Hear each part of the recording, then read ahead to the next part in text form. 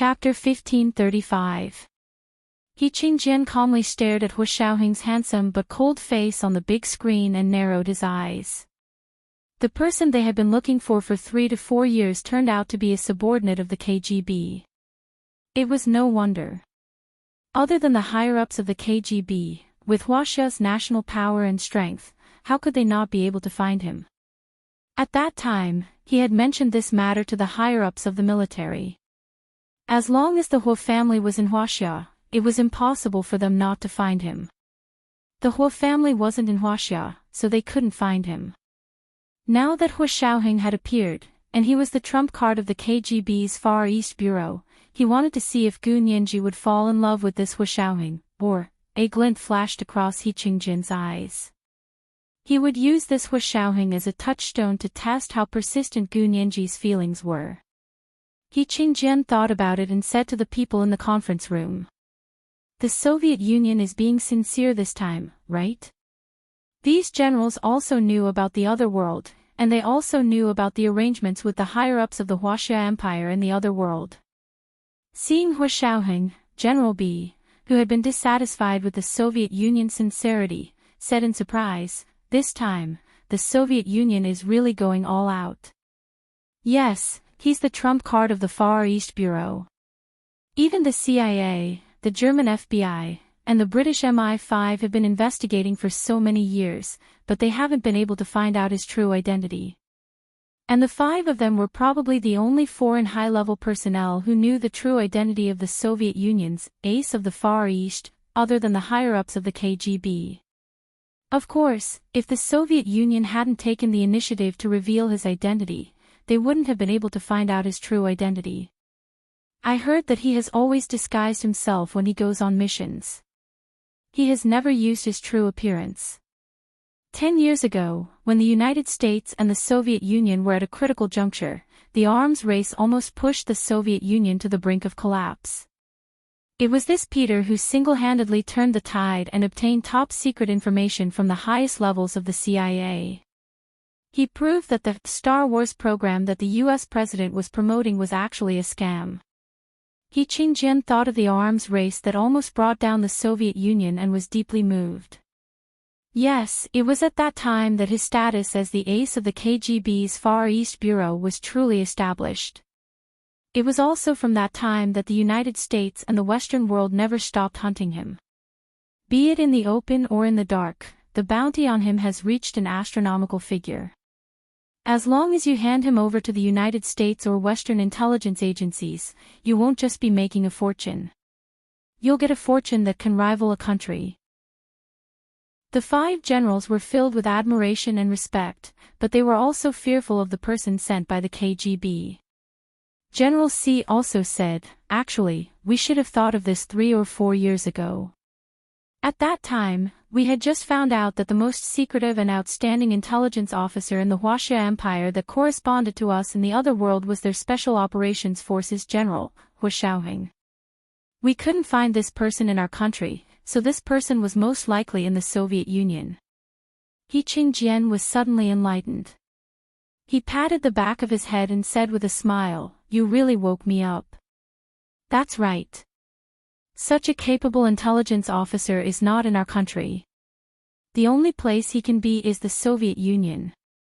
Everyone had a meeting for a while to discuss the countermeasures to deal with the arrival of the ace of the Far East before leaving the meeting room.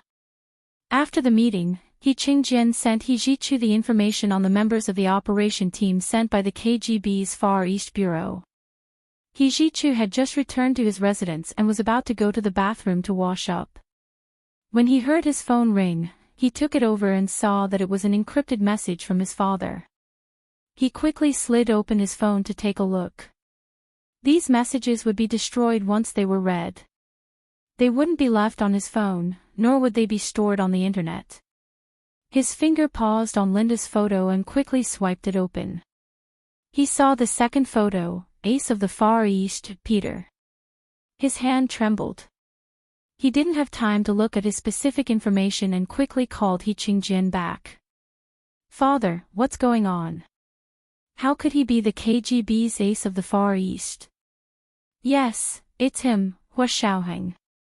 He Qingjian nodded slowly. It's surprising, isn't it? It's more than surprising. He Jichu smiled bitterly and sat on the sofa. He unbuttoned his shirt and felt very annoyed. It's really him. How could it be? Although it's very surprising, if you think about it carefully, this is the only possibility, He Qingjian said with certainty. If we really have Hu Shaoheng on our side, he wouldn't have been able to escape our search in the country. So the only possibility is that he's abroad, and he's working in an organization that does a very good job of keeping secrets. Otherwise, our field agents abroad aren't to be trifled with. The Soviet Union previously admitted that Xia Zian was with them, and she was also a high-ranking member of the KGB. Now that her grandson is also in the KGB, it's only natural. Intelligence agencies actually like to have several generations of a family working in the same agency. That way, it would be easier to keep secrets. If the parents were in this line of work, there was a high chance that the children would still be in this line of work. This was a tacit understanding among the intelligence agencies of all countries. He Jichu pursed his lips, his sparkling almond-shaped eyes silent. He said, "What is he doing here?" "Picking up Dresden." He Qingjian nodded. "Yes, their operation team will come to pick him up and go to Moscow. They won't take a plane, but will leave by sea. You have to remember to contact him and do a good job of changing shifts." He Jichu gripped his phone tightly, the veins on the back of his hand bulging. After a while, he gritted his teeth and said, "Where are they now?" "As far as I know, they've already gone to H City." He Qingjian heard the change in He Jichu's mood, and his expression turned cold. "What's wrong? Are you afraid?" He Jichu scoffed and lifted his leg to place it on the coffee table in front of him. "Why would I be afraid of him? I just think it's a little ridiculous. It seems like no matter where we are, we'll always be opponents." He Qingjian's expression cleared up slightly. He turned on the computer to check their plan of action and said calmly, "It's good that you're not afraid. Actually, it's good that he's here. At least it can make Nianji give up. Don't dream. Someone will come and save her in the future. Nianji will know how good you are. Achu, no one but you can risk their lives to go to another parallel world." He Qingjian comforted He Jichu. "She's still young. Don't be too anxious." He Jichu blushed when he thought of what he had done in the evening, but he didn't regret it at all. It was because of his uncontrollable impulse toward Gu Nianji this evening that he was further convinced that he really loved her. His feelings for her were definitely those of a man and a woman. If it was just the same kind of familial love as before, he wouldn't have that kind of desire for her. He Jichu stood up and walked to the wine cabinet. He took out a bottle of red wine and poured himself a shallow glass of red wine. He took a sip. "Father, don't let her see this person for the time being." "What's wrong? Are you worried that she'll fall in love with this person?" He Qingjian raised his eyebrows in surprise.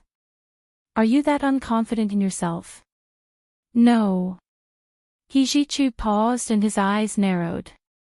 "I'm worried that the impact on her will be too great. I don't know how sad she'll be. Isn't that perfect? Completely sever her thoughts about the other side." He Qingjian was happy just thinking about it. When he warned General Ji, he was actually bluffing. At that time, he wasn't sure if they had Hu Shaoheng on their side, but in order to scare them, he didn't hesitate to lie to them. Now, it seemed that God was helping him. Because he wasn't lying. They really had Hu Shaoheng on their side. If Hu Shaoheng on the other side was a lover and really came over without a care for anything, he would actually be happy to see him lose his life. If he came, not only would the other side lose an ace of the intelligence agency, but the ace of the KGB's Far East Bureau would also die. This was absolutely beneficial to their national interests. Because the Soviet Union and Huaxia Empire didn't have a harmonious relationship of comrades and brothers. The conflict between the two countries was no less than the conflict between Huaxia Empire, the United States, and the Western world. However, it was a pity that Huaxia Empire would lose a talent like Hu Shaoheng. However, He Qingjian had already warned them. If they didn't listen to his advice and insisted on going their own way, there was nothing he could do. He Zhichu's emotions were very complicated. He thought about it for a while, then shook his head and said, "I'll let her see him once, but not now. She still has a lot of hope. I don't want her to be too disappointed all of a sudden. It's better to wait for a while and let her see this person when her hope becomes slim. That way, she'll be mentally prepared and won't be too sad." He Qingjian didn't speak for a long time. When He Zhichu thought he was about to hang up, he sighed and said, "Ah Chu, you really love Nianji." He couldn't imagine what he would do if Gu Nianji really refused to comply. Was the worst outcome going to be surgery to remove her memories? What was the difference between that and killing her? He Qingjian hung up the phone and sighed slowly. He thought silently, if Su Wen were here, how would she deal with this problem? His son's stubbornness was actually inherited from him. He Zhichu sat in his room until dawn before taking a nap on the sofa. Gu Nianji had just woken up from her deep sleep. She took out her phone and opened it to look at today's news. Very good, the international scene was still in a state of bloodshed. The information that Dresden had revealed had caused a huge uproar. From the public to the media, from governments to the U.S. Congress and courts, they were all interrogating the CIA about the PRISM program. The CIA could only urge the U.S. Department of Justice to quickly prosecute Dresden for treason and leaking secrets. Gu Nianji was relaxed and happy. Just as she was about to open the little program that Lu Jin had given her and stir up trouble on Twitter, Bai Shuang called.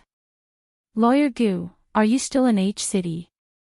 Bai Shuang's voice was much calmer. She wasn't as panicked as she was yesterday. Gu Nianji smiled and said, "Yes, I'll leave in 2 days." "What's wrong? When are you leaving?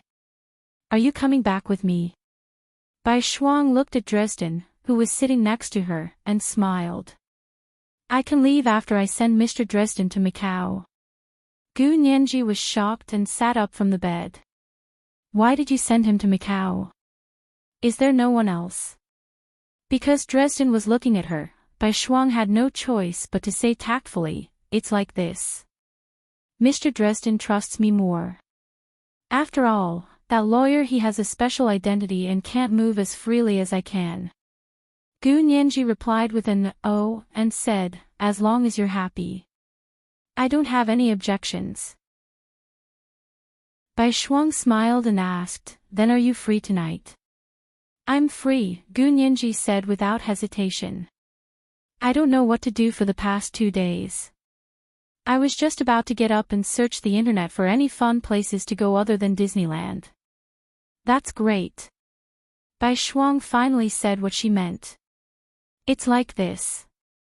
Mr. Dresden is going to an event on the high seas cruise tonight to meet with reporters from several international newspapers. However, lawyer, he is a member of the Legislative Council, so he can't accompany him to meet the reporters in private. So Mr. Dresden wants to invite you to come with us and only provide legal assistance. He will pay you the same as lawyer he." Gu Nianji didn't care how much Dresden could pay, but she wanted to go with him to see what other trump cards Dresden had not revealed. Going to the high seas cruise. Who else is going? Gu Nianji wasn't worried about her safety because Qin Jining and the others were secretly protecting her, but she didn't want to agree too readily.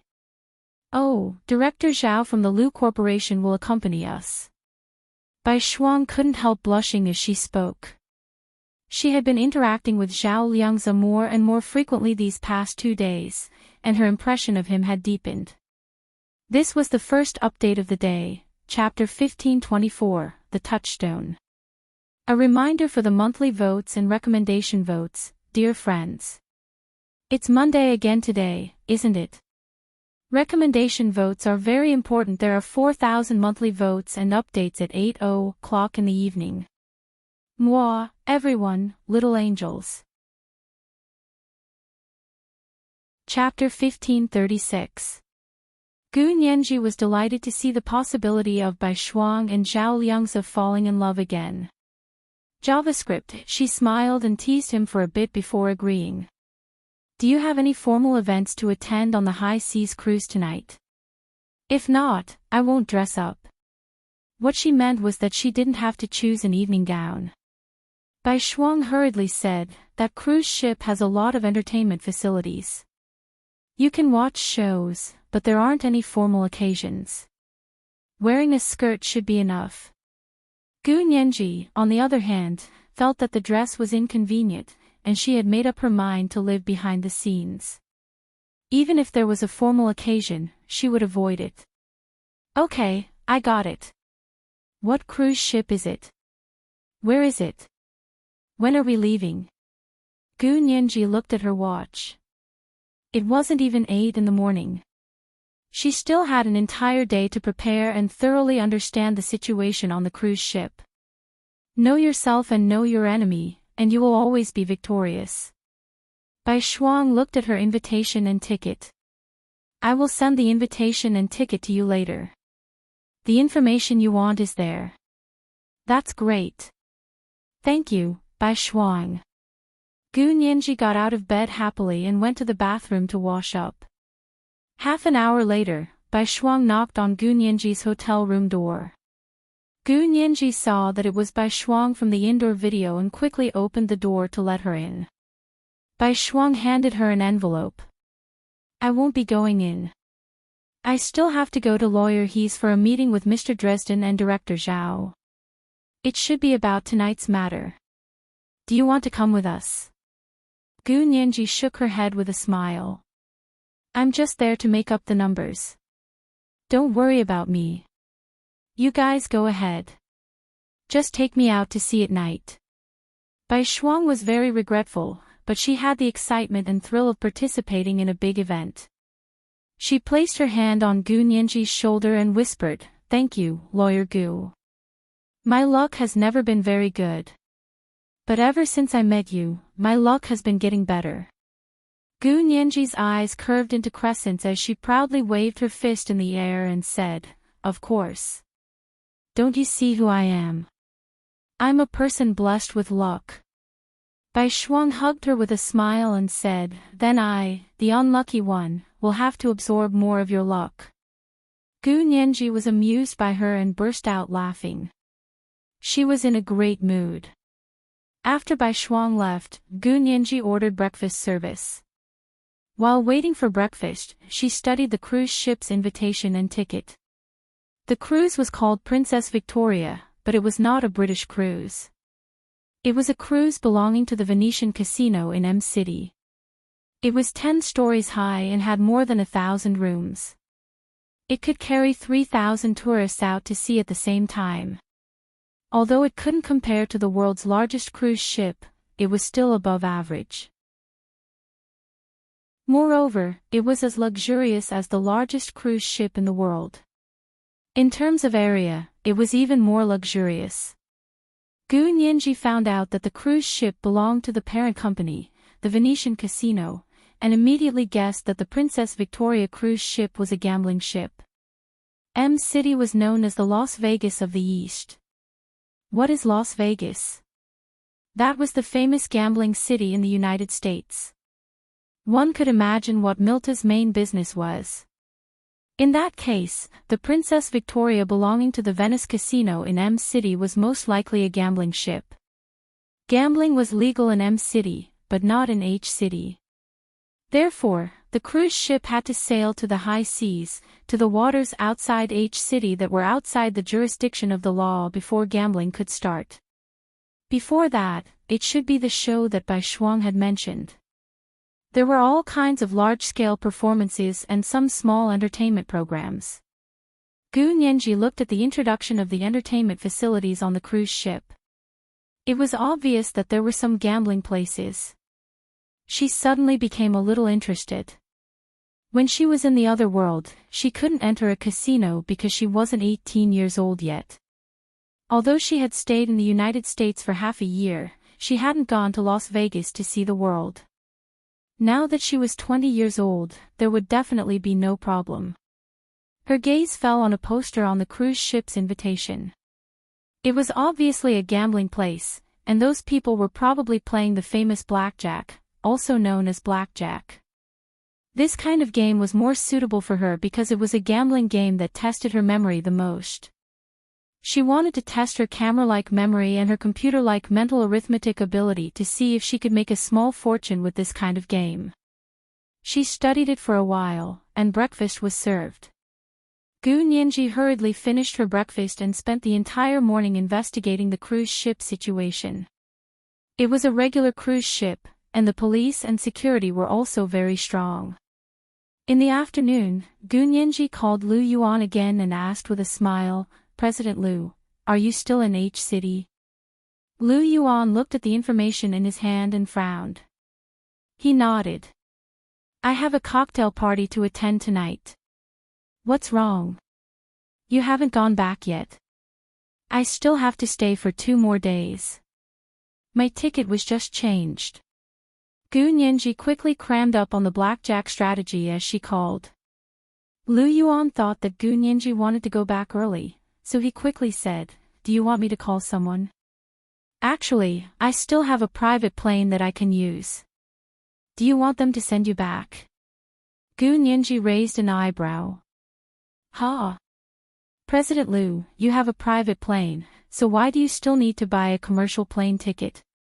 Isn't it better to take a private plane?" Lu Yuan was speechless for a moment. He thought to himself, "Would I tell you that Lu Jin wants to get close to you?" Seeing that Lu Yuan didn't say anything, Gu Nianji felt even more certain. She smiled and asked, "President Lu, where's your brother, Mr. Lu Jin?" "I haven't seen him since the banquet the day before yesterday." The corners of Lu Yuan's eyes twitched. This little girl was here to get information from him. Did she think he didn't know that Lu Jin had spent the whole day with her at Disneyland yesterday? Of course, even if he knew, Lu Yuan wouldn't say it. He chuckled and said, there was something he needed to deal with in C City, so he left last night. Oh. Knowing that Lu Jin had left H City and was no longer in this treacherous place, Gu Nianji secretly breathed a sigh of relief. That's a pity. Mr. Lu Jin is approachable, warm-hearted, and attentive. He's a rare good person. Lu Yuan, girl, do you have some misunderstanding about the word good person? Lu Yuan smiled but didn't say anything. Gu Nianji didn't expect Lu Yuan to reveal anything extraordinary. She smiled and continued, Bai Shuang invited me to the Princess Victoria cruise ship tonight. Director Zhao will also go with us. She didn't mention Dresden because she wasn't sure how much Lu Yuan knew about Dresden. Lu Yuan's smile faded and he stood up from behind his desk. He frowned and said, "You're going to the Princess Victoria. It's a gambling ship, you know, right? You know about it too." Gu Nianji's eyebrows twitched. "Are you also going to the Princess Victoria tonight?" "No, the reception I'm going to tonight is at the house of Lawyer He, a member of the Legislative Council," Lu Yuan said calmly. He wasn't worried about Gu Nianji's safety when he thought that Zhao Liangzi would go with him and that He Zhichu and He Qingjian had arranged so many bodyguards for Gu Nianji. Really? No wonder Lawyer He can't spare time to accompany Mr. Dresden today. He still needs a newcomer like me to help him solve his legal problems. Gu Nianji laughed. "I'm a little worried that the high seas aren't safe. I wanted to ask President Lu if he wants to go." "Why, are you still worried?" Lu Yuan smiled and joked with her. "Don't worry. Although it's high seas, if someone sells you on high seas, I'll definitely buy you back. President Lu, you're too polite. I eat a lot. If you want to buy me back, I'm afraid you'll have to spend a lot of money." Gu Nianji laughed for a while before hanging up. Lu Yuan wasn't going, and Lawyer He wasn't going either. So which international media outlet was Dresden going to meet on the Princess Victoria? Gu Nianji's hands itched. She hacked into the ticket system of the Princess Victoria cruise ship and got the list of tourists who had bought tickets. This was only the list of tourists who had bought tickets. If they wanted to transfer the tickets before boarding the ship, they could change their names. All in all, it wasn't as strict as the air tickets. Gu Nianji skimmed through it and found that the Princess Victoria had sold more than 2,000 tickets this time. It wasn't full, but judging from the fact that the voyage would only take 1 day and 1 night, these 2,000 tickets were more than enough. Gu Nianji downloaded the names, addresses, and ID numbers of these 2,000 people and found nothing. She didn't have a database like Hu Xiaoheng's. Even if she got the names, addresses, and ID numbers of these people, she wouldn't be able to quickly find out their occupations. She struggled for 2 hours before finally giving up. In any case, these people who bought tickets looked very normal. They all felt like ordinary tourists. Therefore, Gu Nianji wanted to know which international media outlet was meeting with Dresden, and what other big news Dresden had yet to reveal. At 6:00 in the evening, Bai Shuang called Gu Nianji. "Lawyer Gu, the car is waiting for you at the hotel entrance. Come down quickly." Gu Nianji grabbed the 3:1 Philip Lim's dark green mini satchel was slung diagonally around his neck. She wore a crisp and simple white Chanel silk blouse with an open collar and Hermès scarf embroidered with dark green and gold sunflowers around her neck. Saint Laurent in the waistband of low-rise blue jeans. She was originally wearing white bourbon shoes, but when she looked in the mirror before going out, she felt that it would be better to change into high heels. It would make her legs look longer. She found her Manolo Blahnik nude high-heeled shoes matched perfectly with a pair of blue denim pencil pants. This brand of high heels was the most comfortable. You wouldn't feel tired no matter how long you stood in it. The protection of the arch of the foot was very ergonomic. Gu Nianji was already 1.7 meters tall, so she looked even taller when she put on the 8-centimeter heels. She walked out of the hotel lobby, and the people around her couldn't help but be attracted to her. A pair of straight, long, and beautiful legs wrapped in extremely close-fitting jeans were very eye-catching. She saw a stretch Cadillac luxury car parked at the entrance of the hotel and smiled. Bai Shuang waved at her from the car window. "Lawyer Gu. This way." Gu Nianji walked over quickly. The driver quickly got out of the car and opened the door for her. After Gu Nianji entered, she sat next to Bai Shuang and smiled. "Whose car is this?" "It's Lawyer He's. He lent it to us to make up the scene." Zhao Liangzi sat opposite Gu Nianji and Bai Shuang. He stretched his long legs and crossed his arms in front of his chest. He teased, "Lawyer Gu is really dressed up today. You look like a Victoria's top model with 2 wings on your back." This is the second installment of today's monthly votes of 4,000 plus updates, Chapter 1525, The Unlucky and the Unlucky. A reminder for everyone's monthly votes and recommendation votes. It's Monday again today, right? Recommendation votes are very important. It's the end of the month. If you have votes, hurry up and vote. Tomorrow, there will be monthly votes of 4,500 plus updates. Moi, everyone, little angels. Chapter 1537. Gu Nianji glanced sideways at Zhao Liangzi and raised her chin slightly. She deliberately said arrogantly, "You have good taste. I'm going today for the Victoria's Angel supermodel look." "Oh. You're so ambitious. If I didn't know better, I would have thought you were competing for attention." Zhao Liangzi wanted to tease Gu Nianji the moment he saw her, as if she was a little sister at home. Although Gu Nianji was tall, her big, bright eyes were clear and pure. Her plump, rosy lips were always slightly curled up with a natural smile. She wasn't cold at all.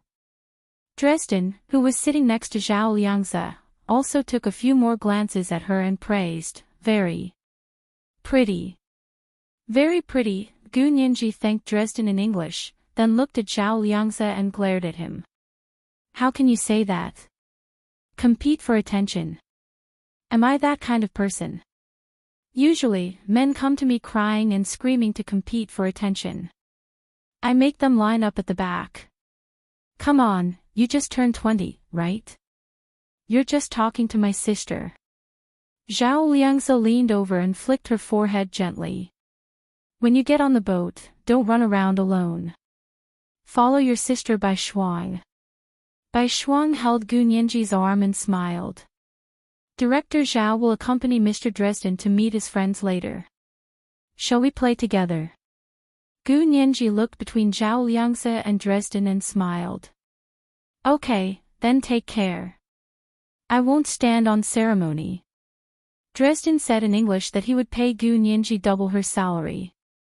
Gu Nianji looked at him thoughtfully and wondered where this person got so much money. She had investigated his family background.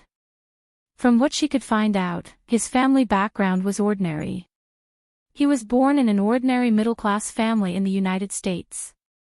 His father was a naval officer, his sister was a local government prosecutor, and his mother was a housewife.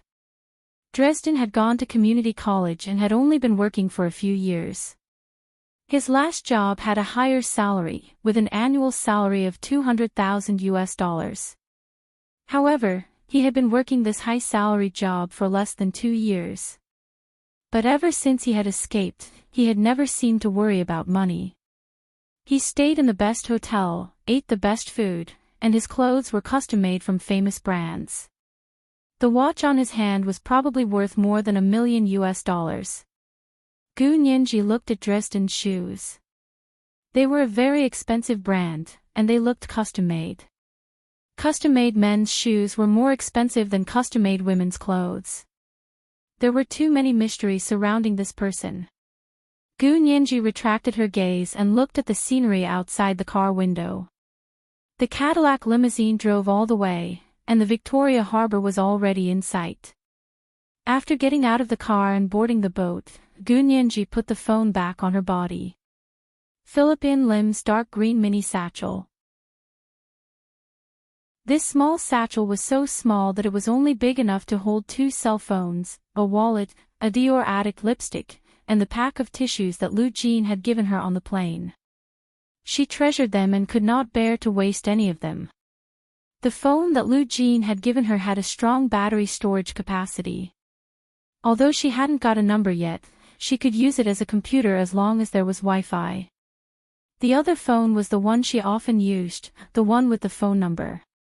Walking behind Zhao Liangze and Dresden with Bai Shuang, the 4 of them walked to the 10th floor lobby of the cruise ship. Their tickets were on the 10th floor, the highest floor.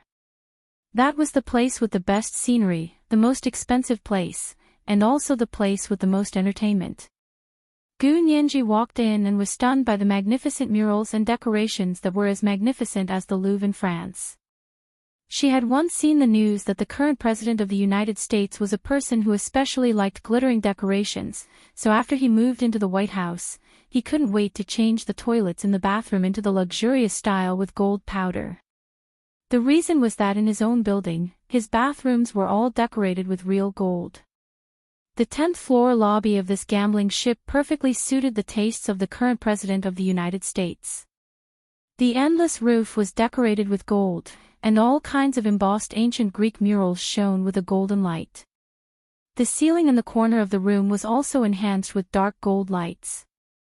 Standing at the door and looking inside, everyone seemed to be made of gold. Perhaps in the eyes of the casino owner here, every passenger was his sugar daddy, and was here to give him gold, so he liked to see everyone glittering in the hall. Moreover, the hall here was different from other places. It was like Venice, a floating castle on water.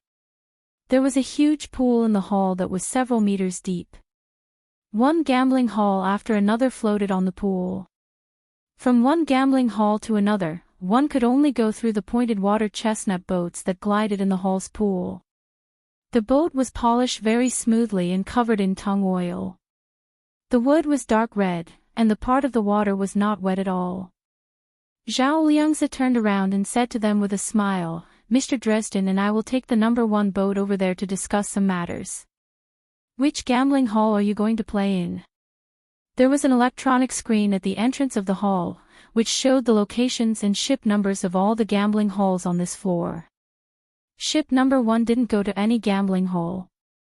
It headed to an octagonal pavilion in the middle of the hall. The curtains were drawn, and only through the corner of the light could she see the fragrance of clothes and the shadows of temples inside. That was where the most important people hung out. Gu Nianji wasn't interested in that place at all. She glanced at the electronic screen. There were 4 gambling halls that played blackjack. Without hesitation, she chose the number 2 gambling hall on the east side. That was because the deck was right outside the gambling hall. When she went out, she could see the sea view, the moon, and the sunrise from the deck. Bai Shuang also said, "I'll go with Lawyer Gu." Zhao Liangzi and Dresden turned around and waved at them before boarding the number 1 boat. Gu Nianji and Bai Shuang then boarded the number 2 boat. The number 2 boat rowed east towards the number 2 gambling hall on the easternmost deck. This was also the gambling hall with the most people playing blackjack. After getting off the boat, Gu Nianji and Bai Shuang exchanged chips at the entrance. They weren't in a hurry to go in. They took a cursory look at the entrance. There were at least 20 gambling tables in the number 2 gambling hall. There was a dealer at each gambling table who was in charge of dealing cards. The number of tourists who bet ranged from 1 to 5. The corner closest to the deck was completely covered by a dark golden velvet curtain. No one knew where it was.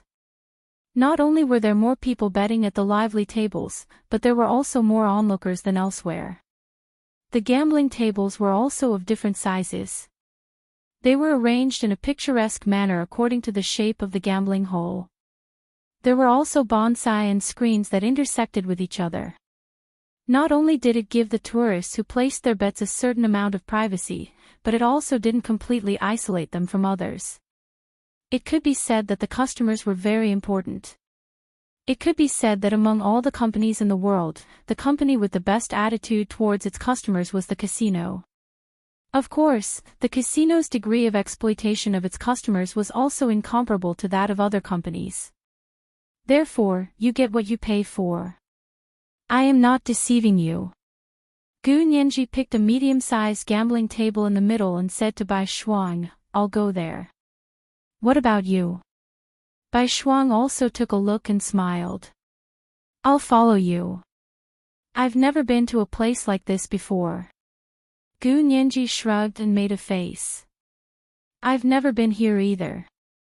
But with you as my companion, I'll be a little bolder." Bai Shuang walked in with her. Standing beside her, she felt that there was a Western scenery everywhere. She almost couldn't take it anymore. Both of them were dressed ordinarily, but the female guests here were each more gorgeous than the other. There was a beautiful British woman with shoulder-length red hair in a low-cut skirt. She held a brandy glass in her hand and sat next to a fat white tourist with big ears to watch him place his bets. There was a beautiful blonde woman in a black gown that only revealed 2 holes in her chest. Her blue eyes were as moving as the clear sky. Sitting at the gambling table, she lazily threw out a card and crossed her legs. Her dress was immediately lifted up, revealing her fair thighs. The tourist next to her was a middle-aged Chinese man. His eyes involuntarily drifted to her legs and he forgot about the cards in his hand. He heard a burst of laughter. "Straight. Flush. I won. Straight flush. I won." It was the beautiful blonde woman in the black gown that revealed her thighs. The Chinese man sitting next to her, attracted by her thighs, looked dejected. He threw away the cards in his hand and muttered, "This is so weird. I'm not playing anymore." He picked up his coat that was draped over the back of the chair and got up to leave. The blonde woman who had just called straight flush also stood up and said to the Chinese man in broken Chinese, "Mr. Sen, do you want a drink?" The man's anger turned to joy. He turned around and took her hand. "That's the bar counter. Miss, would you like to do me the honor?" The two of them quickly hooked up and went to drink. They just happened to make room for 2 seats. Gu Nianji and Bai Shuang hurriedly walked over and sat down, taking over the 2 people's seats. The dealer at their table was a white woman who only spoke English and didn't bother with the Chinese-speaking tourists. Every time she dealt the cards, she was cold and didn't even look at anyone. She always had a dejected look on her face. However, her gestures were quick, she read the cards accurately, and she played quickly, so their table also attracted some people. It was here that Gu Nianji slowly accumulated her fame and reputation. The first hand, full house. 3 of the same and 2 of the same, the dealer only had 1 pair. She won. The second hand, 4 of a kind. 10 of the same cards, the dealer actually only had full house. She beat the dealer again. In the third round, the dealer, who had been looking hopeless, glanced at Gu Nianji. She seemed to be very confident and asked her if she was in. Gu Nianji smiled and said, "Of course. Straight flush. I have a flush." The dealer actually only had 4 off kind. She beat her again. By the 4th round, the dealer had finished dealing the last round of cards. Her anxious mood finally improved. She looked at Gu Nianji again and actually used Chinese this time. "Are you still in?" Gu Nianji raised an eyebrow and smiled. "So you can speak Chinese?" "Of course I'm in." She spread out the cards in her hand. Royal flush. Flush. Supreme flush. The dealer's face was ashen, and her arms were shaking so much that she almost couldn't pick up the cards in her hand. Gu Nianji leaned over and flipped through all her cards. She smiled. "I'm sorry, you only have an average flush. I beat you again." Not only had she won 4 times in a row, but she had only won a little more than the dealer each time. That was very rare. It couldn't have been pure luck.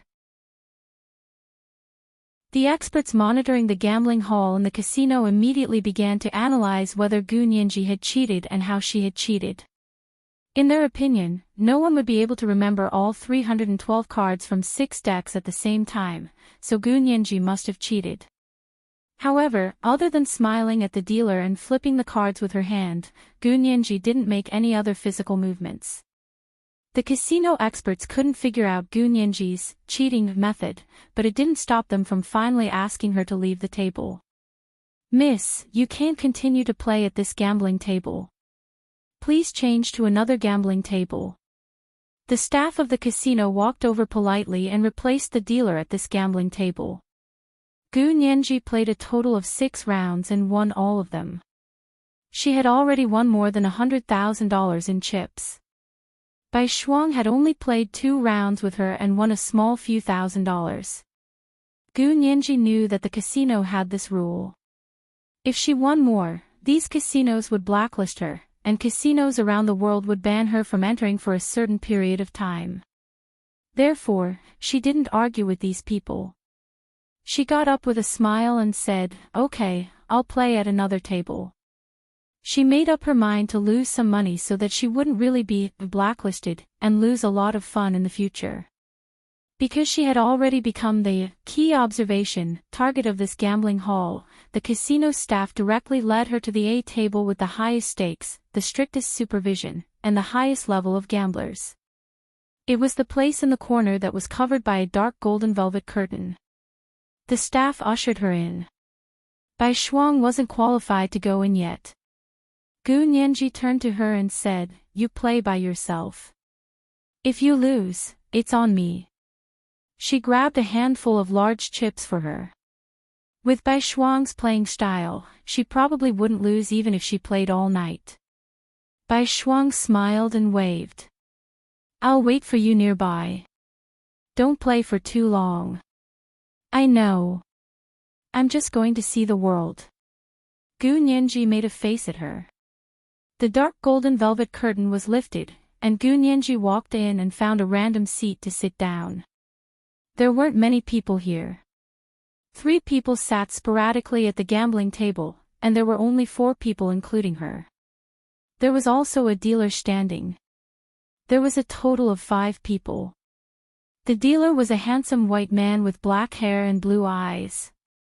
As soon as he saw her come in, he smiled and said, "I didn't expect a real beauty to join our battle tonight."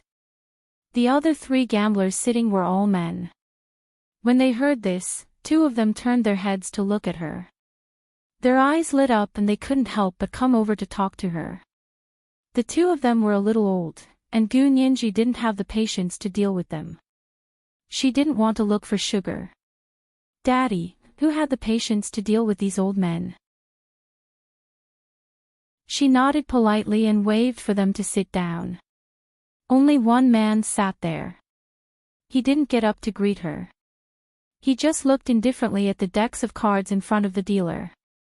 Gu Nianji glanced at it casually and suddenly froze. Her heart was beating violently uncontrollably. It was so loud that her eardrums were like drums. She suspected that everyone here could hear her heartbeat. However, when she looked at the people around her again, they didn't notice it at all. Their attention was on the poker cards in front of the dealer. However, she could no longer remember the cards and looked straight over. The man sitting next to her was sitting in a classic European chair. He was lazy, with one arm bent on the gambling table. He held a cigar in his hand, but it wasn't lit. The other arm was flat on the gambling table, holding a card in his hand. His face was so handsome that it made people feel despair. It was as if it was covered in ice. It was charming, but he didn't know it. It had an extra layer of devilish attraction. His facial features were exquisite and beautiful. His eyebrows were like mountains, and his long eyelashes were like the dense forest on the mountainside. His deep eyes looked down lightly, and his tall and straight nose was full of sculptural beauty. The curve of his jaw was especially exquisite. It was like the golden ratio of a human face, in line with everyone's definition and fantasy of beauty. Gu Nianji was almost stunned. Her chest was beating wildly. She wanted to shout, run, rush over and shake him desperately. She wanted him to look over quickly. All the noise and luxurious dreams in the casino dissipated. He was the only one in her eyes. However, he sat expressionlessly, his long and powerful fingers constantly playing with a card. After a while, he looked up and said coldly in Chinese, "Have you seen enough?" His voice was cold and devoid of any warmth. His deep, dark eyes were filled with disgust and annoyance, as if he hated this kind of situation. Before Gu Nianji could react, the dark golden velvet curtain behind her was lifted again. A gorgeous and tall Chinese beauty with long wavy hair dyed wine red walked in. She sat on the man's lap, hugged his neck, and lowered her head to kiss him on his right cheek. She smiled and said in Russian, "Darling, that little girl is almost drooling when she looks at you." A second ago, the world in front of Gu Nianji was still a beautiful kaleidoscope with flowing lights. A second later, her kaleidoscope suddenly fell to the ground. All kinds of prosperity and beauty suddenly disappeared, leaving only fragmented glass shavings on the ground. This was today's big chapter, chapter 1526, Darling. On the second last day of February, the monthly votes of the relatives, this chapter already had 4,700 words, which was equivalent to 2 or 4 chapters for others. Give me some encouragement. Monthly votes are enough. Try to fight for 8:20 p.m. Moi, everyone, little angels. Chapter 1538. Gu Nianji's big eyes, which were as bright as stars, dimmed bit by bit. She stared blankly at the man sitting next to her. She wanted to say something, but her throat was very obstructed. Her plump lips trembled, and she couldn't say a word. They clearly had the same facial features, but they gave her a completely different feeling.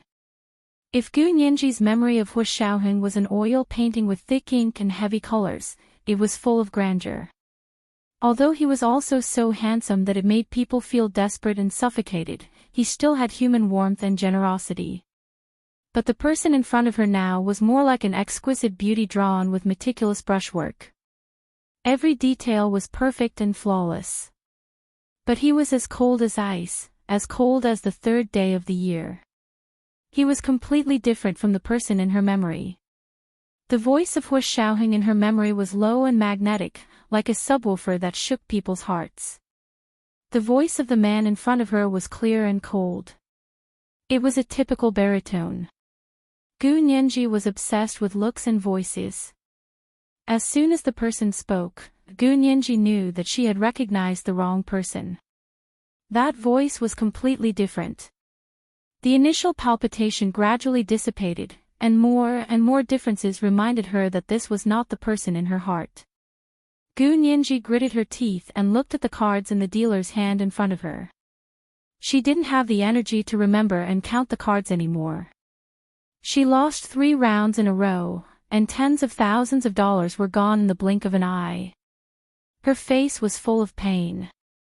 In the eyes of the people monitoring the casino, they thought that she had lost money because she was sad and couldn't help smiling with satisfaction. Fortunately, this person wasn't strong enough to make them look at him differently or even add him to the blacklist. The man next to her who looked exactly like Hu Xiaoheng had won a lot, more than she had won at the other table just now. "Darling, you're so amazing." The beautiful woman sitting on his lap hugged him and kissed him repeatedly. Big red lip prints covered his face one after another. However, he only looked at her with a smile, took out a napkin, and elegantly wiped his face. Then, he extended the napkin that had red lipstick stains in front of the woman. His voice was clear and affectionate. "Naughty girl." Both of them spoke Russian, and Gu Nianji had taught herself Russian when she was in the other world. She could understand most daily conversations, so at this time, the blow to her was even worse. Her expression was wooden and her body was stiff. She finally couldn't listen anymore. He abruptly stood up, turned around, and rushed out of the specially concealed gambling table. Without hesitation, he pushed open the floor-to-ceiling window in front of him and came outside the deck, gasping for breath. Just now, when she was inside, she was really suffocating. She even forgot to breathe completely. It took almost all of her self-control not to break down in front of that person. The deck outside was decorated luxuriously and comfortably. A few postmodern sofas made by designers were placed in a circle along the railing. Gu Nianji walked around the sofa and rushed to the railing. She gripped the railing tightly with both hands, and her body swayed. She was like a night epiphyllum in the night wind, blooming to the extreme. Not far from her, a tall man stood on the deck with a cigarette in his hand. He looked at the moonlight on the sea indifferently and gently exhaled a puff of white smoke. Under the hazy moonlight, his handsome face was even more beautiful than the moonlight. Gu Nianji rushed out and couldn't stop her tears. She was so emotional that she didn't see anyone standing there at all. With tears in her eyes, the man walked to her side and gently pulled her into his arms. Gu Nianji had an illusion for a moment. She snuggled up to him and murmured, "Major General Hua, is that you?" The man froze for a moment, then lowered his head to kiss the top of her head. His cold voice rang in her ear, "No, I'm He Zhichu. Don't mistake me for someone else." Gu Nianji closed her eyes, and a stream of tears rolled down again, wetting He Zhichu's shirt. He Zhichu held the cigarette in one hand and hugged Gu Nianji with the other. Expressionless, he took another drag. Gu Nianji greedily smelled the familiar cigarette smell in his arms and couldn't help but indulge herself. He Zhichu gently patted her back and silently soothed her nervousness. After a while, Gu Nianji whispered, "Why are you here?" He Ji-chu looked down at her deeply and said, I was worried that you wouldn't be able to accept it, so I came to see you. Gu Nianji hugged his thin waist and rubbed her face against it. You knew. You saw it too. He Ji-chu didn't say anything and patted her head. When I first saw him, I thought I was hallucinating because I missed him so much. Gu Nianji whimpered, but as soon as he opened his mouth, I knew it wasn't him. This isn't him.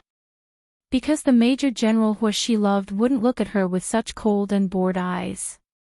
Because the Major General who she loved wouldn't look at another woman with such a doting gaze.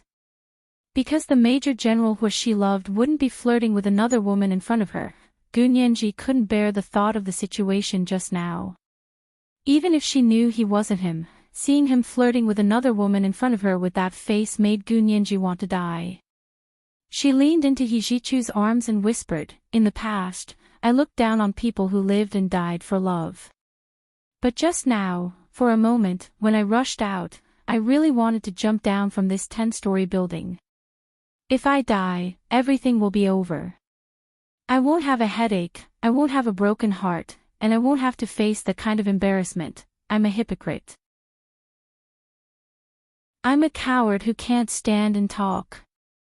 Gu Nianji kept berating herself for her cowardice and incompetence. He Ji-chu was silent for a long time before saying, I can't blame you. Everyone overestimates their ability to bear and underestimates their ability to endure. Therefore, only she knew whether the shoes fit her feet or not. After Gu Nianji cried, her suppressed emotions were released to a certain extent, and her mood gradually calmed down. She buried herself in He Ji-chu's arms and muttered, Who is that person? Do you know him? He Ji-chu must have some understanding of this person's identity since he had rushed over. He Ji-chu thought about it and didn't hide it from her, because he was worried that it would cause her more trouble.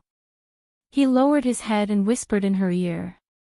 He's the KGB's ace of the Far East, Peter. His Chinese name is also Huo Shaoheng.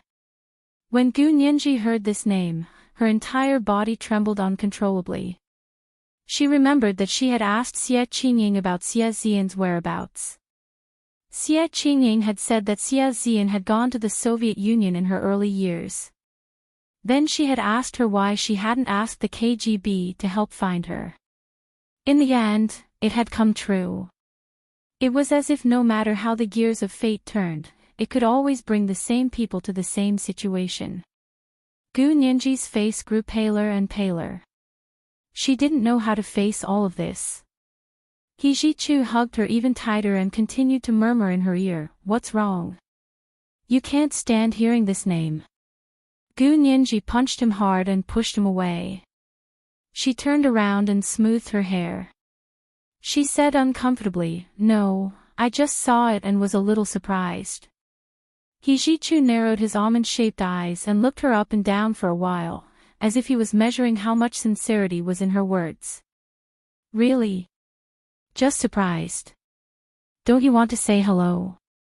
Gu Nianji rolled her eyes at him and replayed the scene in her mind. She suddenly came back to her senses and said in surprise, That woman is Xiao Yi.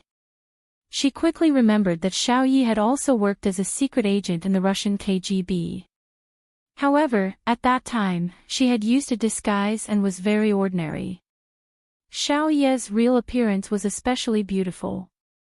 It was the appearance of the woman with long curly hair. She had been with Xiao Yi day and night for more than a month, so she was too familiar with her. However, when she first saw the man who looked exactly like Huo Shaoheng, she was shocked and emotional. Her attention was completely attracted by him, so she didn't realize who the beautiful woman sitting on his lap was. He Ji-chu looked away and nodded. He took a puff of his cigarette and said, Yes, she's Xiao Yi, also known as Linda.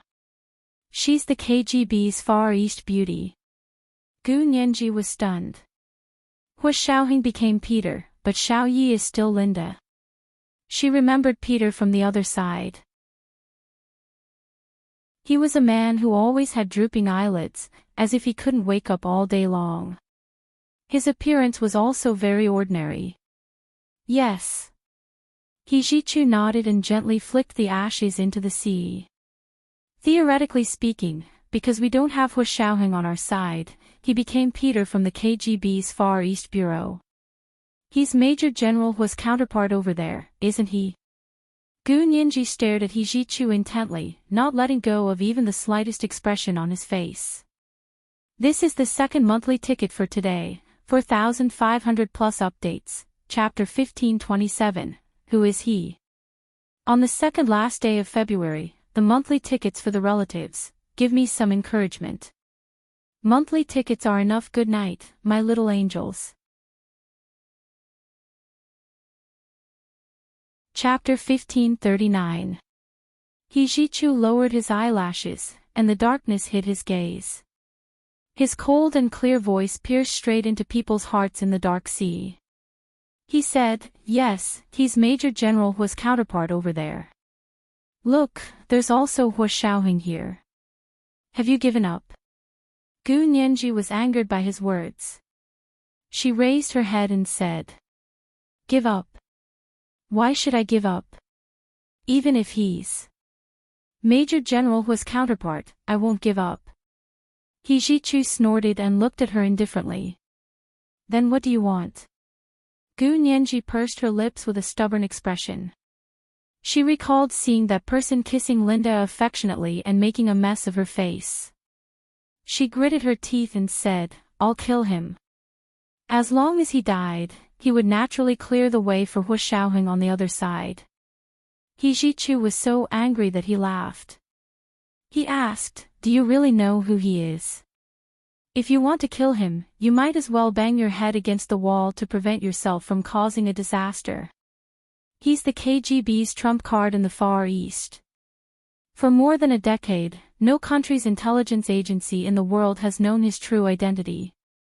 This time, it's for Dresden in the United States.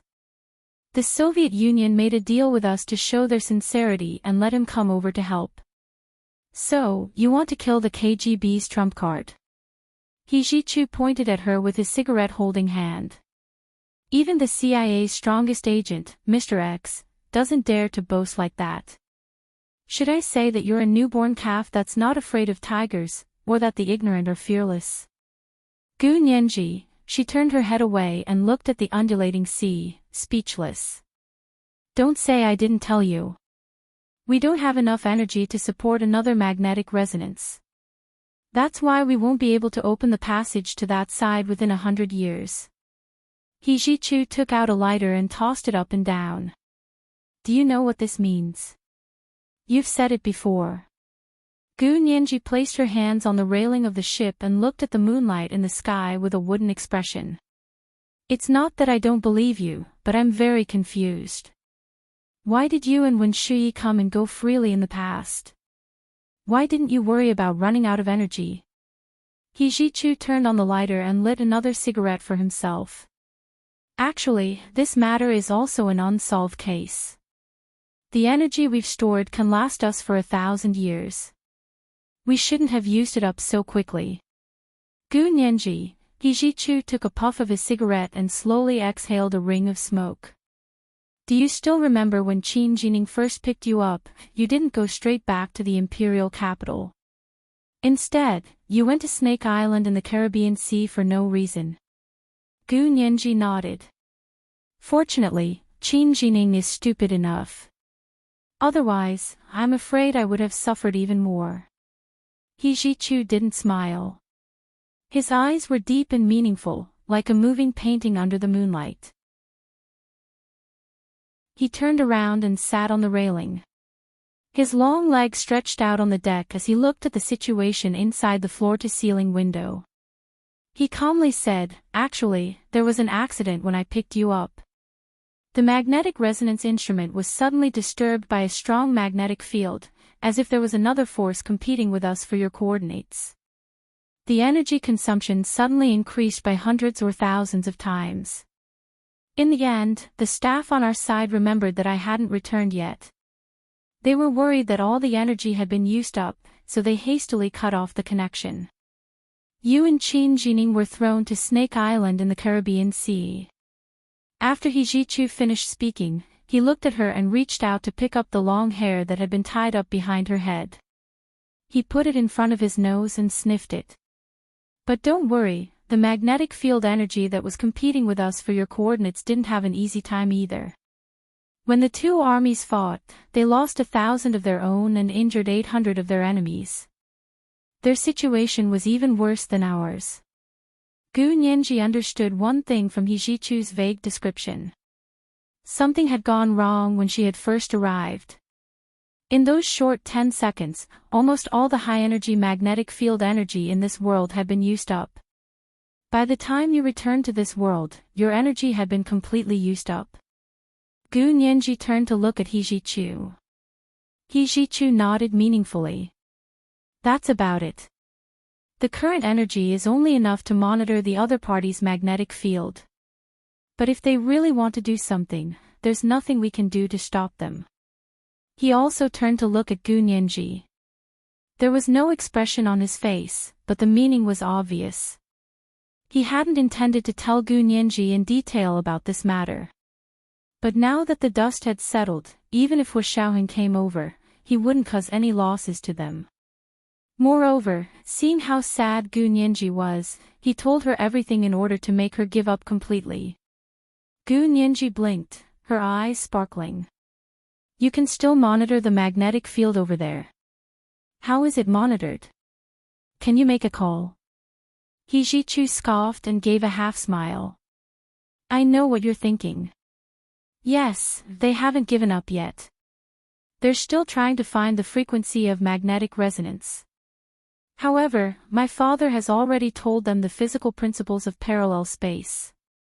If they're not afraid of death, they can come over. Gu Nianji's heart tightened. She understood what Hijichu meant. You want to call them? Hijichu looked at her calmly. Contact them. Wait for them to achieve a technological breakthrough, open the channel, and let you go over. Gu Nianji didn't say anything, but it was obvious that she meant it. Hijichu shook his head. If only it were that simple. Don't let your imagination run wild. Even if they open the magnetic channel, you won't be able to go over. Why? Gu Nianji's eyes turned red again. This was her last hope. When she saw the KGB's Ace of the Far East tonight, she knew that this was her only way out. Hu Xiaoheng couldn't come over, so she could only go over.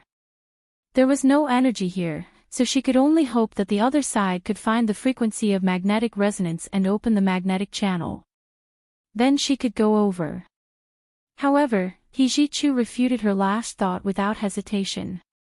Gu Nianji took a step forward and grabbed Hijichu's shirt. She said angrily, "Make yourself clear." Why can't I? I'll definitely be fine going over myself. You and Wen Shuyi can come and go as you please. Hijichu grabbed her hand that was grabbing his shirt and pulled it down. He said indifferently, because they didn't mark your human magnetic field data, they couldn't let you enter the magnetic resonance channel that they opened. Human magnetic field data. The corners of Gu Nianji's mouth twitched. She didn't understand anything about particle physics at all. It was really hopeless. You know that the human body also has a magnetic field, even though it's very weak. Hijichu raised his hand that was holding the cigarette and stared at Gu Nianji's pretty little face. Everyone's magnetic field is different. Just like DNA, it's also a unique mark of each person's body. The biggest function of the magnetic field resonator is to identify the frequency of the magnetic field, including the human body's, nature's, and the frequency of the spacetime magnetic field. When the magnetic field resonator opens the magnetic field channel, only the human magnetic field that it can identify can enter the spacetime on the other side through the magnetic field it opens. Hijichu's thin lips curled up into a mocking smile. And the magnetic field resonator on the other side has been in secret research for so many years. They didn't have time to mark your human magnetic field before you left their world. So even if they open the magnetic field channel, you won't be able to pass. Gu Nianji staggered back a few steps as if she had been hit hard. They still have to mark the human magnetic field. Of course. Otherwise, do you think the magnetic field resonator is that powerful? As long as it's opened, thousands of troops can pass through at will.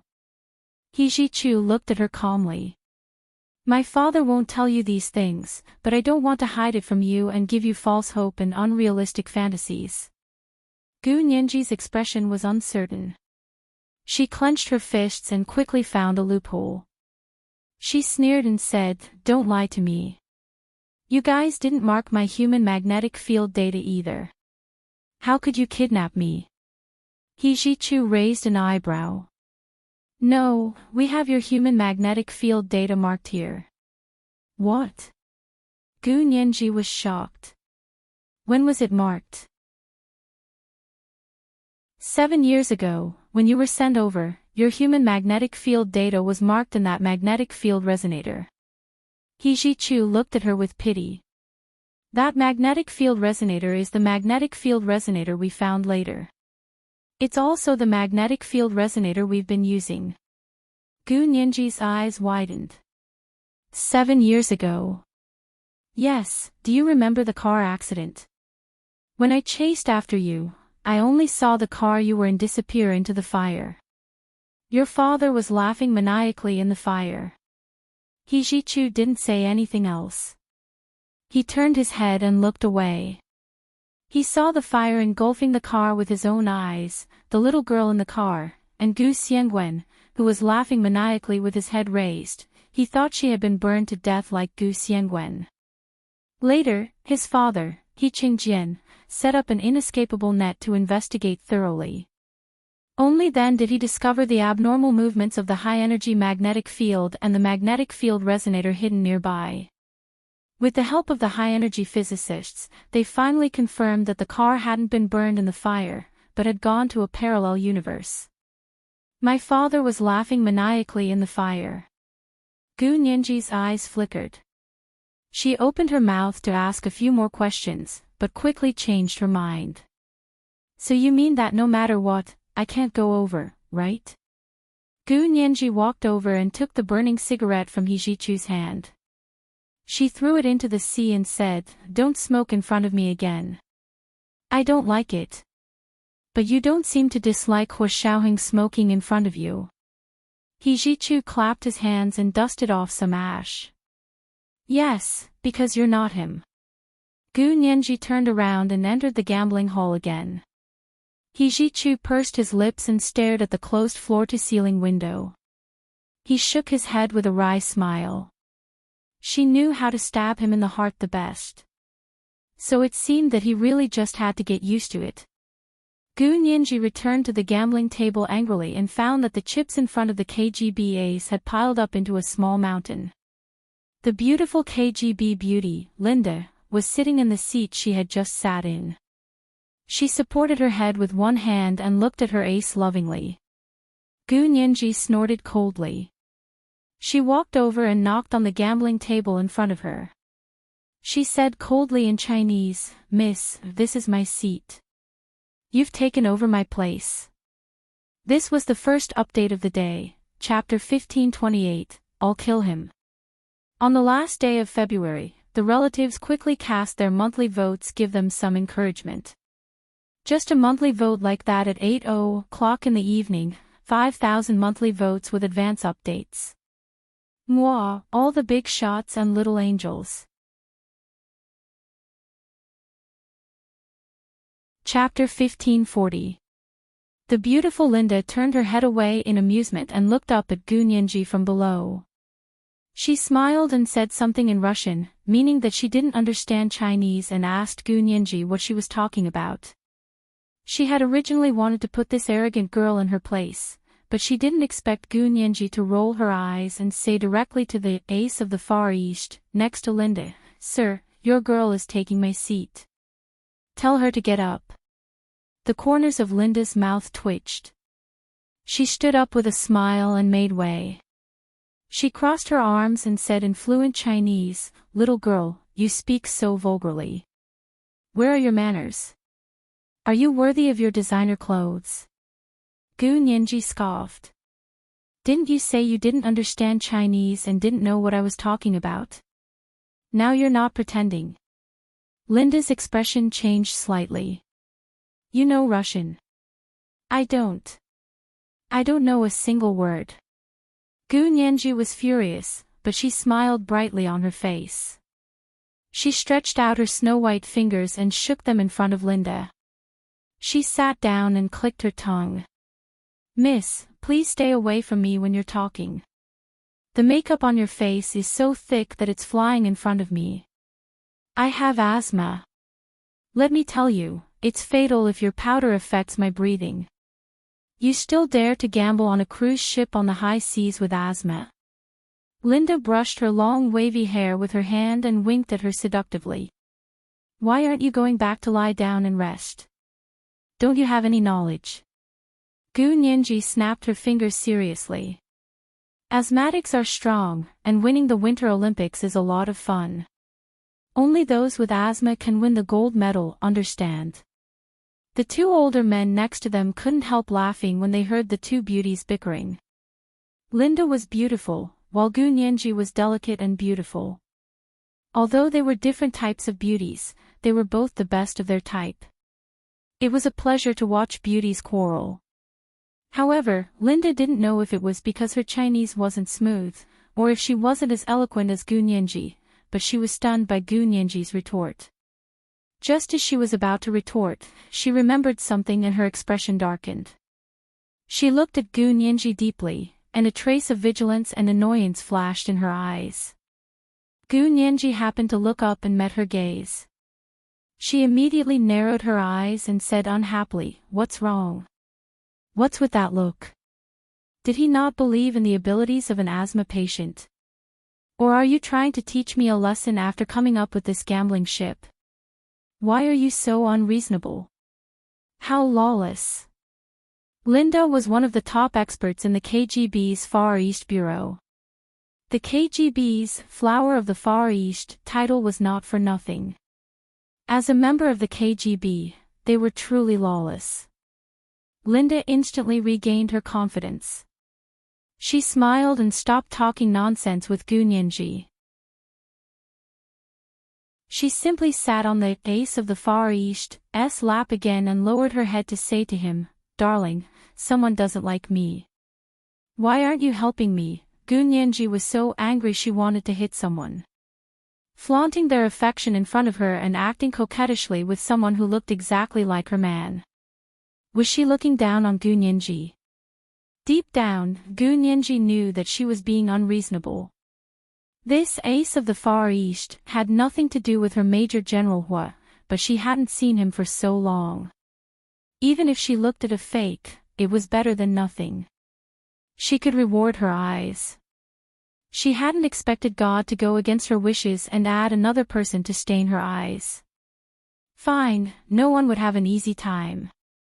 Gu Nianji slammed the table and said angrily to the surveillance camera diagonally in front of the gambling table, "How much did I win just now, and you think I cheated? You even asked me out of the gambling table and threw me here." She pointed at the chips in front of the ace of the Far East. "But what about him? Did you see how much he had won? Why didn't anyone come and chase him away? You guys are just so arrogant. This kind of person should be blacklisted. He's not allowed to enter the casino for life." The staff on the other side of the surveillance camera were very embarrassed.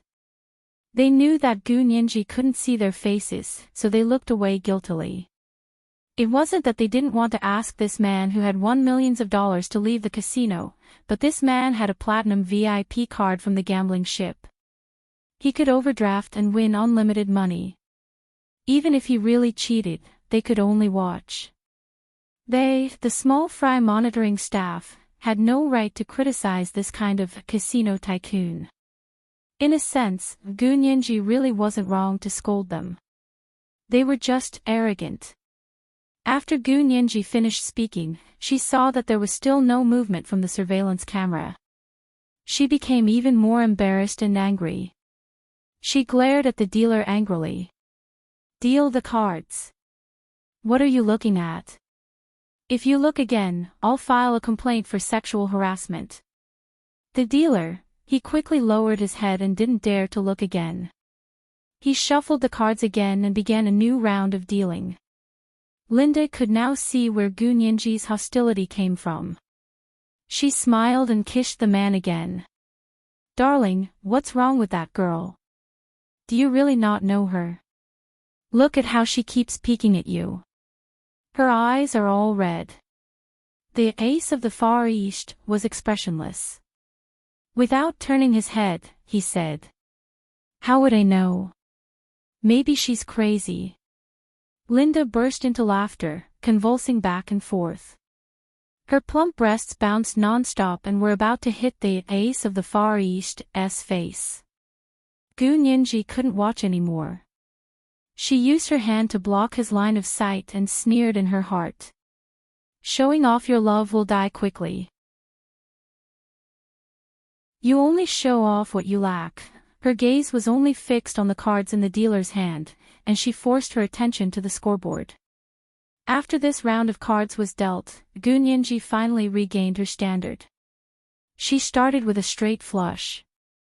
Although it was a little smaller than the ace of the Far East's straight flush, it was bigger than the other two men and the dealers. After slowly winning back the tens of thousands of dollars she had lost, Gu Nianji targeted the ace of the Far East and Linda.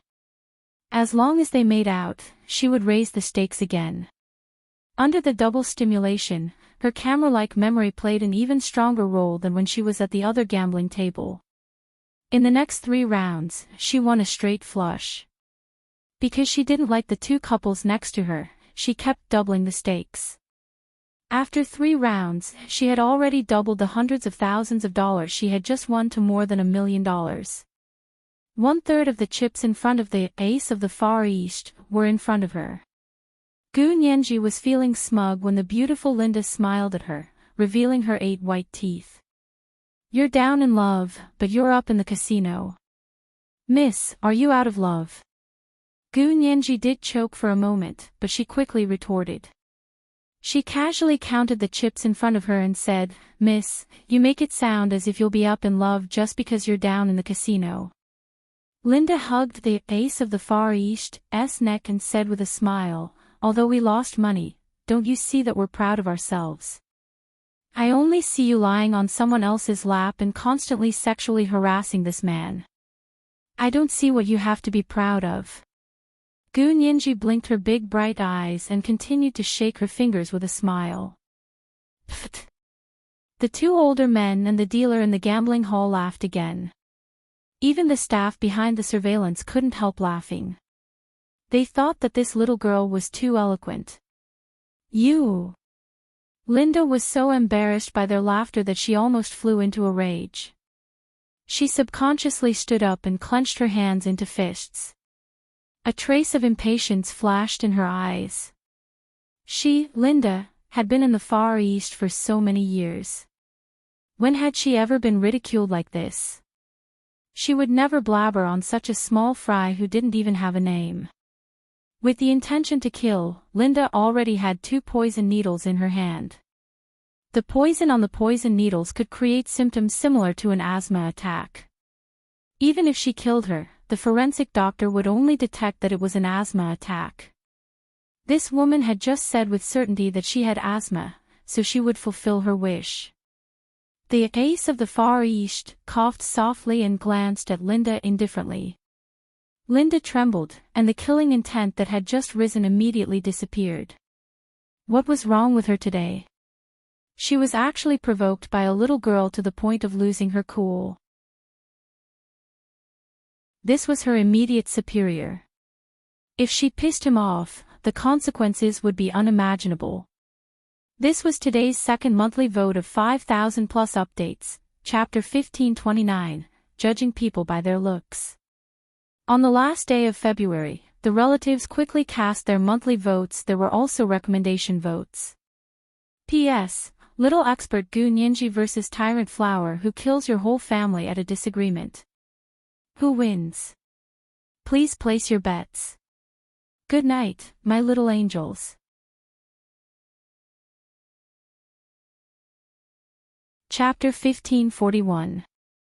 Linda remembered that the Far East Bureau often teased her boss, who was called the Ace of the Far East, saying that, wherever the ace goes, not a blade of grass grows. Although it was an exaggeration, it was not far from the truth. His ruthlessness, ferocity, and ruthlessness were written in the Far East Bureau's Newcomer's Handbook. He had once gone to the Middle East alone and made friends with those countries. In the end, he had caused a huge war between the countries. The war had lasted for several years, and there had been countless deaths and injuries. In the end, he had successfully exposed the CIA's deployment in the Middle East. He had led the disaster to the West, causing both countries to complain about the CIA. Until now, both countries only knew that they were at odds with each other. At the same time, they hated and feared the United States. The KGB of the Soviet Union had successfully hidden themselves, and no one knew their role in it. This incident had established his position as the ace of the Far East. As colleagues, they were well aware of this, but it was only now that she was one of the people who had the honor of seeing the true face of the ace of the Far East. Before this, only the head of the KGB and the head of the Soviet Union, Putin, knew his true face. Linda didn't deny that the moment she saw his true face, her heart almost stopped beating, her mind went completely blank, and her adrenaline successfully soared to the point of exploding. She finally knew the reason why she had refused to settle down for so many years. It was because she was waiting for him. They had been colleagues for so many years, but she was only moved now. But she also knew that this secret love would not come to fruition. If she dared to really show her love, what awaited her would definitely be expulsion from the KGB. She couldn't have her career and love at the same time. She was only willing to kiss every inch of the ground under his feet and bury her love in every corner he walked. He only needed to cough softly, and she could throw away her armor. Now that she was as quiet as a cicada in winter, who would recognize her as the flower of the Far East, of the KGB, who had single-handedly killed 16 Japanese Secret Service spies on the South Kuril Islands? Linda moved extremely quickly. In the blink of an eye, she withdrew the poison needle and pressed it into her bracelet. The corners of her mouth curled up into a smile. Nothing had happened. Gu Nianji didn't realize that she had just walked through the gates of hell, but she did feel Linda's murderous aura that couldn't be ignored. But she was not afraid. Ever since she was kidnapped and brought here, she had been trying her best to endure it. She used the most nonchalant attitude and mentality to deceive others and herself. Until today, when she saw Hua Xiaoheng's counterpart, all her anger, resentment, pain, and other negative emotions finally erupted at this moment. If he died, so be it. What's the big deal? Gu Nianji grabbed the cards and sneered at Linda. What about me? Looking at your murderous expression, I have to call the police. My personal safety is threatened. I'm worried that if I walk out of this gambling hall, I'll be dead in the pool. No, it's such a pity for me. I've just turned 20, unlike you, who's almost 30. You've lived long enough. Linda's expression changed at Gu Nianji's provocation. Calling her vicious was one thing, she took it as a compliment, but calling her auntie and calling her old was intolerable. Linda couldn't take it anymore. She walked over and slammed the table in front of Gu Nianji. Are you done? Who wants your life? Don't be so shameless. She deliberately created an image of herself as a big-breasted, brainless, and hot-tempered vase. This was the persona she often used. It was very effective, and it never attracted attention. After all, who would think that a vase had brains and skills? My face isn't as big as yours. Look at your big face. A piece of powder will probably only last you for 2 days. Gu Nianji was waiting for someone to argue with her. Her expression immediately became eager. She took out her phone to call the police. Miss. A slender, beautiful hand reached over and pressed on her phone. The clear voice was emotionless, cold, and vicious. You dial a number, and I promise you'll be dead in front of the gambling table. You don't have to go to the pool outside. Gu Nianji ignored his threat. Her eyes fell straight on the pair of hands. Every finger was so perfect. The fingers were so straight that it was against the rules. There were no joints in the middle, and the nails were neatly trimmed and clean. They were even better maintained than a woman's hands. Hu Xiaoheng's hands were also clean, but they hadn't been maintained. There were small cuts on the back of his hands. Just by looking at these hands, she knew that this person had nothing to do with Hu Xiaoheng. They were counterparts. They were both the same and different existences. Just like Zhao Liangze and Bai Shuang on this side, and Zhao Liangze and Bai Shuang on the other side. She raised her head and looked at his eyes again. It was really the face she was familiar with. It was the face she remembered in her heart, but it had a completely different expression. There was no emotion in the depths of his eyes. He just looked at her expressionlessly. He leaned closer. His tailored casual suit was half open, and his long legs were crossed. His silver phone peeked out of the inner pocket of the suit. Gu Nianji's eyes gradually turned red again. Tears fell down her cheeks and dripped onto the back of the man's hand. Linda's eyes almost popped out of their sockets.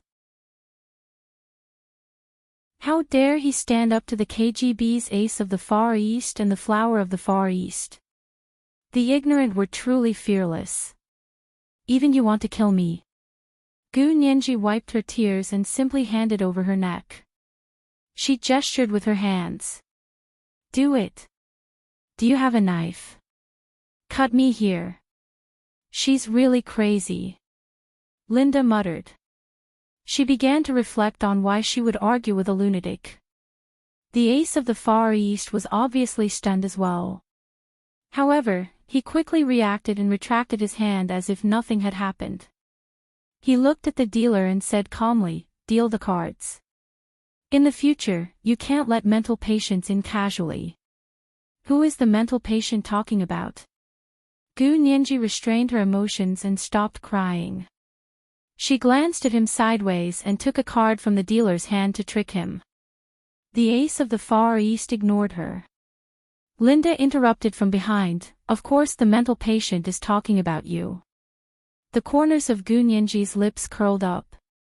She continued to play cards and said, "Since you admit that you're mentally ill, I won't hold it against you. Deal the cards." Linda's face darkened. She gritted her teeth behind Gu Nianji and glared at her long hair, but she didn't dare to make any more small movements. After playing a few more rounds, Gu Nianji won more and more. Just as she was about to continue showing off, her phone rang. She picked it up. It was Bai Shuang. "Lawyer Gu, Director Zhao and Mr. Dresden asked us to go over. Are you coming out?" Gu Nianji looked at her hand and gave up regretfully. She said, "I'll come out right away." "Wait a minute." She took the chips and handed them to the casino to exchange for money and deposit it into her bank account. She got up and left the casino. She lifted the dark golden velvet curtain and saw Bai Shuang waving at her from the opposite side. She took the boat over and walked out of the hall with her. Zhao Liangse and Dresden were waiting for them at the door. Gu Nianji looked at them curiously. "Are you done talking? What's the big deal?" Zhao Liangse laughed. "What big deal? Spicy hot pot, it's all big stuff." Bai Shuang naturally walked to Zhao Liangse's side and said, "Thank you, Director Zhao." "Miss Bai, you're welcome." It was nothing.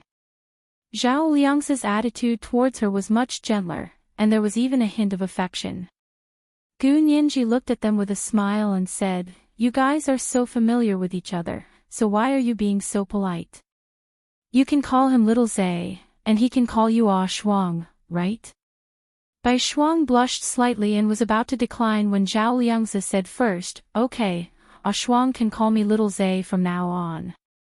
Bai Shuang was extremely happy, and her smile became even sweeter and brighter. The two of them looked at each other.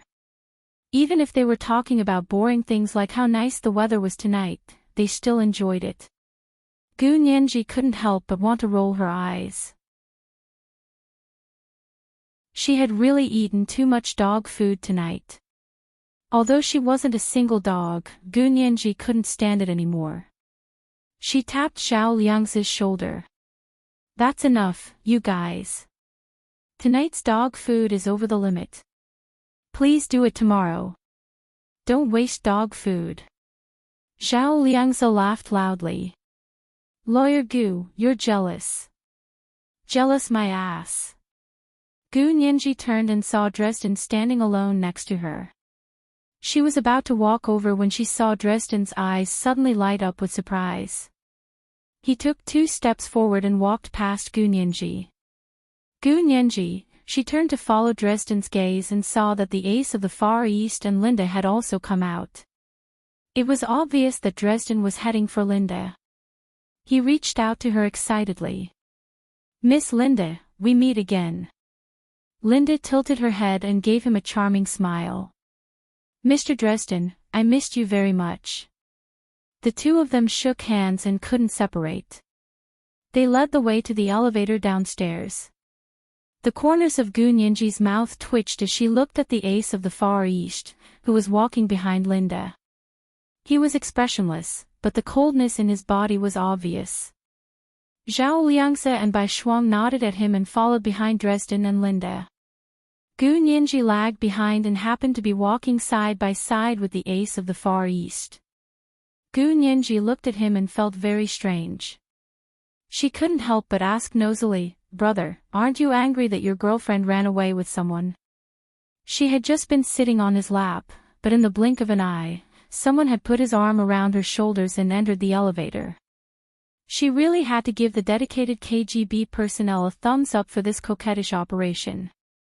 Perhaps it was because Gu Nianji's eyes were too bright, even the KGB's ace of the Far East glanced at her without batting an eyelid. He still said coldly, What does it have to do with you? Gu Nianji was in high spirits. It has nothing to do with me. I'm just concerned about you. After all, we had a gamble just now. Don't be so cold. Come, let's be friends. My phone number is XXXXX. The ace of the Far East, Hu Xiaoheng, she wanted to be friends with him. Wasn't this girl afraid that she would die too quickly? The ace of the Far East ignored her and walked to the elevator. Gu Nianji chuckled and chased after him. She continued to ask recklessly, Are you forcing yourself to smile? Don't be afraid. There are plenty of fish in the sea. Why are you so attached to a single flower? Just as they were about to reach the elevator door, the ace of the Far East suddenly stopped in his tracks. He stretched out his hand and pressed the cold barrel of a gun against Gu Nianji's temple. He said coldly, Shut up. Mr. Hua, please calm down. He Ji-chu, who was hiding in the dark, had no choice but to come out. He also raised a gun and aimed it at the ace of the Far East, Hu Xiaoheng. She's my man. You shoot, I'll shoot. This is the first update of the day, chapter 1530, She's Mine. On the first day of March, I'm asking for guaranteed monthly votes and recommendation votes. Monthly votes will be added at 8 p.m. I believe in everyone's fighting power. Moi, all the big shots and little angels.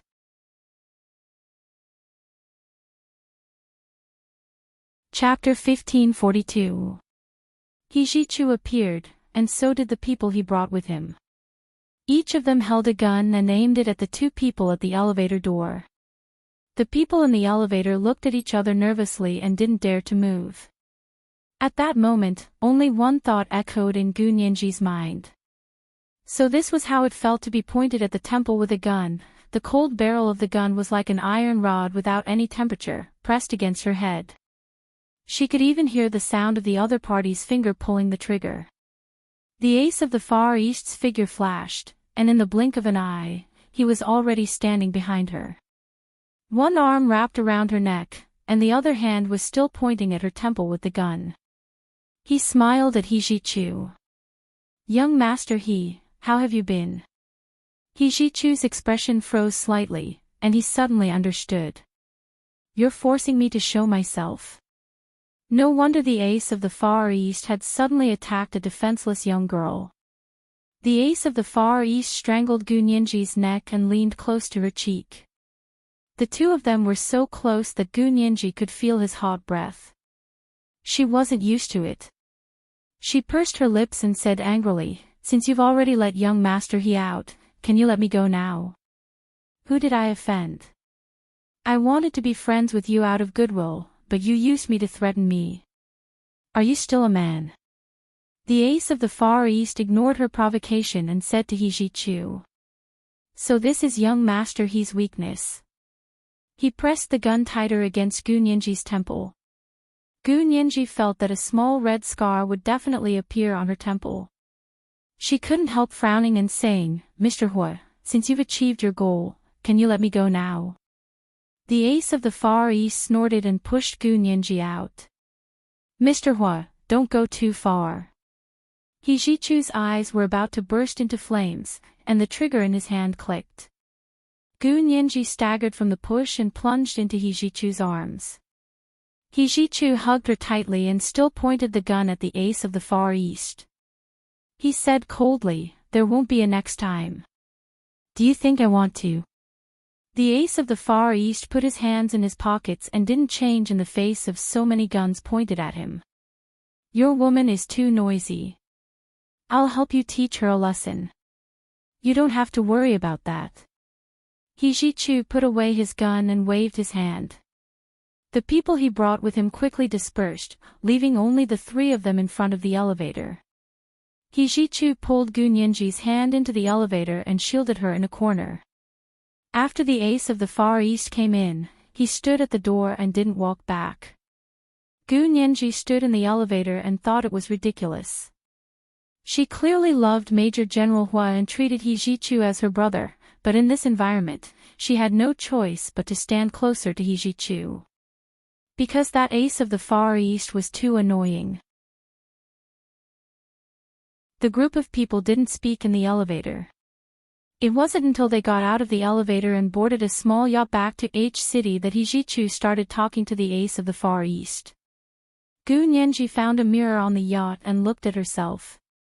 Sure enough, there were 2 red circles on her right temple. It was the mark of the gun barrel. She angrily found a round, flesh-colored band-aid, tore it open, and stuck it on her temple to block the ugly red circle. When they arrived at the small living room of the yacht, Bai Shuang and Zhao Liangzi sat there talking with Dresden. Dresden sat next to Linda and looked at her with a smile on his face. He couldn't take his eyes off her face. He Ji-chu held a cup of coffee and stood in front of the window of the small living room. He asked the ace of the Far East expressionlessly. "This is the person you're willing to pay the highest price to get? I don't think you need to show up at all. As long as you send out your swallows, wouldn't it be easy?" What he meant was that to deal with this Dresden, as long as Linda waved her little hand, he would run over eagerly. Why did they need Hua Xiaoheng, the ace of the Far East, to do it? The ace of the Far East took a sip of red wine and said in an even colder tone than He Ji-chu's, "Do you think the CIA will let him leave your country safely?" He Ji-chu thought of the 4 henchmen outside the 4 Seasons Hotel the night before. They will make a move, and we won't just sit back and wait for death. The ace of the Far East didn't comment. He held his wine glass and looked back calmly. Suddenly, he saw the round, flesh-colored band-aid on Gu Nianji's temple. His gaze narrowed slightly before he looked away. Gu Nianji came to He Ji-chu's side and pointed at the band-aid she had just put on. She said unhappily, "Young Master He, look, that person is too vicious. He wanted to poke a hole in my temple with his gun. He's trying to disfigure me." He Ji-chu looked at the round, flesh-colored band-aid she had put on and was speechless. He touched her head with his hand. "All right, don't be angry. I'll ask him to apologize to you. He Ji-Chu looked in the direction of the ace of the Far East. Mr. Hua, you've really gone too far today. The ace of the Far East's face was cold. He left the small living room and went to the deck at the bow of the ship. Under the moonlight on the deck, he pulled out his gun and wiped it gently. The expression on his face would only soften when he saw the weapon. Standing alone on the deck, his tall and lonely back looked exactly like that person. Gu Nianji shook her head and shook the image out of her mind. Their DNA was the same, so it wasn't strange that they were identical. In order to divert her attention, Gu Nianji sat opposite Dresden and Linda and stared at them without blinking. Dresden held Linda's hand. As he spoke, his mouth almost reached her face to kiss her. Linda had wanted to take the opportunity to give Dresden some sweetness, but Gu Nianji's burning gaze was like a searchlight. They couldn't ignore it even if they wanted to. Hey, what are you doing? Linda rolled her eyes at her. She thought to herself that this lunatic was actually one of Dresden's lawyers. What the F***ck, she couldn't chase her away. Gu Nianji smiled and rested her chin on her hands. She said in English, I'll see when you'll sit on his lap. Linda, Dresden. Good idea. He turned to look at Linda and was already pulling her onto his lap. As he pulled, he asked, Darling, don't you miss me? Linda had just called the ace of the Far East, darling, so smoothly, but now she was immediately called darling by another man. She couldn't refute it, and Gu Nianji had seen it. She couldn't help feeling even more aggrieved. Gu Nianji had a look of relief on her face as if she had gotten her revenge. She clapped her hands and continued to say in English, Mr. Dresden, let Miss Linda kiss you. The lipstick marks on your face with her big red lips is so beautiful and sexy. Dresden looked at Linda in surprise. Can I? Darling. Linda wished she could stuff Gu Nianji's mouth with a glass of water. Bai Shuang and Zhao Liangzi sat on the other sofa. They were immersed in their own world and didn't care about what was happening on Dresden's side. He Ji-Chu didn't stop Gu Nianji. He smiled as he watched her make fun of Dresden and Linda. He also wanted to know what other secrets Dresden had that would make the KGB send their ace of the Far East to pick him up. The ace of the Far East returned to the small hall of the yacht from the deck. The first thing he saw was Linda sitting on Dresden's lap, hugging his neck, and kissing his face countless red lipstick marks. It was really a June debt that had to be repaid quickly. The ace of the Far East, this was today's second monthly vote of 500 plus updates, Chapter 1531, June debt, repaid quickly. On the first day of March, the relatives quickly cast their monthly votes. There were also recommendation votes. P.S. Thank you to Emim1313 for your 10,000 Chidian coins yesterday. Good night, my little angels.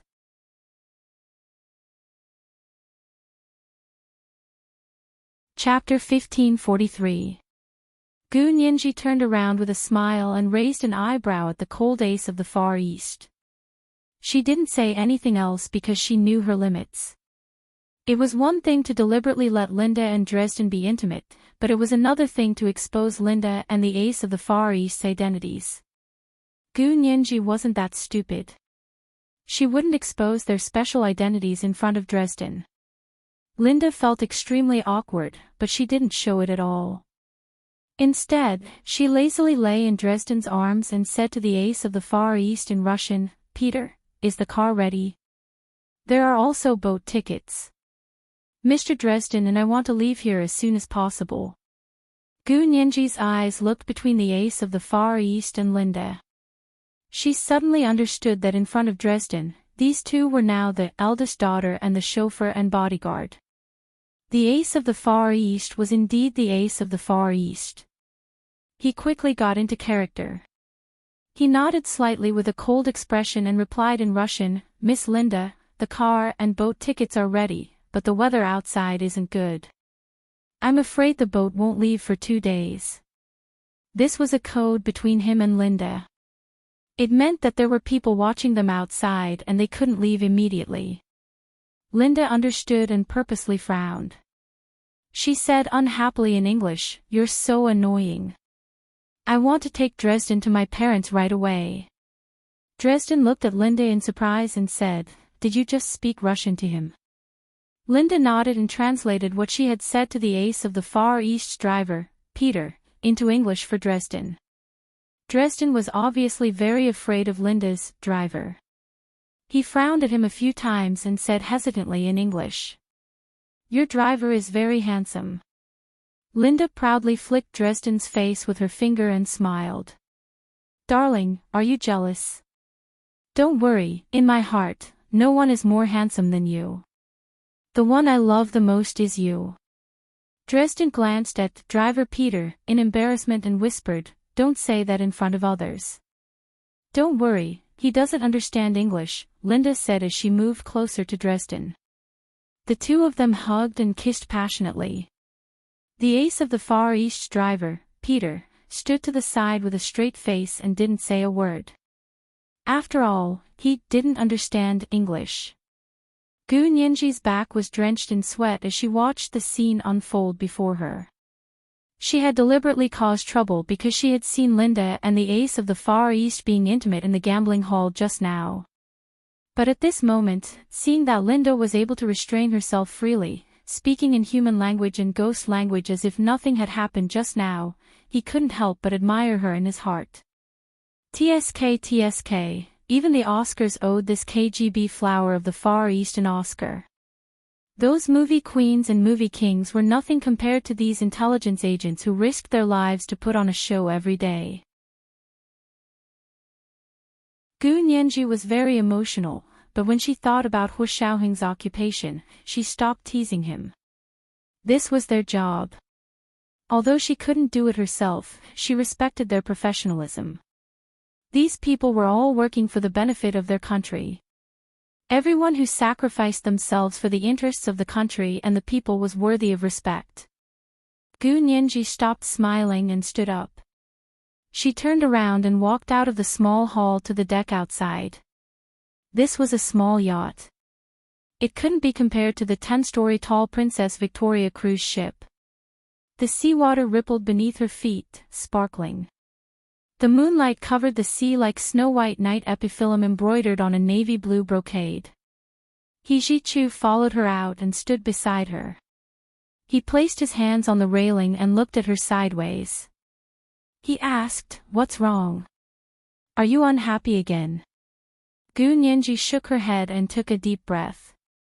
She smiled faintly and said, "No, I'm fine now that I've vented my anger. You know me. I'm very big-hearted. Even if I'm unhappy, I won't keep it in my heart for long." She raised her hand and tore off the round, flesh-colored band-aid on her temple. He Ji-Chu took it and threw it into the small trash can. He smiled and shook his head. "You really know how to mess around." He leaned over to look at Gu Nianji's temple and gently rubbed it with his hand. "It's okay. These red marks will disappear soon." Gu Nianji grunted and said, "I know. I deliberately put on the band-aid to disgust the driver, Peter." He Ji-Chu scoffed and rubbed her head. "You're still so naughty." He paused and gave a half-smile. "Just be naughty for a while." Gu Nianji, she slapped He Ji-Chu's hand away and gestured with her eyes behind her. "Don't worry about me. Go do your own thing." He Ji-Chu looked at her deeply. "Can you do it alone?" "Of course." Gu Nianji looked at him calmly. "Young master I'm not a child anymore. I'm already 20 years old." This was the typical difference between He Ji-Chu and Hu Xiaoheng. In Hu Xiaoheng's heart, his mission was definitely number one. If he was on a mission, even if Gu Nianji was by his side, he wouldn't ignore his mission to take care of her emotions. But He Ji-Chu, no matter what he was doing, as long as Gu Nianji needed him, he would put her first. Although Gu Nianji didn't accept He Jichu's feelings, she couldn't turn a blind eye to his feelings, and she wouldn't look down on, despise, or even hate his efforts. Because she had once had a crush on someone else, she knew how painful it was not to be accepted. She could dislike them, but she couldn't look down on those who truly liked them. She knew his sincerity, so no matter how much his father, He Qingjian, had done to make her hate him, she couldn't vent her anger on He Jichu. He Jichu looked at her with a complicated expression and said, "Go in. Don't stand here alone." Gu Nianji winked at him mischievously and said, "I want to be alone for a while." She turned around to see what was going on in the cabin, but the cabin door was tightly shut. Gu Nianji rolled her eyes and reached out her hand to He Jichu. "Do you have infrared night vision glasses? Lend them to me." "What are you doing?" He Jichu's lips curled up. As he smiled, he took out a pair of infrared night vision glasses from his pocket. "Don't go overboard. See what you should see. If you see what you shouldn't see, I won't let you." "What shouldn't I see?" Gu Nianji smiled and snatched the infrared night vision glasses from his hand. "I'm just looking at the western scenery and learning how swallow works." "You." He Jichu pinched her nose. "They know what they're doing. Don't really piss them off." Although they were currently working with the KGB of the Soviet Union, this kind of cooperation was based on what they needed and was very fragile. If they really pissed off these KGB agents, they would turn hostile in minutes. Gu Nianji nodded. I know what I'm doing. I said I'm fine. Don't worry about me." She pushed He Jichu. Go on. Go do your own thing. Let me entertain myself for a while." He Jichu was almost pushed back into the small hall of the yacht.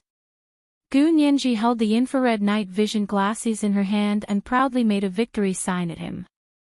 The ace of the Far East driver, Peter, happened to turn around and glanced at them coldly. He quickly looked away. He Jichu did have something to do. After he went in, he called Linda and Dresden and took Linda's driver, Peter, to another room on the yacht to discuss their plan of action. Zhao Liangse and Bai Shuang were still whispering to each other in the small hall.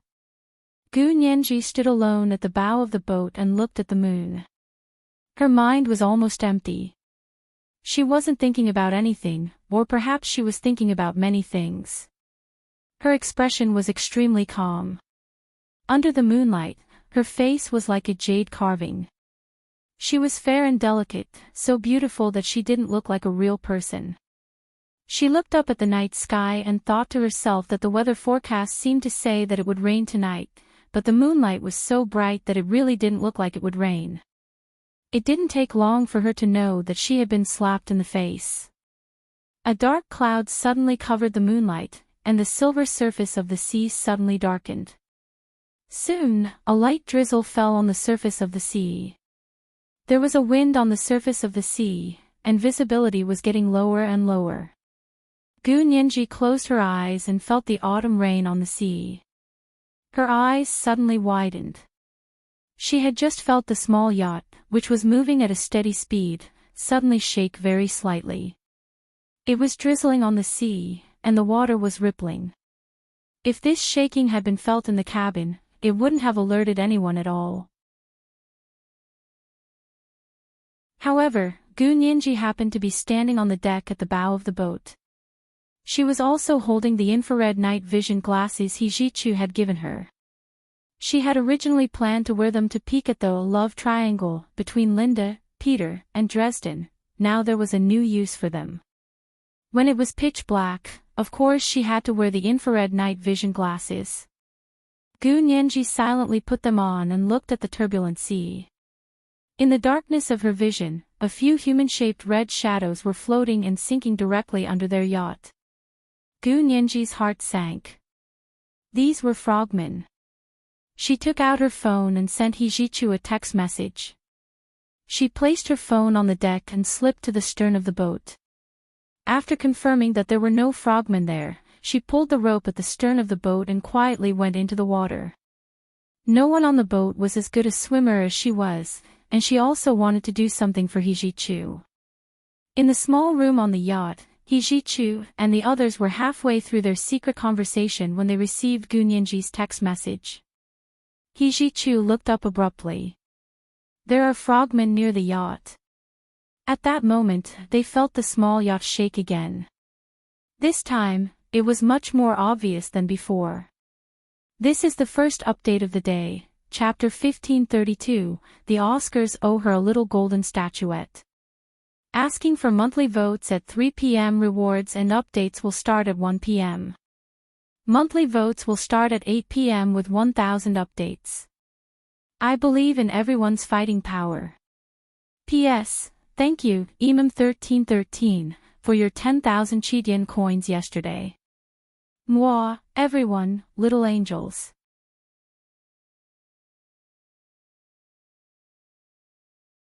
Chapter 1544. The water in Victoria Harbour in November was already very cold. Gu Nianji couldn't help shivering when she went into the water. But after swimming away, she quickly warmed up. She was carrying a rope that had been untied from the boat, and the other end of the rope was tied to the side of the boat. The rope wasn't too thick, but it was especially long. She didn't know what it was used for. In the dark seawater, through the infrared night vision goggles, she clearly saw the red figures. There should be about 8 people. They were especially tall, with broad shoulders, long legs, and a stocky waist. Judging from their physiques, they didn't look like ordinary Asians. There were 2 people in each direction, and they were swimming at the bottom of the yacht. They seemed to be doing something to the bottom of the yacht. Gu Nianji took a deep breath and dived deep into the sea. Then, she hooked the rope and swam around the people as fast as a fish. She loosely wrapped the rope around their legs and tied a slip knot. This kind of knot couldn't be felt when the rope wasn't tightened. Only when she tightened it would the other party realize that they were tied up. The knot Hua Xiaoheng had taught her was originally used on land to make rope traps. Using it at the bottom of the sea was her improvisation, and Hua Xiaoheng had never taught her. Tonight was also a beautiful night. Dark clouds suddenly covered the moon. The sea was so dark, and the bottom of the sea was so dark that she couldn't even see her own fingers. She was wearing infrared night vision glasses to be able to accurately put on those people's legs. Those frogmen should also be wearing infrared night vision glasses, but they were all focused on the bottom of the yacht above them. No one looked at what was happening under their feet. Gu Nianji silently swam another lap and coiled the rope again. The 8 people were focused on cutting the boat. They inserted the sharp screwdrivers into the bottom of the boat in a circle, and then used sniper rifles that were specially used in the water to penetrate the place surrounded by the screwdrivers. This way, the boat would sink the fastest and the people on the boat would be killed without anyone noticing. They had done this many times on the other side of the Atlantic Ocean and had never failed. Gu Nianji's water was especially good. Back then, she had been able to enter and exit the blue-violet electric arcs in the Caribbean Sea's blue hole, so Victoria Harbour here was no problem. Moreover, her lung capacity was very good, and she could hold her breath much longer than the average person. None of the frogmen with scuba gear could swim as freely as she did. Gu Nianji swam 5 laps around the frogmen in one go. After making sure she had tied their legs with a slipknot, she floated up to the surface. Meanwhile, on the ship, Hijichu was going crazy. He couldn't find Gu Nianji anywhere. All he saw was her phone on the deck. Without another word, he jumped off the boat to look for her. Gu Nianji emerged from the bottom of the sea and pushed the infrared night vision goggles up on top of her head. She smiled and waved at the people on the deck, then jerked the rope in her hand up. The slipknot they had just tied became tighter and tighter, binding their legs. The 8 frogmen at the bottom of the sea who were focused on drilling the ship suddenly lost their balance. Just as they were about to kick out, they realized that their legs had stepped into a noose. After the initial shock, they immediately calmed down at the bottom of the sea, pulled out the sharp daggers on their bodies, and bent down to cut the rope. Unfortunately, the rope that Gu Nianji used to tie them up wasn't an ordinary rope. It was a cowhide rope that had been soaked in tung oil. It was very strong and difficult to cut. However, the daggers in their hands weren't ordinary either. He Jichu saw Gu Nianji emerge from the bottom of the sea and swam over. Nonsense. Who told you to jump down? He Jichu hugged her from behind and repeatedly stepped on the water to send her to the deck. At that moment, the ace of the Far East had already pushed open the door from the cabin. Without looking at them, he jumped into the water beautifully. Gu Nianji saw his right hand flash, revealing a foot-long flat knife in his hand. He Jichu took off his suit jacket and draped it over Gu Nianji. He then pushed her to Zhao Liangze and said loudly, "Watch her." Zhao Liangze quickly held on to Gu Nianji. He Jichu turned around and went into the water. He didn't take the knife, but he took a pistol with a long barrel and dived into the sea. Gu Nianji couldn't break free from Zhao Liangze's grip, so she quickly said, "Let go of me. I won't go into the water. I'll just go and take a look." "No. You ran down by yourself just now. I heard there were frogmen." Zhao Liangze was shocked and scared. He was just a programmer. Although he was a director, he was still just a programmer. Gu Nianji pursed her lips. Deep down, she missed Brother Zay so much that she rolled her eyes. "Can you put my glasses on for me?" Her infrared night vision glasses were on top of her head. Zhao Liangze freed one hand to put on the infrared night vision glasses for her, and they walked to the side of the boat. Inside the yacht, Bai Shuang, Linda, and Dresden were together. The cabin door was tightly shut.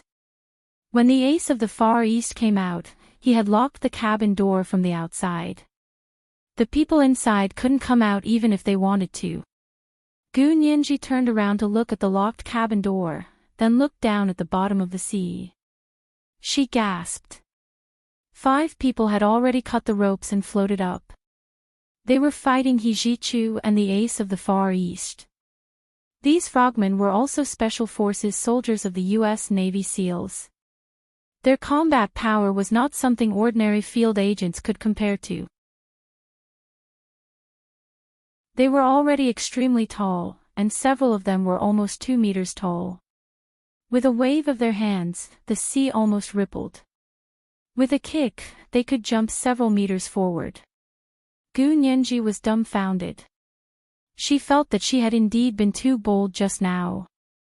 If she had been discovered by those people just now, they would probably have been able to break her neck with one hand.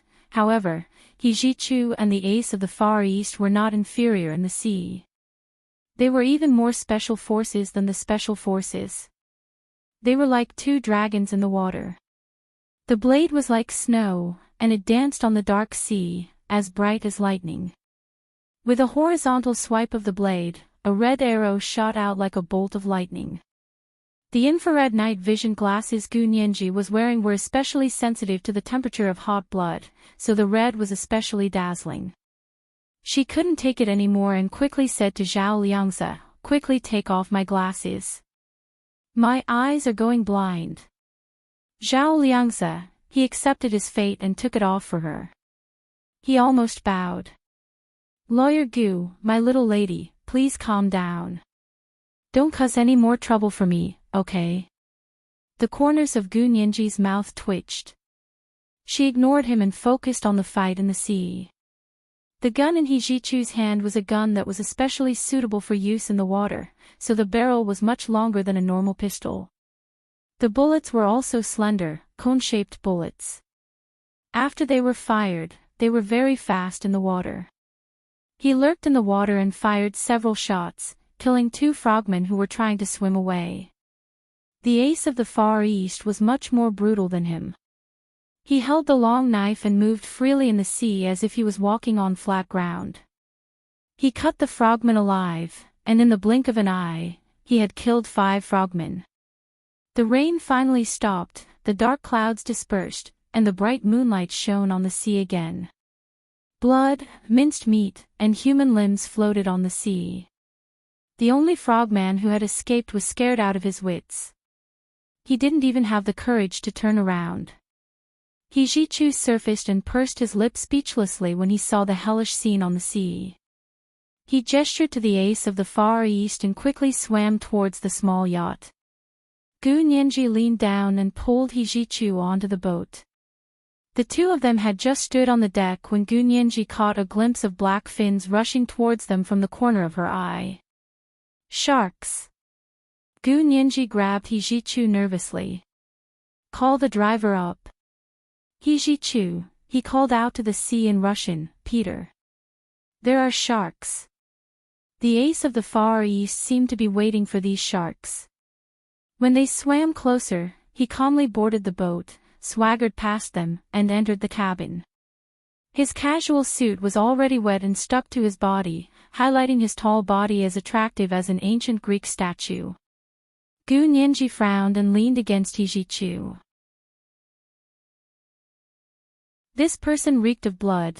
Hijichu protected Gu Nianji with one hand and turned to see that the sharks had already begun to feast. Now he didn't have to think about how to dispose of the body. Hijichu smiled bitterly. After all, he was the ace of the Far East of the KGB. It was just that he didn't make a move. Once he made a move, not even dregs would be left. He led Gu Nianji into the cabin and said, "Go to the room over there to change first. There are spare t-shirts and hot pants there." The small yacht wasn't big. Other than the cockpit and the small hall where everyone was staying, there were 2 other small rooms. One was where Hijichu and the others had just discussed the operation plan, and the other was the room Hijichu had pointed out to Gu Nianji. Gu Nianji was wearing a Chanel silk shirt that night. It was completely drenched after going into the water. Fortunately, Hijichu had given her a coat when she came up, so it wasn't rude. Gu Nianji quickly grabbed the suit jacket Hijichu had given her and pushed open the door to the small room to enter. She closed the door and looked up to see a naked man with his back facing her, wringing the water from his clothes. He had a perfect back and a standard inverted triangle figure. He was wearing a pair of soaked suit pants that fit him very well. They were wet and wrapped around his perky butt. His long legs were straight and tight. "Sorry to disturb you." Gu Nianji instinctively opened the door and was about to leave when the person heard the voice and turned around. It was the ace of the Far East, driver Peter, Hua Xiaoheng. Gu Nianji thought about how she had seen this person in the sea just now, who was as cruel and ruthless as a god of death, and felt a little scared. The ace of the Far East glanced at her and didn't say anything. He put on a blue t-shirt and walked over to her. Gu Nianji complained about this person's long identity code in her heart as she smiled and said, "Are you done changing?" "I'm also here to change." What she meant was that she could only change after he was done changing. This is the second reward for today, Chapter 1533, Not Even Dregs Left. Today's third update is asking for monthly votes. PS. The first update of 100,000 Chidian coins for the leader of Momo Moshi in February has arrived. Monthly votes will be 1,000 updates at 8 p.m. I believe in everyone's combat power. Moi, everyone, little angels.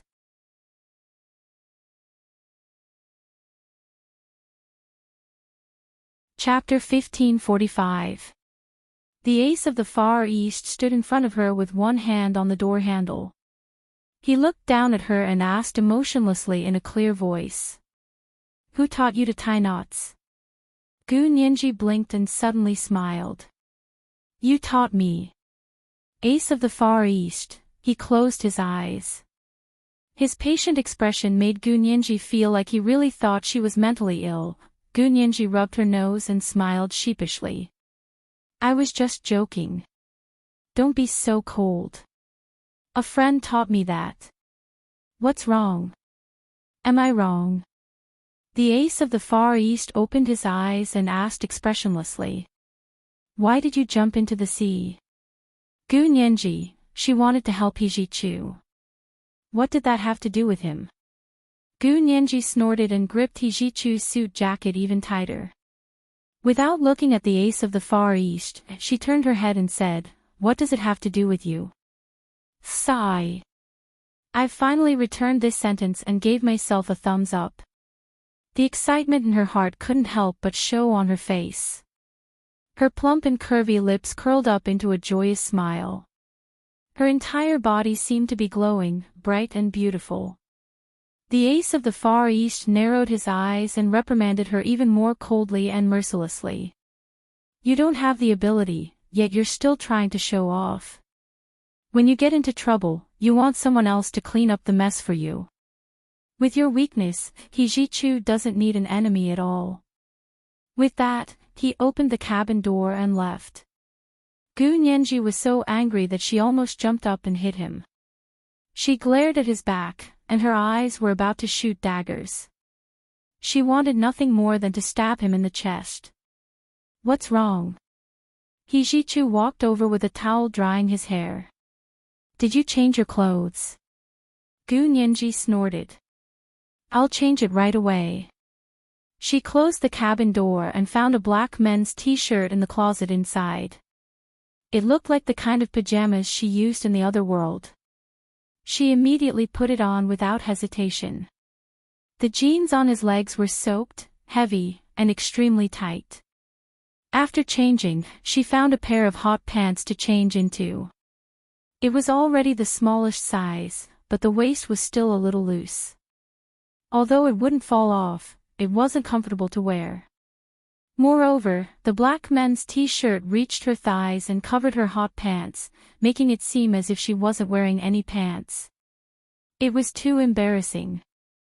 After looking at it for a long time, she still changed into the soaked jeans. Hijichu was a bit surprised when he pushed the door open. Why are you wearing this? This is a men's t-shirt. He didn't even change his pants. Yes, I like it. The pants will dry quickly, so it's inconvenient to change. Gu Nianji smiled. Go change. You're wet too. Hijichu pushed the door open and went in. Gu Nianji looked up to see Linda sitting on the sofa and looking at her in a friendly manner. Gu Nianji, he couldn't help but look at himself up and down, worried that he had made a fool of himself. After all, Linda had been slightly hostile towards her from the beginning. Seeing her like this, Linda chuckled, stood up, and walked over to her. She reached out her hand and said in Chinese, Miss Gu, I'm really impressed today. You are very brave and very powerful. I asked young Master He. You've never received any training in this area, yet you still have such courage and ability. I admire you very much. Gu Nianji raised her eyebrows in surprise. She couldn't help looking up at the ace of the Far East, driver Peter, Xiaoheng. He stood behind Linda with his hands behind his back, looking like a qualified driver and bodyguard. Gu Nianji looked away resentfully and shook Linda's hand. She smiled and said, Miss Linda, you flatter me. I happened to see it, so I couldn't just stand by and do nothing. Thank you. Linda thanked her with all her heart. In all these years, this was the first time she had been helped by an ordinary person who wasn't a secret agent. In the past, she had always been the one to save others. At this moment, Gu Nianji felt the similarities between this Linda and Xiao Yi. Although the two of them were counterparts, because of their different experiences, their personalities and ways of doing things looked very different on the surface. But when it came down to it, they showed astonishing similarities in their personalities. It was as if no matter how different their clothes were, they were all the same on the inside. Gu Nianji also admired capable people. The discord she had with Linda because of the ace of the Far East when they first met quickly disappeared. Based on the principle of more friends, more options, she said warmly, You're welcome. Let's add each other on WeChat. By the way, do you know a person named Vladimir? He has a driver named Ivan. Linda raised an eyebrow.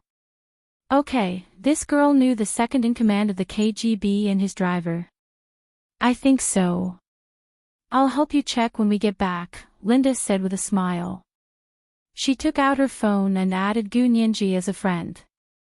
Dresden watched from the side for a long time and also had a good impression of Gu Nianji. He smiled and thanked her in English. He also took out his phone to add Gu Nianji as a friend. Of course, Gu Nianji couldn't have asked for more. She also added Dresden as a friend. After replying in English, "You're welcome," she muttered in Russian, "How did he know?" "Actually, I didn't do anything." Linda also smiled in Russian and said, "It was what your boyfriend said. He said that it was a good thing you discovered it in advance and disrupted their plans underwater. You have to know that those people weren't ordinary people. They were the special forces of the U.S. Navy SEALs." Boyfriend? Gu Nianji frowned. "I don't have a boyfriend." She added, "I'm really ignorant and fearless. If I had known they were the special forces of the SEALs, I definitely wouldn't have gone down." "Isn't young Master he your boyfriend?" Linda returned to the sofa and giggled. "His eyes are almost glued to you." Gu Nianji, although she knew that the ace of the Far East, driver Peter, Hu Xiaohing, wasn't the person she loved, she was still very embarrassed to talk about such a thing in front of someone who looked the same. Gu Nianji pondered for a moment and walked over to driver Peter with her phone. She smiled and asked in Russian again, "Mr. Peter, do you mind adding me as a friend?" "I don't have WeChat," the ace of the Far East said coldly, looking very arrogant. Gu Nianji wasn't someone who would give up so easily. She turned to look at Linda and winked at her. She said in English, "Miss Linda, can you ask your driver to add me as a friend? That way, if I need to use the car, I can ask him for help. I'll pay for it, and he can earn some extra money." She deliberately spoke in English so that Dresden could understand. The ace of the Far East had to maintain his image as a driver and bodyguard in front of Dresden. Because in Dresden's eyes, Linda was his employer, and he had to listen to Linda's words. If he didn't listen, he would be exposed. Linda hadn't expected Gu Nianji to be so cunning. Besides, she also wanted to see the cold-hearted ace of the Far East, the killing machine, being forced to stomp his feet by a delicate and intelligent little girl. Deep down in her heart, she had the thought that, if you can't get it, it's good to see others get it. In her opinion, Miss Gu's affection for the ace of the Far East was too obvious. Linda's own feelings had been suppressed so much that she wanted to see other people's lovers get married. At this moment, she had transferred all her hopes to Gu Nianji, hoping that she could help her fulfill her unattainable dream. Also, Gu Nianji was He Jichu's woman, and she was also interested in the ace of the Far East, Hu Xiaohing. Sigh, she really didn't mind blowing things up. Just to watch this fierce battle, she wanted the whole world to be in chaos, so she tried her best to sow discord and stir things up, so she smiled and nodded at driver Peter. "Peter, give your phone number to Miss Gu." "Miss Gu, Peter really doesn't have WeChat." She said it casually, as if it was just a trivial matter. Driver Peter actually hesitated for a long time before slowly taking out his phone. Gu Nianji smiled happily and reached out her hand generously. She said in English, "Mr. Peter, don't mind me. I won't trouble you often." The ace of the Far East, driver Peter, Hu Xiaohing, finally swiped open his phone. He pursed his lips and reluctantly showed her his phone number. Gu Nianji struck while the iron was hot and asked, "Then do you have a QQ account?" The veins on the ace of the Far East's forehead throbbed, and he said coldly in Russian, "Do you think I'm the kind of person who chats on WeChat and QQ all day?" Gu Nianji, this is today's third monthly vote for 1000 plus updates, Chapter 1534, Watching the Fun. Today's third update is asking for monthly votes, a reminder for everyone's monthly votes and recommendation votes. I believe in everyone's combat power.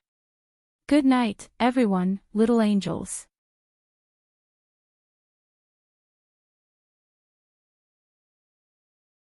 Chapter 1546. Gu Nianji couldn't help but glare at him. She thought to herself, what are you being so cocky for? I'll kill you sooner or later. The ace of the Far East frowned even more. Seeing that the situation was not good, Linda hurriedly said, Miss Gu, Peter didn't use QQ either. He only used the phone and text messages to communicate. Therefore, it was enough to have her phone number. If she pressed too hard, Linda could not guarantee what her immediate superior would do. Although Miss Gu was annoying, she didn't want her to die in the hands of her boss. He Jichu pulled Gu Nianji out and looked at her with a frown. You really like him? Just because he looks exactly like that person? Gu Nianji quickly shook her head. Of course not. Am I that kind of person? He Jichu stared at her, and his voice grew colder. Aren't you? It was obvious that he didn't believe her. Gu Nianji felt very wronged. She leaned her back against the railing of the boat and turned to look in the direction of the coastline. She stammered, Young master, in this world, the only person I know and trust the most is you. If even you don't believe me, I don't think there's any meaning in living anymore. He Jichu's heart tightened. He reached out to hug her and pressed his chin against the top of her head. He murmured, It's not that I don't trust you. I just don't have confidence in myself. Gu Nianji's heart ached when she heard this. Her throat was dry, and she could barely speak. He Jichu was a proud person. No matter which world he was in, he was always the pride of the heavens. But for such a proud person to say that he had no confidence in himself in front of her, Gu Nianji thought about it for a while, then reached out to wrap her arms around his waist and pat his back. She wanted to comfort him, but she felt that anything she said would be hypocritical. It was better not to say anything and just quietly accompany him. He Jichu closed his eyes and thought to himself that he had never realized that he could be so low in this relationship. He used to be extremely dissatisfied with her and hated her for forgetting the past. He didn't treat her well at all and his temper was even worse. But no matter how he treated her, she didn't care. He had already lost his temper after being tortured by her. Embracing the person he loved the most and feeling her graceful curves, He Jichu's heart gradually burned with passion. His lips lingered on the top of her head and gradually moved downwards. Cupping the back of her neck, he kissed her forehead with trembling lips. Gu Nianji froze and tried to push He Jichu away. At this moment, the cabin door creaked, and the ace of the Far East pushed the door open. He raised his head and looked over with a gaze as sharp as lightning.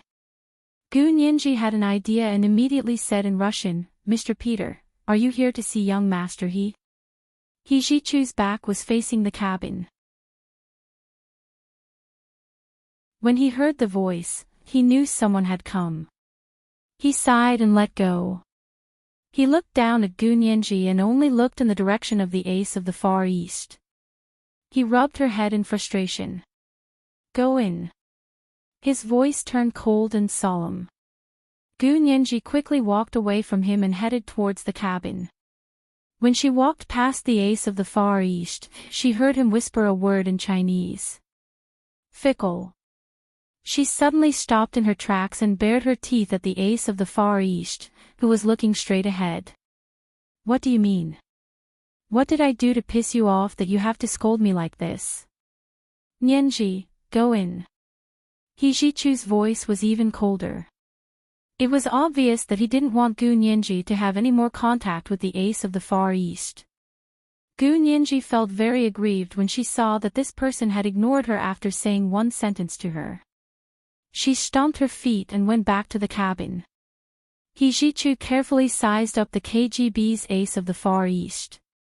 He narrowed his eyes and suddenly asked, Mr. Peter, do you have a wife? The ace of the Far East took out a cigar and poked it into his palm. He said calmly, "No." "What about a girlfriend?" "I have a bed partner, if that's what you mean."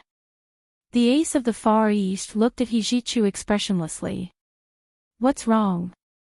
Your woman is courting me. Are you jealous?" Hijichu's lips twitched. "She has a childish temper. Don't take it seriously." "I didn't take it seriously, but if she wants to climb into my bed, I won't refuse." The ace of the Far East looked at Hijichu provocatively. "After all, she's very young and has a good figure. Moreover, young Master He's woman must taste very good." Boom! Hijichu couldn't take it anymore and threw a punch at him. The ace of the Far East used only one hand to hold his arm and said coldly, "Young Master He, if you're like this, I'm very disappointed in your Huaxia Empire. I'm here to carry out a mission, not to compete with you for a woman." "Huh, you still remember your mission? Why do I feel like you're after my woman?" Hijichu pushed the ace of the Far East away and straightened his collar. He got back to business. "The CIA has already sent out their most elite troops. Where are the people you brought? Don't tell me that only 2 of you came. You don't have to worry about our people."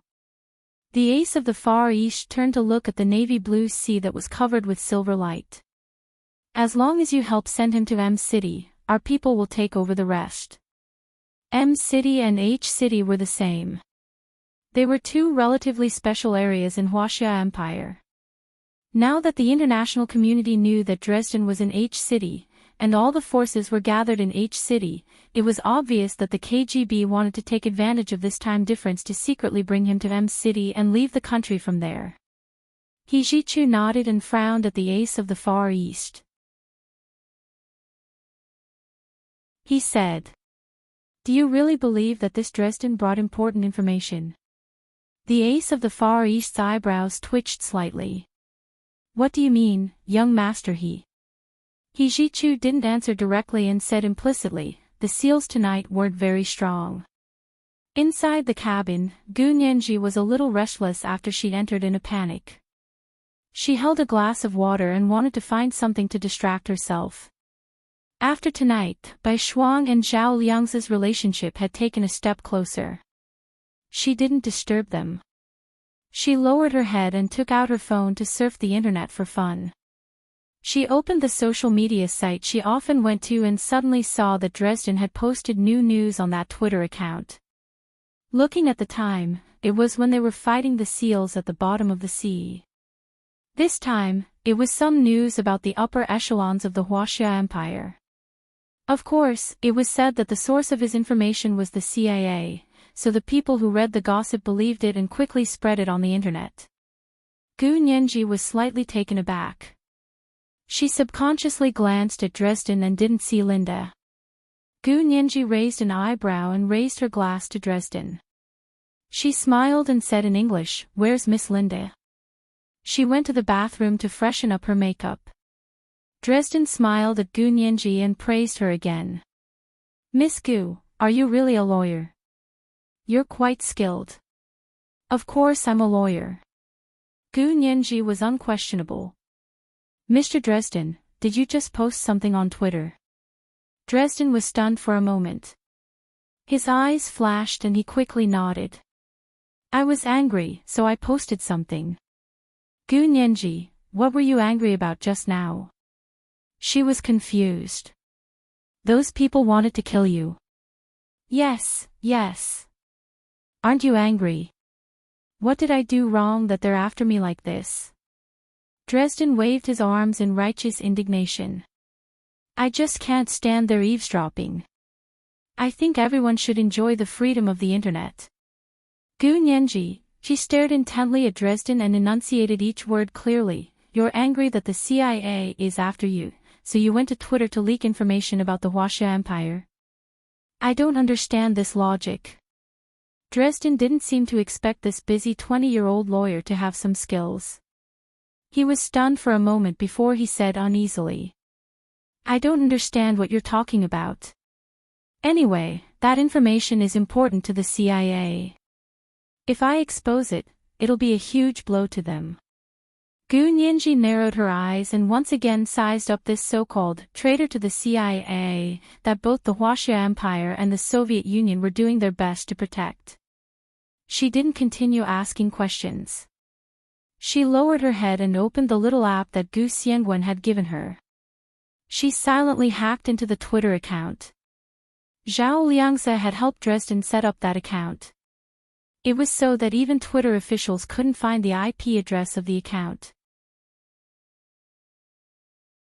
But at the same time, no one could find the IP address of the account. Gu Nianji had a vague feeling that something was wrong. The app that Gu Xiangwen had given her was better than the program that Zhao Liangze had written.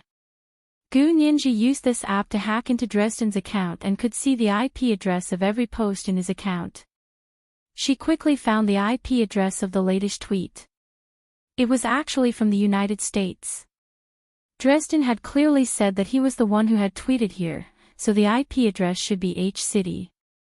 However, after she used a special app to check the IP address of the post, she realized that Dresden was lying. He was in H City, but he still had accomplices in the United States to help him tweet. Gu Nianji quickly logged out of Dresden's Twitter account and erased all traces of her login. Gu Nianji glanced at Dresden and asked, "Do you have any helpers in the United States?" "I have a colleague." The way Dresden looked at Gu Nianji changed. He said carefully, "What's wrong?" "I have some information with her. If anything happens to me, she'll announce it." Dresden spoke in English, so Gu Nianji could tell that Dresden had used her when he said colleague. In other words, that person was a woman. She didn't continue to ask him because even if she pointed out that he was lying, Dresden would use the excuse of a colleague and say that it was because he didn't trust Gu Nianji, so he didn't tell her the truth. If she exposed him now, she wouldn't get anything out of it. Gu Nianji stood up silently and nodded at him. "We'll be reaching the shore soon. Let's get ready." Dresden let out a long sigh. Gu Nianji turned around and walked out of the cabin. She didn't see Dresden's expression turn cold. His gaze was dark as he stared at her back. When she arrived outside the cabin, Gu Nianji closed the cabin door tightly. He Ji-Chu and the ace of the Far East were still talking at the bow of the ship. Their voices were very soft, and not a single sound could be heard on the empty sea. Gu Nianji quickly thought through everything that had happened since Dresden had appeared in her mind, and the doubts in her heart deepened. She coughed softly. The two people standing at the bow of the ship turned to look at her. He Ji-Chu immediately said, "What's wrong? Did you catch a cold? We'll be reaching the shore soon." Gu Nianji walked over and didn't hide anything from the two of them. She whispered, "There's something wrong with Dresden." He Ji-Chu and the ace of the Far East looked at each other and quickly looked away. "I think it might be a trap set up by the CIA." Gu Nianji decided to tell them the truth. "A trap to lure both of you into a trap." This was the first update of the day, chapter 1535, I just don't have confidence in myself. At 8 p.m., the monthly ticket was 1,500 yuan, plus an advance update. P.S. Thank you to Handsome Magic and Beth1211 for the 10,000 beginner coins each yesterday. Moi, all the big shots and little angels.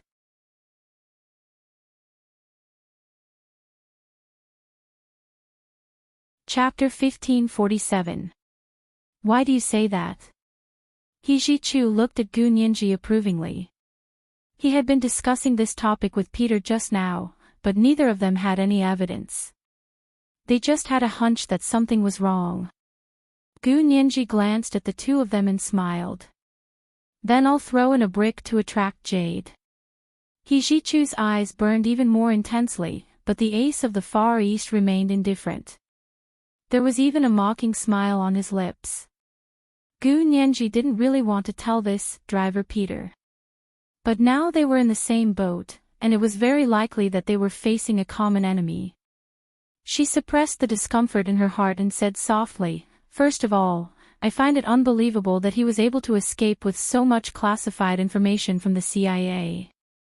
Do you know how he was able to carry the classified information out? Based on the security procedures of American airports, the possibility of such an oversight was almost zero." He Jichu's eyes darkened as he said, "4 laptops and 2 portable hard drives." He Jichu and the others were in charge of picking up Dresden. They had checked all the luggage he was carrying, so they knew his belongings. Gu Nianji nodded. "I heard Bai Shuang mention it before. I thought it was strange at the time, but I didn't think too much about it. Second, I came up with an idea to let him post the news online to attract the attention of the world. I also helped him find someone to write a small program that wouldn't be able to be checked IP. Now it seems that I was used by him." Gu Nianji lowered her head in shame. The result of doing this was that everyone immediately believed the authenticity of his information and neglected to check and investigate the source of his information. He Jichu patted her on the shoulder. "It's not your fault. None of us noticed." He said, "At that time, our North American Intelligence Department received a top-secret message saying that a senior CIA employee had defected from the United States with top-secret information. He came to the Huaxia Empire as soon as possible and took the initiative to contact us." Gu Nianji felt a little better. She perked up and said, "When he came to H City, he quickly became the target of international attention. The CIA's office in H City even sent some henchmen to kill him. But don't you think that the appearance of those lackeys was too sudden? That clumsy assassination method was completely handing over their heads to the Huaxia Empire's intelligence agency. Furthermore, these henchmen were also Chinese. According to the saying of the war, they were all puppet soldiers and not the enemy's regular army." He Jichu crossed his arms, his shimmering almond-shaped eyes focused and mesmerizing under the moonlight. He looked at Gu Nianji and nodded. "I was just saying that the seals tonight seemed a little too weak." Gu Nianji gently clasped her hands together. "I also think there's a problem. Also, just now, I found out that he posted something about China on Twitter. I asked him if it was him who posted it. He said yes, but I checked the IP address of the post. It was clearly posted in the United States, not here. He's lying. He's hiding a lot." Gu Nianji spread her hands. "What reason would you think a defector would lie?" He Jichu composed himself. "It's either a double agent or a scam. Dresden is not a simple man. He appeared to be cowardly, lustful, and afraid of death. Could such a person be the kind of freedom defender that he claimed to be, who would rather die than be free? Does he have the ability to access so many core secrets?" Gu Nianji thought of Dresden's performance tonight and scoffed. "He's pretending to be a pig to eat a tiger. This pig is indeed impressive." As soon as he made a move, he alarmed the most secretive intelligence agencies of 2 large countries. Gu Nianji clicked her tongue. However, pretending to be a pig to eat a tiger in front of the pink piggy was a suicidal move. The 3 of them stood on the deck, surrounded by the vast sea. The smell of blood in the sea had just dissipated, and the sharks that had eaten their fill dispersed in 2s and 3s. Gu Nianji wanted to say more, but the ace of the Far East suddenly stopped her and said in Russian, "Enough. No matter what his motive is, I'm taking him back to the Soviet Union."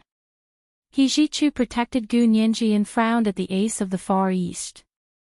"Dresden definitely can't stay here with us. Take him away as soon as possible." As he spoke, the Bluetooth headset he was wearing suddenly rang. It was a call from his father, He Qingjin. He Jichu quickly walked to the other side of the ship to answer the phone. There was only Gu Nianji and the ace of the Far East on this side. The ace of the Far East didn't seem to have any intention of talking to her and was about to walk into the cabin. Gu Nianji had been brooding about being scolded by him just now. She felt extremely aggrieved and called out to him. She clenched her fists and asked angrily. What did you mean just now? What right do you have to call me a fickle woman? The ace of the Far East turned to look at her and said coldly, Your young master he's woman, but you've been seducing me. Isn't that fickle woman? Gu Nianji glared at him. I'm not young master he's woman, and I didn't seduce you. Don't be so shameless. You think that just because someone looks at you, they're interested in you. Isn't that so? The ace of the Far East raised an eyebrow. Not only did you look at me a lot, but you also kept asking me for my phone number. As he spoke, he made a gesture. Twice, you asked me for my phone number twice. This was all the truth. However, Gu Nianji had to be reasonable, not to mention that she had a reason for it. Raising her chin slightly, Gu Nianji put on an arrogant posture. You're really unreasonable. I mistook you for someone else at first, so I looked at you a few more times. As for asking for my phone number, how do you know I didn't have another purpose? The ace of the Far East seemed to be extremely narcissistic. He pointed at his face and said, There's someone who looks like me. Impossible. He seemed to be certain that Gu Nianji was deliberately trying to get close to him. Gu Nianji sneered. Of course there is. He's 1,000 times more handsome and 10,000 times more powerful than you. If I don't look at you a few more times, how can I see your true face clearly? The ace of the Far East seemed to have lost his patience. He turned around and left without saying a word. On the other side of the boat, He Qingjian was on the phone with He Zhichu. He was extremely furious. Ah Chu, what's going on with Dresden? Didn't he come to seek our protection and help? Did you see what he just posted on the internet? It's all about our country. He Zhichu recalled what Gu Nianji had just said. His expression was solemn as he said, He's revealed his identity. He Qingjian gasped. You're saying that there's a problem with his defection? Yes, this is a hot potato. If the Soviet Union didn't interfere, I would have arrested him directly and exchanged hostages with the CIA, He Zhichu said coldly. He Zhichu had made a mistake in being fooled by a person who was pretending to be a pig to eat a tiger. But on this special front, this kind of situation happened all the time. Okay, hand him over to the Soviets quickly. We won't interfere in anything about him anymore. He Qingjian looked at his watch. Let's move quickly. He Zhichu hung up the phone and saw that Gu Nianji was the only one at the bow of the boat. The ace of the Far East had already gone in. He walked over and held Gu Nianji's hand. Let's go. We're almost at the shore. Gu Nianji was a little dispirited and followed him in silently. Not long after, their boat arrived at the dock of Victoria Harbor. After speaking to Gu Nianji, Dresden had been playing games on his phone. He didn't even pay attention to the flirtatious Linda beside him. He seemed absent-minded. Linda didn't care about his attitude and continued to act affectionate. She kept hugging his arm and watching him play games on his phone. After getting off the small yacht, he abandoned Linda and deliberately walked at the front with Gu Nianji. He seemed very interested in her and said, Lawyer Gu, if I wanted to hire you as my translator, would you be willing? He also said, I'll pay you a very high salary. Gu Nianji smiled and shook her head. I don't steal a friend's job. Thank you for your kind offer, Mr. Dresden. How is this stealing a friend's job? Dresden smiled politely. It's just that with my current situation, I'm afraid Miss Bai can't continue to follow me. Bai Shuang can't, and I can't either. Gu Nianji waved her hand as she spoke. At that moment, gunshots suddenly rang out from behind a container near the dock. Gu Nianji was shocked. Just as she was about to lie down on the ground, Dresden, who was walking beside her, suddenly pulled her hands behind her back and used her as a shield in front of him. He shouted, Help! Help! Gu Nianji was so angry that she wanted to kill someone. He was using her as a shield while shouting loudly. He was using her as a target and trying to kill her. But Dresden didn't succeed. He Jichu and the ace of the Far East pounced from the left and right at almost the same time. 2 gunshots rang out, and the lights on the dock went out. Zhao Liangse and Bai Shuang quickly lay down under Linda's protection. He Jichu leaped up from the left and raised his hand to fire several shots in the direction of the container. When he landed, he had already kicked Dresden in the face and knocked him to the ground. At the same time, he pulled Gu Nianji over and protected her behind his back. The ace of the Far East's target was Dresden. He pounced from the right, raised his gun, and fired in the direction of the container. A bullet quickly and accurately hit the sniper's scope behind the container. It directly hit the sniper's eye, then penetrated his brain. His brain burst open and sprayed white juice all over the face of the observer next to him. The observer was also fierce. He took the sniper's sniper rifle and aimed again. The KGB's ace of the Far East landed on the ground at that moment and half knelt beside Dresden. He pulled him up in front of him with one hand and used his shoulder as support with the other. He aimed at the observer in front of him and fired another shot. The observer seemed to hesitate for a moment when he saw this. During this moment of hesitation, the ace of the Far East's bullet directly hit the observer, and a round bullet hole appeared on his forehead. He Jichu's men rushed to the container to clear it. After a while, a message came in. Clear. This meant that there was no danger there. Dresden was pulled to his feet by the ace of the Far East. He stammered in English, "Thank you. Thank you so much. You saved my life again." Gu Nianji smiled fakely and said, "You're too kind. You saved our lives. Mr. Peter used you as a shield just now. Didn't you see that the sniper over there didn't even dare to shoot?" This is today's second monthly vote of 1500 plus advance, chapter 1536, Who Saved Whose Life? I'm begging for monthly votes and recommendation votes moi, all the big shots and little angels.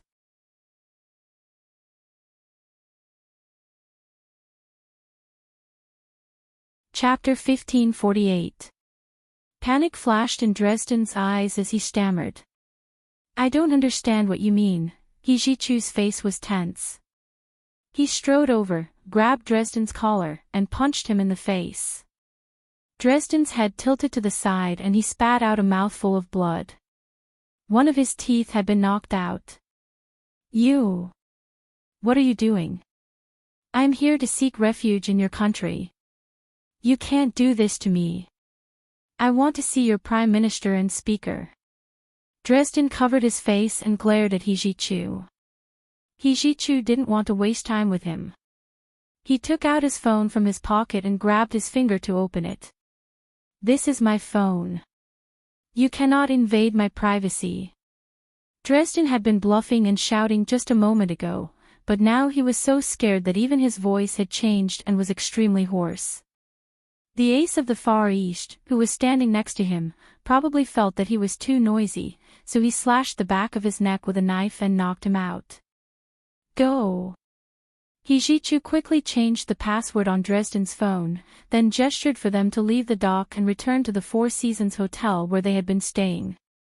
Dresden was sent back to the suite he had been given at the Four Seasons Hotel, under Linda's personal supervision.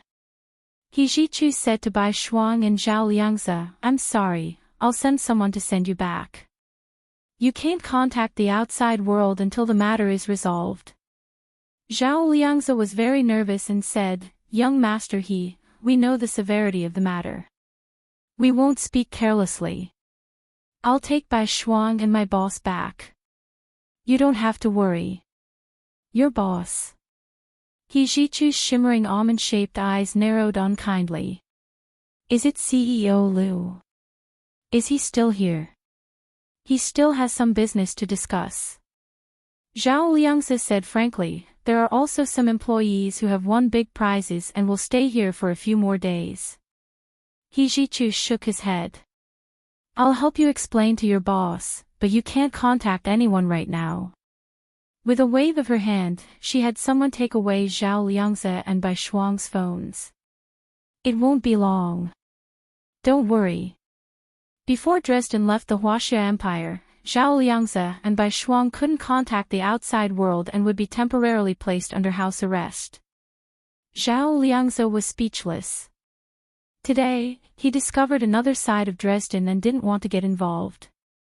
Previously, he had really tried his best to help him, but he didn't expect to be played by this guy.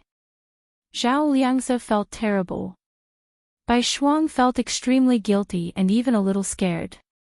She was dragged away by Zhao Liangze for a few steps and couldn't help running back to He Zhichu. Mr. He, will Lawyer Gu be okay? Does she want to go back with us? What happened today was too terrifying. Bai Shuang hadn't expected that the gentle-looking Mr. Dresden would actually pull Gu Nianji to take the bullet. They all thought that Dresden was a good person, someone who couldn't stand the perversion of their own country and had defected to justice and freedom.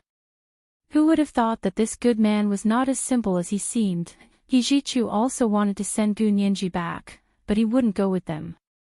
It wasn't that he didn't trust them, but he knew what Gu Nianji was capable of.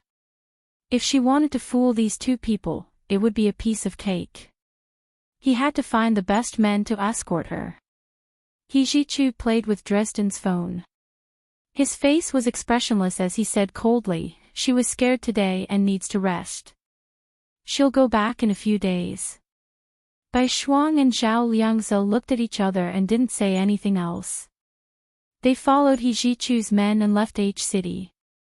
After these people left, He Zhichu opened Dresden's phone to take a closer look at the contents. He had already changed the password on the phone, so it was very easy to open it again. In Dresden's phone, he discovered this guy's secret. It turned out that he had also contacted the CIA through his mobile game, sent messages, and received orders. No wonder he played games on his phone whenever he had time. He pretended to be timid and ignorant. He pretended to be too timid and incompetent. He Zhichu's face darkened as he walked out of his room with his phone. In the corridor at the door, the ace of the Far East was leaning against the wall by the door not far away. He looked impatiently at Gu Nianji, who was standing in front of him. Gu Nianji had just taken a shower and changed her clothes. Her hair was still wet, and she was looking up with a smile. "Mr. Peter, we meet again. Who were you talking to just now? What does it have to do with you? Oh, by the way, I don't answer calls from strangers. You don't have to call me." The ace of the Far East's voice was very cold and distant. Gu Nianji was stunned. "Who called you?" Just as she was about to deny it, the ace of the Far East gave her a time. "Didn't you call me?" Gu Nianji was embarrassed. That was the time she had tried to hack into the ace of the Far East's phone. She hadn't expected to be discovered. "But we're not strangers." Gu Nianji came up with an idea. She rolled her eyes and smiled slyly. "We're acquaintances. You saved me again today. Can't I call to express my gratitude?" "Really?" The ace of the Far East caught a glimpse of He Zhichu's figure from the corner of his eye and chuckled. Suddenly, he turned around and grabbed Gu Nianji's shoulder. He pushed and pulled her against the wall. The two of them suddenly changed positions. Now, Gu Nianji was standing against the wall, and the ace of the Far East was standing in front of her. His fingers caressed Gu Nianji's cheek and the corners of his lips curled up slightly. His sculpture-like cold and handsome face suddenly became lively and fragrant. Gu Nianji was instantly dazed and almost forgot to resist. "Look, Miss Gu still said she wasn't seducing me." "Actually, there's no need to go through so much trouble. I told Mr. He that I don't mind having a bed partner like you." He leaned close to Gu Nianji's ear and almost whispered, but his voice wasn't soft. Even He Zhichu, who was striding over, heard it. Gu Nianji came back to her senses and pushed him away violently. Her face flushed and she said angrily, "I just wanted to express my gratitude. Do you have to do this? Thank you. I didn't save you. It was this Mr. He who saved you." The ace of the Far East sneered and adjusted his collar. He placed his hand on the door handle and pushed it open with a click. He retreated and entered. He Jichu walked over calmly as if he hadn't seen what had just happened. He said, "Is it convenient for you to come in and have a chat?" The ace of the Far East stood in his room and shrugged at He Jichu and Gu Nianji. "I'm fine." He Jichu walked in. Gu Nianji thought about it and followed him in. The ace of the Far East slammed the door behind them. He Jichu pursed his lips and raised Dresden's phone. He said, "Dresden called the sniper tonight on his own accord. He wanted to kill Nianji." He looked at Gu Nianji. "Why is Dresden targeting you?" Gu Nianji was also surprised, but after thinking about it, she immediately said, "He's very sensitive. I pointed out his illogical points on the small yacht tonight, so he might have been on guard. Because he said that he had deliberately exposed information about the upper echelons of the Huaxia Empire in order to escape the CIA's pursuit." Gu Nianji felt that it didn't make sense, so she said, "It doesn't make sense." The ace of the Far East crossed his arms and leaned against the back of the door. He said coldly, "So you alerted him." "I didn't know his true purpose at the time." Gu Nianji was furious. "I was just refuting his words, and I didn't say what he really lied about. I didn't expect that one sentence would make him want to kill me." He Jichu held Gu Nianji's hand and comforted her. "Don't be angry. This proves that he's in the same line as Mr. Peter and not some freedom guardian. Only someone who has received special training would want to kill him because of a sentence that might give him away." Gu Nianji, why did it sound so strange to her? The ace of the Far East, who had been implicated, ignored He Jichu's innuendo and said stiffly, "Young Master He, you shouldn't let outsiders know about such an important matter. Nianji isn't an outsider." He Jichu protected Gu Nianji and didn't allow anyone to say anything bad about her. "She's not an outsider." "Who is she? Is she in your system?" The ace of the Far East switched his foot to support himself on the ground. His expression was very disdainful. "Is that all your discipline is? I regret making this deal with you." Gu Nianji was furious. "What do you regret? Don't take it for granted. These Soviets had the ability to take over everything themselves. How could they cooperate like this? If Dresden's escape was really a CIA trap, then we've all fallen for it." The ace of the Far East's expression was very ugly. "I have to report this to my superiors. You guys can leave and wait for my news." He opened the door and motioned for them to leave. He Jichu glanced at him and turned to walk out. Gu Nianji followed him for a few steps and turned to look at the ace of the Far East. She opened her mouth but hesitated. The ace of the Far East didn't pretend to speak at all. He grabbed her arm and pushed her out. The door slammed shut in front of Gu Nianji. Gu Nianji gritted her teeth in hatred. He Jichu turned around, his expression very ugly. "Nianji, were you looking for him just now?" Gu Nianji quickly lowered her head and looked down at the Persian carpet in the corridor. She whispered, "I just went out to look for Bai Shuang and Director Zhao, but I didn't see them. When I came back, I saw Mr. Peter talking to someone else in the corridor, so I casually thanked him. After all, if it wasn't for him tonight, I might not have been able to get hold of Dresden so quickly." "You even called him?" He Jichu looked at her steadily. "He didn't pick up. I just wanted to thank him." Gu Nianji was a little embarrassed. She wouldn't say that she had actually wanted to hack into the ace of the Far East's phone number to help He Jichu find out more about the ace of the Far East. In the end, she was discovered and intercepted by the other party. She should have thought of it. How could the head of the Soviet KGB's Far East Bureau be called the ace, so easily be seen through by them? She would never say such an embarrassing thing out loud. But in He Jichu's ears, it had a different meaning. In his eyes, even if this ace of the Far East, Hu Shaoheng, wasn't the Hu Shaoheng of the Special Operations Forces, he still had an unparalleled attraction to Gu Nianji.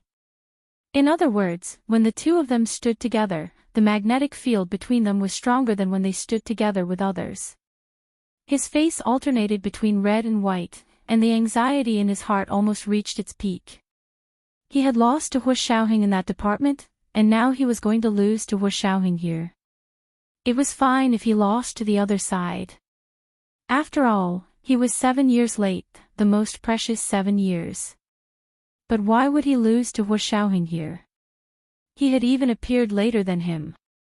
He Jichu gripped Dresden's phone tightly. The veins on the back of his hand bulged, but he endured it and didn't show it. He said calmly, "All right, go back and rest early." Gu Nianji was a little embarrassed and quickly nodded. "Then I'll be leaving." "Young Master He, you should rest early too." He Jichu watched her return to her room before turning around and going back to his room to continue working. Without saying a word, he downloaded all the contents of Dresden's phone and saved them in 2 copies. One for himself and the other for the cloud system. At that moment, He Qingjian's call came in. His voice was a little nervous. "Ah Chu, did you guys get into trouble again tonight?" It seemed like he knew about what had happened tonight. Apart from the dangerous situation on the yacht, there was also the gunfight on the dock. Yes, Dresden thought that Nianji knew his true identity and found someone to kill her. "Is Nianji okay?" Fortunately, the sniper Dresden found at the last minute was very ordinary. "We killed him." "What about Dresden?" "He's under control." He Jichu kicked the coffee table in frustration. This was a trap. "We fell into it." "Nonsense, how did we fall into it?" He Qingjian refused to admit it. "We were already assessing the truth and risks of this matter. He just gave himself away. Now that the assessment is complete, we don't have to take the risk for him. The H city government will reject his request for asylum tomorrow and allow him to leave within a time limit." At first, they had thought that they would really have an opportunity to learn a lot of top-secret information about the CIA from Dresden. However, as Dresden revealed more and more information, everyone realized that he didn't reveal much information about the United States at all. In other words, he only had one PRISM plan for the United States. However, this plan wasn't a big secret, because everyone already knew that the United States was monitoring the world. Now, they only had concrete proof. Every piece of information he revealed about other countries was more shocking than the United States PRISM plan. How would the Huaxia Empire believe that he was a traitor to the United States? "The Soviet Union must take him away," He Jichu said calmly. "I'll arrange for them to leave immediately." He Qingjian nodded in satisfaction.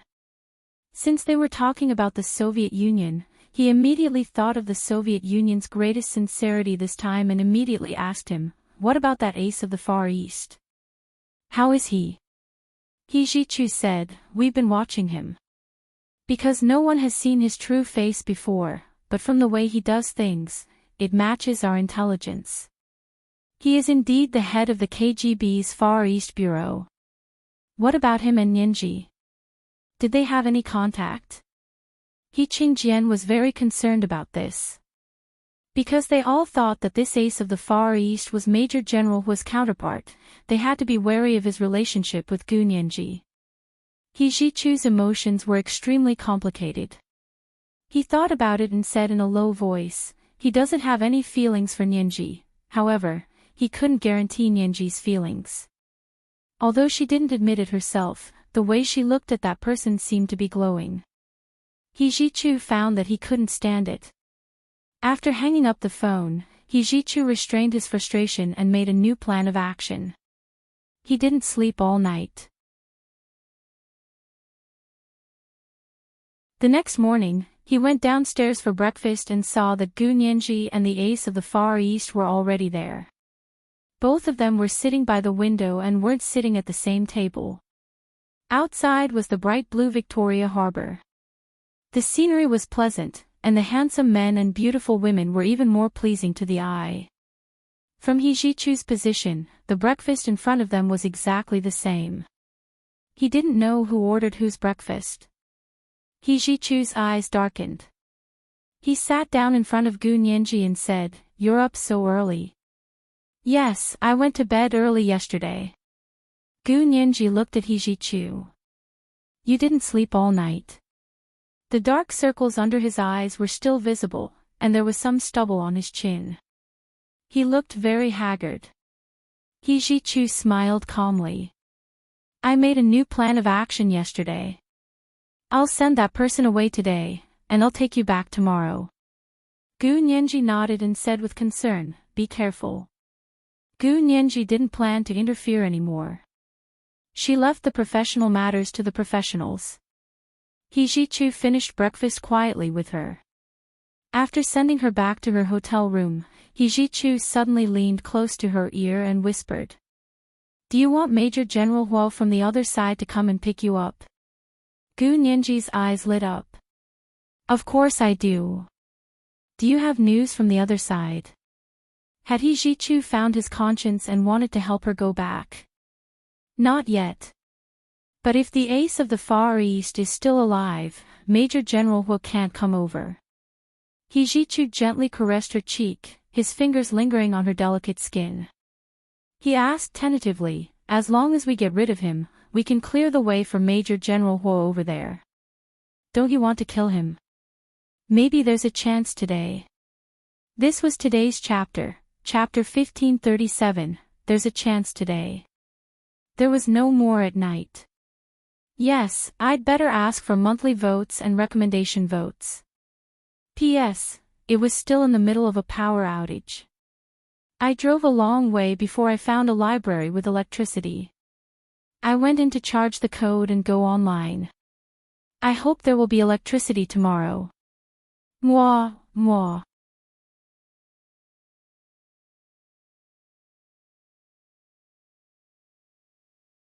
Chapter 1549. Gu Nianji's heart skipped a beat.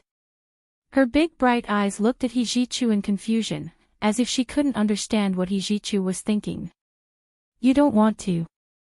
He Jichu asked. His breath was hot and anxious. Gu Nianji held his hand and pushed it away. Her long eyelashes trembled slightly. "What's wrong with you? That time when I said I wanted to kill him, you said I was being whimsical. Do you really think I have the ability to kill the KGB's trump card?" She had only said that in a fit of pique. How could she be that capable? She still had that much self-awareness. He Jichu stood up straight and put his hands in his trouser pockets. He looked down at her and his voice became cold. "Of course I'm not asking you to do it yourself. As long as you want it, we'll have someone to do it for you." Gu Nianji, she looked at He Jichu suspiciously. "Young Master He, aren't you still working with him? Why do you want to kill him?" His expression looked strange. Gu Nianji didn't believe that he really wanted to kill the ace of the Far East. He Jichu pursed his lips and his Adam's apple bobbed up and down. His voice was very restrained. "I mean, if there was such a chance, would you want to see him die in front of you with your own eyes? That way, Major General Huo might be able to come over." This temptation was indeed extraordinary. Gu Nianji pondered it for a long time and walked around the room with her hands clasped. She didn't know what Hu Shaoheng and the others were doing in the other world. She didn't know how the experiment was progressing. Did they have the ability to achieve magnetic resonance in a short period of time and open up the channel? But if they could achieve resonance in a short period of time and open up the magnetic channel, then Hu Shaoheng might really be able to come over. However, the existence of this ace of the Far East had made all of this a dead end. She couldn't go over. He couldn't come over. Or rather, she didn't want him to come over at all. What would he come over for? To die with the ace of the Far East. This was a way to get rid of the two major generals without bloodshed. Gu Nianji's heart was pounding, but she still had to pretend to be very interested. Gu Nianji could tell who would benefit more if the two major generals died at the same time. If she couldn't see that, then she would have wasted her years following Hu Shao. What could she do to resolve Hu Shao's crisis? He Jichu saw that Gu Nianji was struggling to make a decision and felt very upset. He was sure that in her heart, Hu Shaoheng was still the undisputed number one, and the ace of the Far East on this side wasn't like she had said. He didn't feel anything at all. What about him? Where was his position? If a man's love for a woman did not have an element of possession, then it would not be called love between a man and a woman. He Jichu clenched his fists and coughed without batting an eyelid. He said indifferently, "You don't have to hesitate. I was just saying. How could the ace of the Far East die just like that?" "Then what do you mean by saying this to me?" Gu Nianji asked sullenly. She stopped in her tracks and glared at He Jichu. "Do you think it's funny? Or do you want to test me?" The corners of He Jichu's mouth twitched. "Whatever you say. I never had a place in your heart anyway." He turned around and left Gu Nianji's room. He couldn't stay any longer. What was the emotion in his chest that made him extremely upset and restless? Was it jealousy? Yes, he was so jealous that he was about to go crazy. But he couldn't find a way to vent it. He Jichu returned to his room and turned on the cold water in the shower. He took off his clothes and walked in. He supported himself against the wall of the shower and let the cold water wash his body. The pain in his heart was even more unbearable than the pain in his body. Not long after He Jichu left, the doorbell to Gu Nianji's room rang again. She leaned against the curtains without moving and turned to look at the video surveillance. She saw that it was Qin Jining. Surprised, she walked over and opened the door. "Qin Jining. Why are you here? Shouldn't this person be protecting her, secretly?"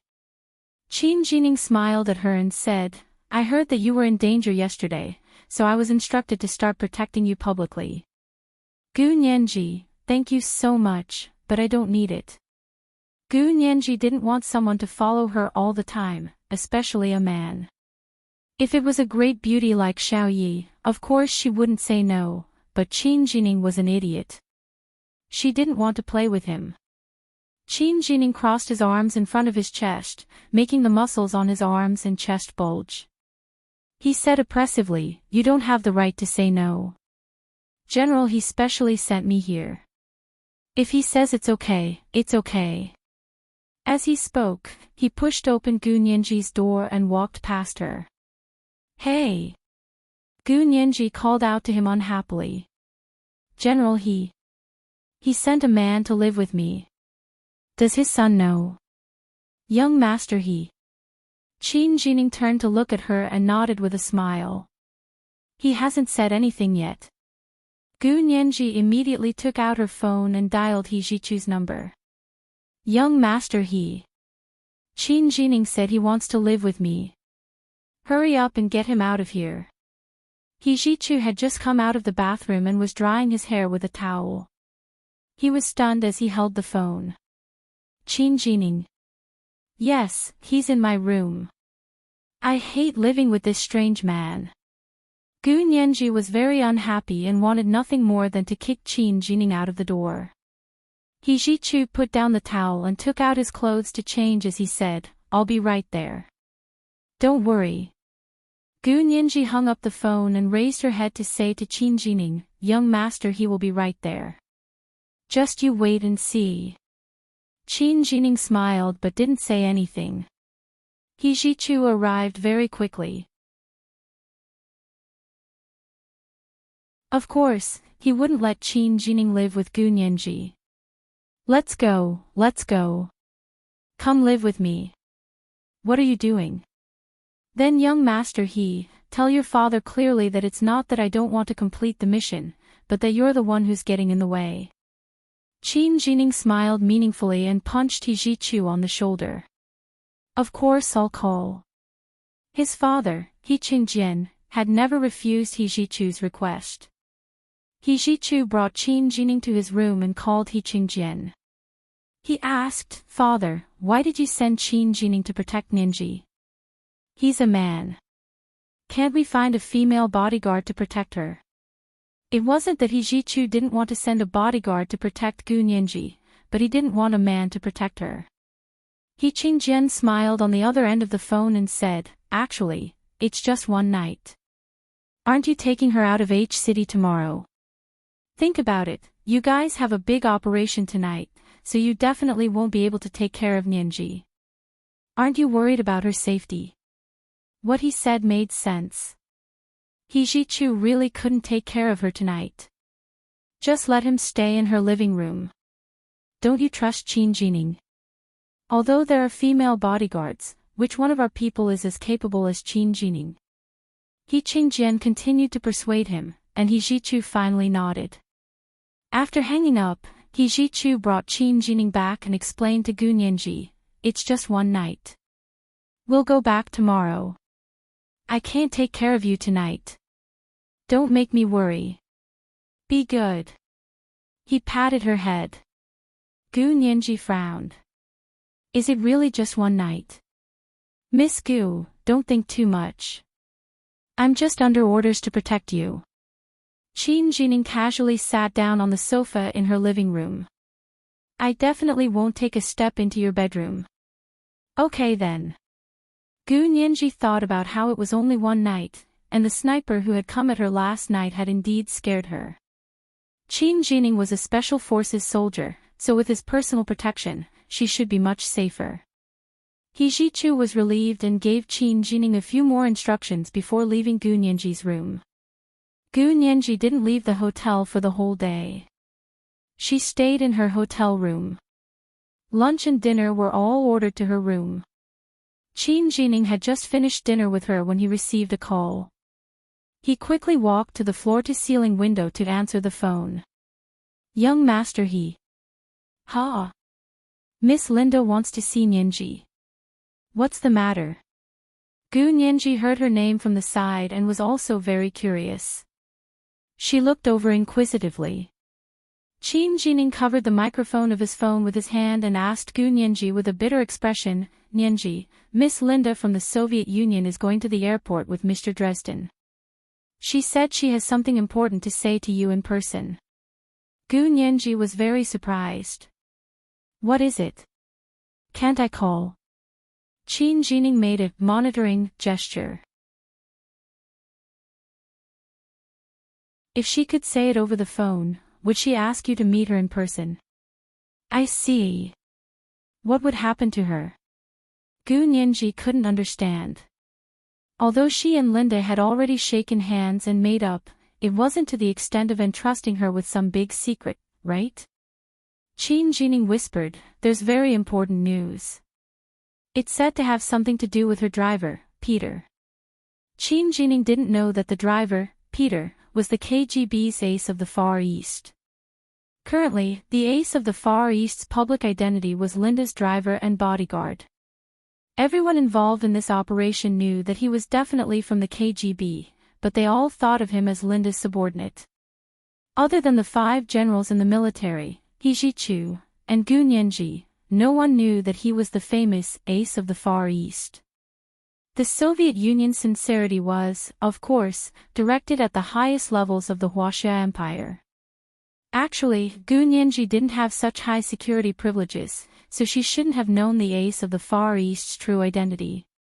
However, because this person looked exactly like Hua Xiaoheng on the other side and had met her face to face, they were lenient and told her this top-secret information.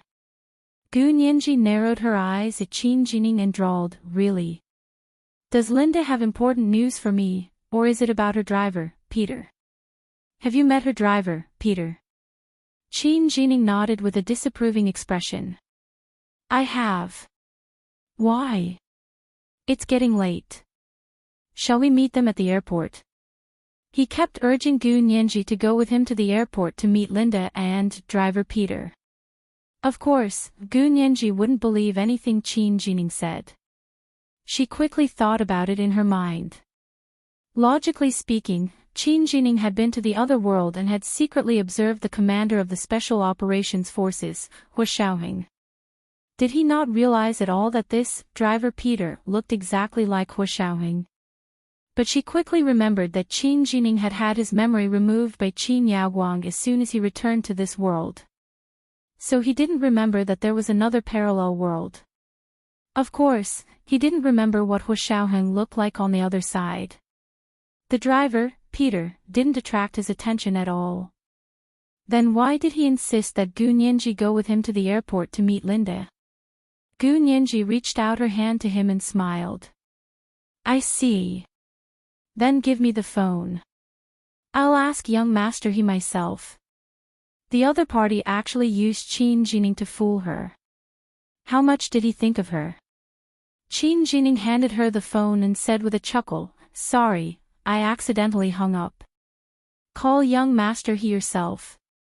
This is the first update of the day, chapter 1538, whatever you say. Reminder, monthly votes and recommendation votes. Today is Monday, especially the recommendation votes. We'll continue to update at 8 p.m. Mwah, all the big shots and little angels.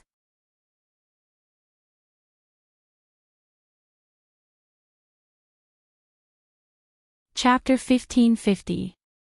Gu Nianji took Qin Jining's phone and opened his contact list to take a look. She silently memorized all his contacts, then found He Jichu's number and called him. There were 2 rings on the other end, and then a robotic female voice said, The number you have dialed is temporarily unavailable. Please try again later. What's going on? Gu Nianji pretended to be surprised. Why isn't he answering your phone? Qin Jining explained to her, the operation has probably started. All phones will be turned off. Gu Nianji, what a coincidence. She took out her phone and dialed He Jichu's number again. It was the same robotic female voice. The number you have dialed is temporarily unavailable. Please try again later. Gu Nianji quickly scrolled through her phone a few times and found Linda's phone number to call. The Russian version of the number you have dialed is temporarily unavailable. Please try again later appeared on the other end. Gu Nianji didn't give up and sent another message to Linda's social instant messaging app. There was silence on the other end. There was no response. Qin Jining watched from the side as she fiddled with her phone. He smiled and shook his head. Why don't you believe me? They're on a secret mission right now. The operation will start with electromagnetic shielding, so whether it's the phone or the internet, they definitely won't be able to get through. The personnel on the operation were communicating through a special frequency Bluetooth headset, which was not within the electromagnetic shielding frequency. Gu Nianji smiled and sent a small emoji to Qin Jining on her phone. Then I'm sorry, I don't want to go. It'll be the same for me to contact Linda when she returns to the Soviet Union.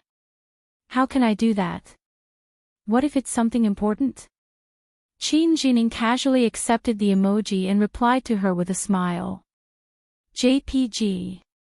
Then, he earnestly advised her, think about it, it'll be more than 10 hours before the plane arrives in the Soviet Union. It'd be a pity to miss the important news. What important news would be a pity for me? Gu Nianji shrugged, looking nonchalant. I don't know her well anyway. She won't do anything that we don't know each other well, and neither will I. Qin Jining, what's wrong with you? Qin Jining didn't expect Gu Nianji to be so stubborn. He came up with an idea in a moment of desperation. But think about it, Linda and the others aren't ordinary people. They're the belle of the KGB's Far East Bureau. If she wants to see you and talk to you, it's definitely not an ordinary matter, right? As for the driver, Peter, I heard that he is very skilled. Gu Nianji saw that Qin Jining refused to give up and kept trying to persuade her with all those ridiculous reasons. She was also very curious as to who was so eager for her to go to the airport to meet Linda and the driver, Peter. Therefore, she didn't reject him outright. She pretended to be angry and beat around the bush with Qin. Just because she wants to see me, I'll let her see me. Qin, am I such a lowly and dignified person in your eyes? Of course not. Qin blurted out. General, he specially instructed you. How can you have no status or dignity? Gu Nianji's heart skipped a beat. She knew the situation wasn't good, but she still put on a pleasantly surprised expression. She clasped her hands together and said, Did General he personally instruct me? You want me to see Linda? You should have told me earlier. If you had told me earlier, I would have gone. Why did you have to drag it out for so long? I believe in General he. Since he said it, I'm relieved. Qin accidentally said He Qingjin's name. He was instantly dumbfounded and worried that he would ruin things. However, he secretly breathed a sigh of relief when he saw that Gu Nianji wasn't unhappy or aware of their intentions. Actually, it was best if Gu Nianji didn't ask anything. She would just follow what he said. If she insisted on refusing, they still had a plan B. Qin stood up and picked up his backpack. It's getting late. Let's go now. Gu Nianji's eyes flashed as she stared at Qin backpack for a while. She hadn't paid much attention to it before, but now that she thought of He Qingjin's methods, it was very likely that there was an assembled gun in Qin's backpack. After confirming that it was He Qingjin's order, Gu Nianji knew that there was no room for her to refute. He Qingjin's methods weren't something she could contend against. She knew this from the moment he covered the sky with one hand and insisted on bringing her back from the other world. She could reason with He Zhichu because he was somewhat sincere to her and couldn't bear to use violence against her. But He Qingjin was different. This man only had his wife and son in his heart. In the face of his absolute strength, her intelligence were nothing. Gu Nianji looked out the window in silence. The bright glass window was like a mirror in the dark night, reflecting her thin and slender figure. She once again recalled the 7 years that she had memories of.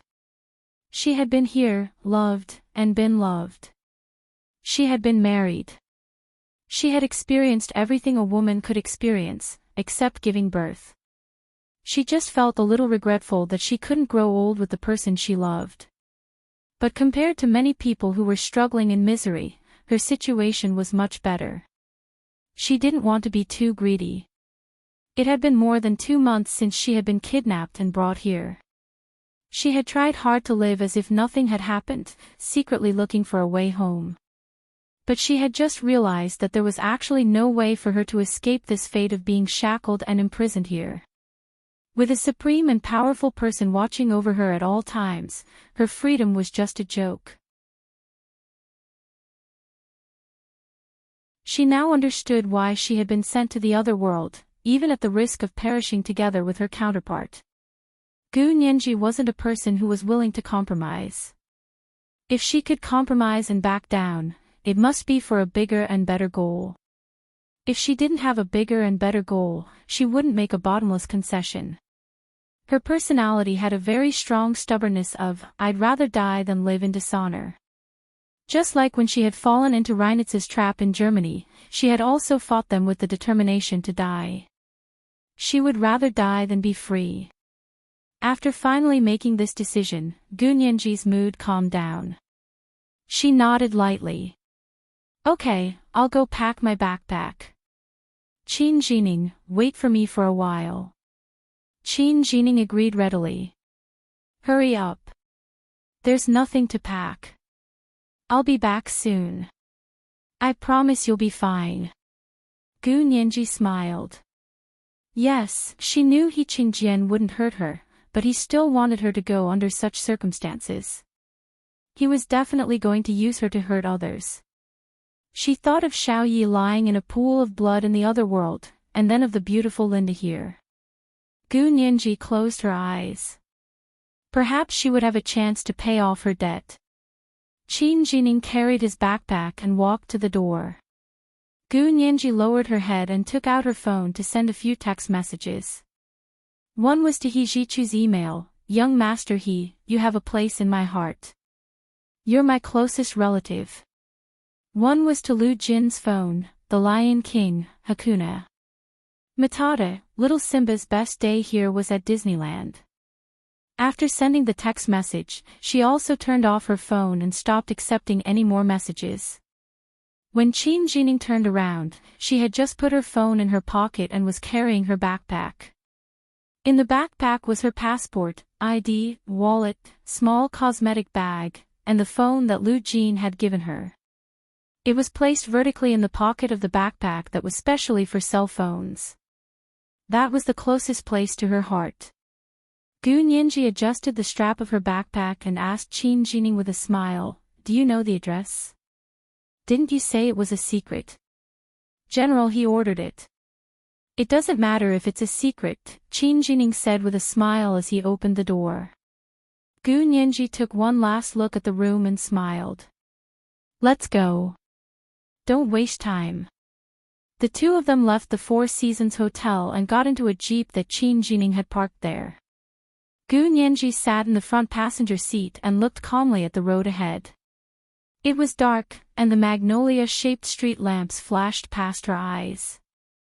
This was her home, but she didn't have the slightest sense of belonging here. The two of them chatted in the car. Gu Nianji said, "Qin Jining, Wen Shui isn't a good person.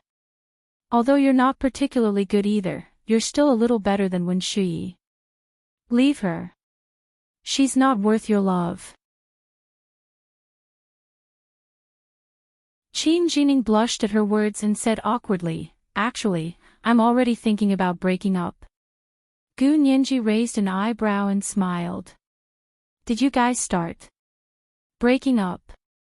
If you personally ask Wen Shui in front of young Master He if you're her boyfriend, she'll definitely deny it." Qin Jining looked at her in surprise. "No way." "Gu Nianji, what do you mean?" "I'm just reminding you." "It's fine if you don't believe me." Gu Nianji had no intention of explaining it to him.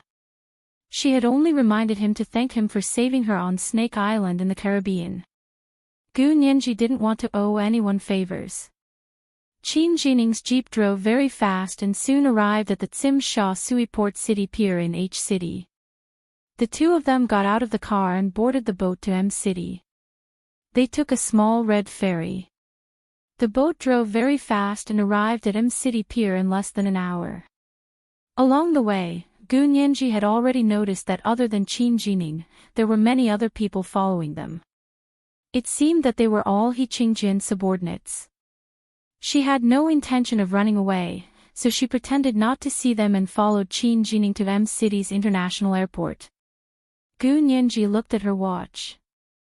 It was already past 11 p.m. There were still planes landing and taking off at the airport. It was as busy as a container terminal during the day. Qin Jining looked around and didn't see the scheduled plane. He was a little surprised. He quickly turned on his Bluetooth headset, adjusted it to a special frequency, and started talking to He Jichu. "Young Master He, where are you?" He Jichu was also surprised to hear Qin Jining's voice. "Jining? Why is it you? Why are you here? Where's Nianji?" "I was ordered to look for Linda and Dresden," Qin Jining said calmly without mentioning Gu Nianji. Gu Nianji only glanced at him leisurely and didn't interrupt. He Jichu seemed to hesitate for a moment before saying, "The KGB changed their location at the last minute. They're not at the international airport. We're on our way there." Qin Jining. "Where?" he asked anxiously. "I have an important mission assigned by General He." He Jichu's heart sank heavily. It was as if he had stepped on air and fallen from a height of tens of thousands of feet. His ears buzzed, and his mind went blank. He looked at the dark night sky and enunciated each word, "What important mission?" "This is today's second update. Chapter 1539, The Best Day. A reminder for everyone's monthly votes and recommendation votes. Today is Monday, especially the recommendation votes. P.S. The second update of 100,000 Chidian coins for Momo Moshi, the leader of the alliance, has arrived. Good night, little angels.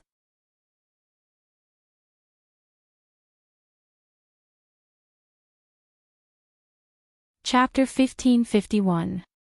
I'll tell you when we meet. Qin Jining was smart for once and didn't let He Zhichu get anything out of him.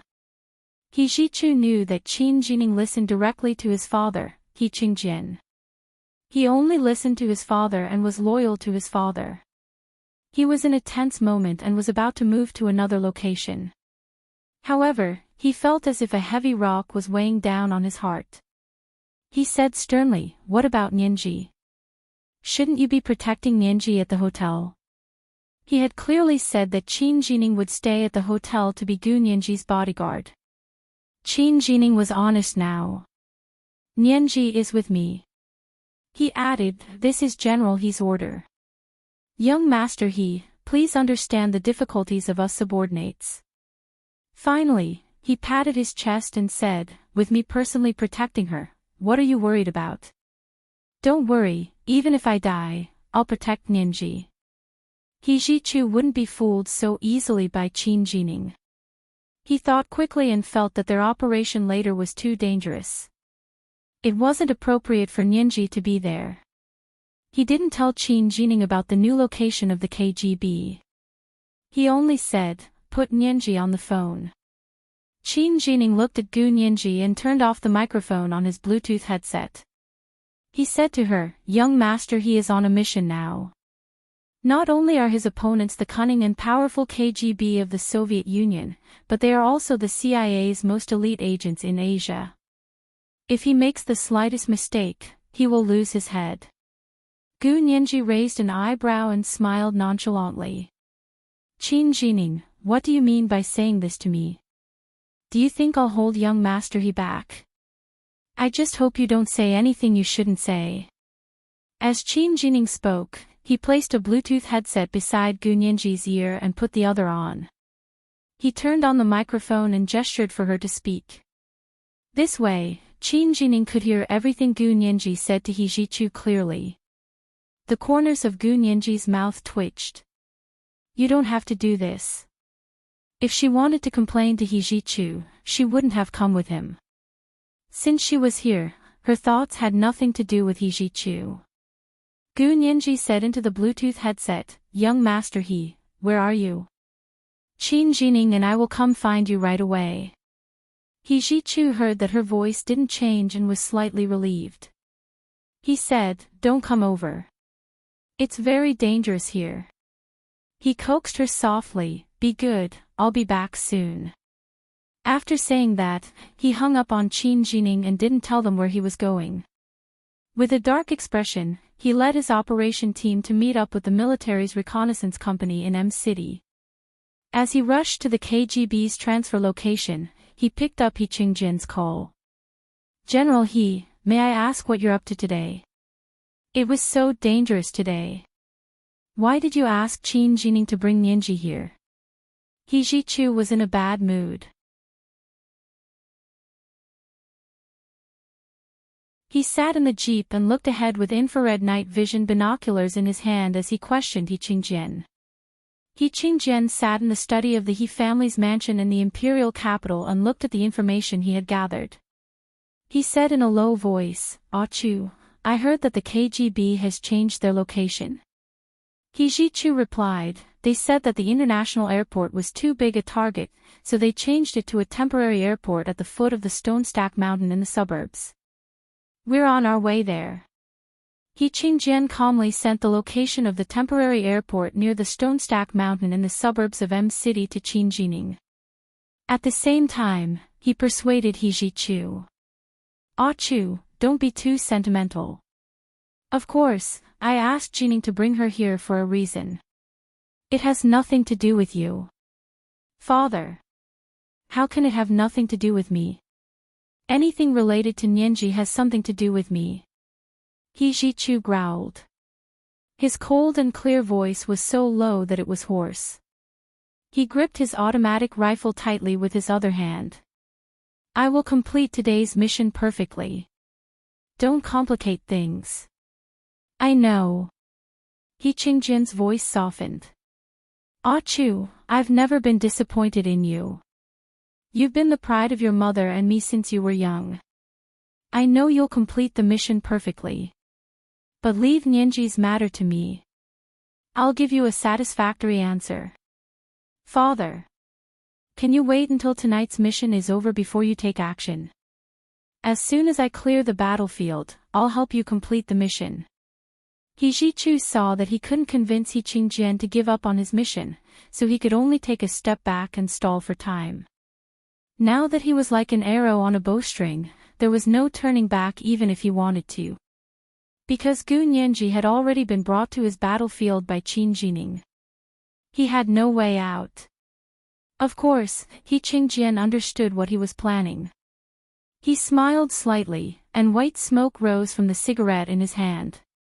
His fingers caressed the photo of his wife on the desk. Ah Chu, trust me. I won't let you down. Everything I've done is for your own good, for your and Nianji's lifelong happiness. He knew that no matter what he said, it wouldn't be as convincing as the last sentence to He Ji-chu. His feelings for Gu Nianji had already become his obsession. As her father, how could he not know?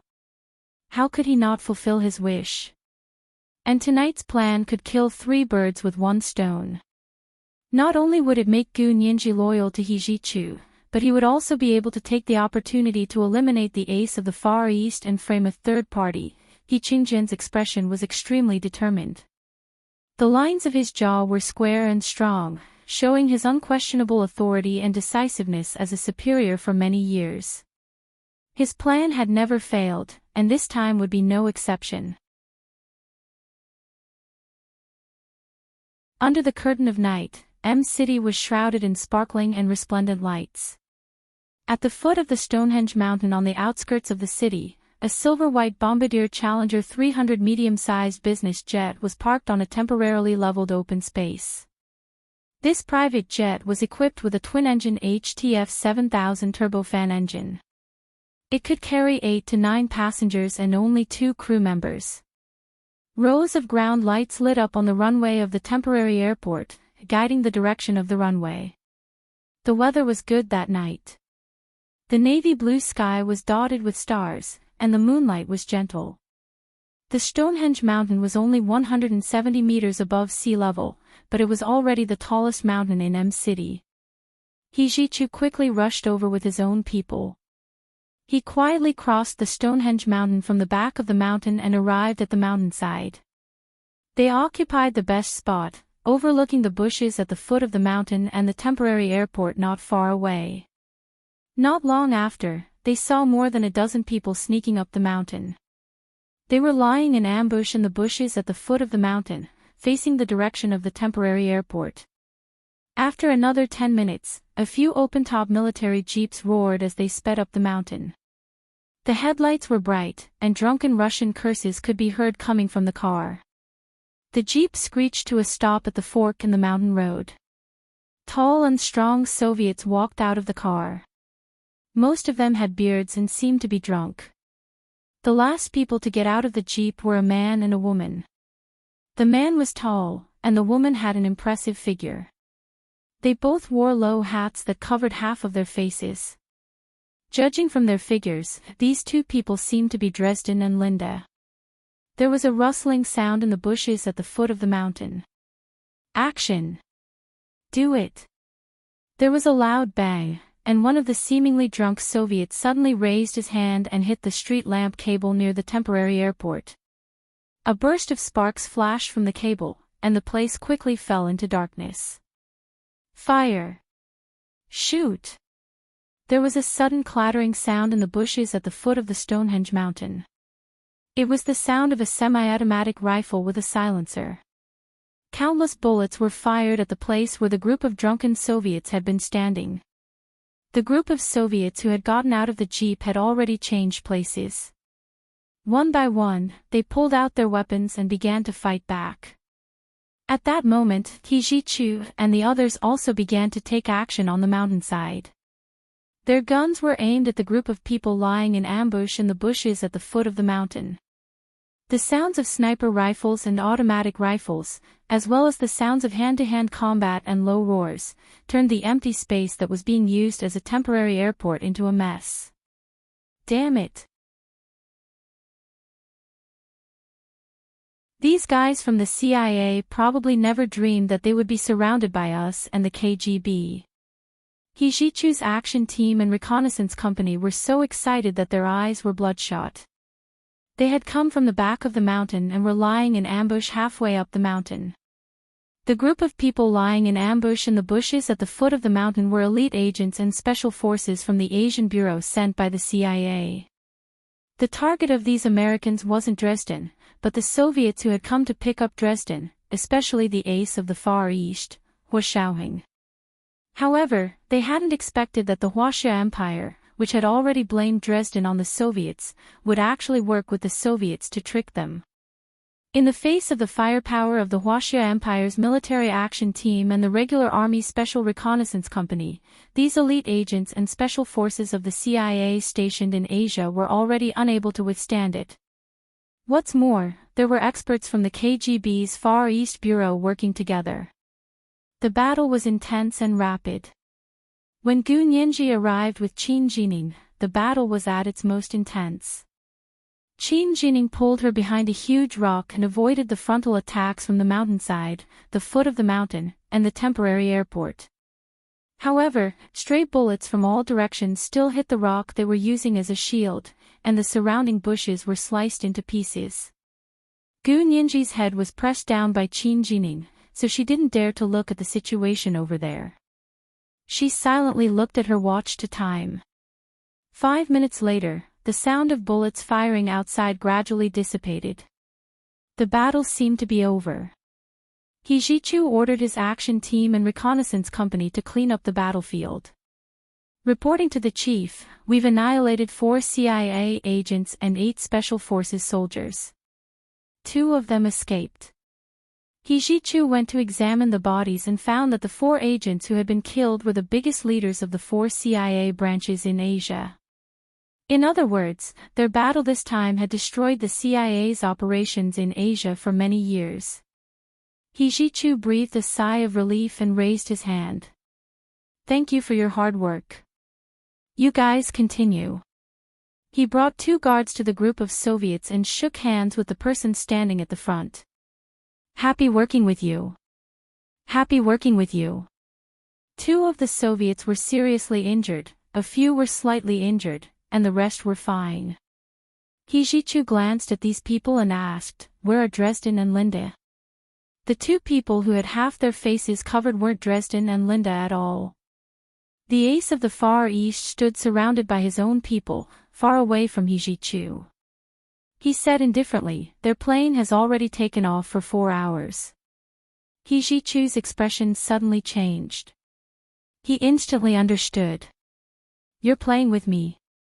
They didn't change airports at all." In other words, Linda and Dresden had already taken off from M-City International Airport and returned to Moscow before the KGB informed them that they were going to change locations at the last minute in the afternoon.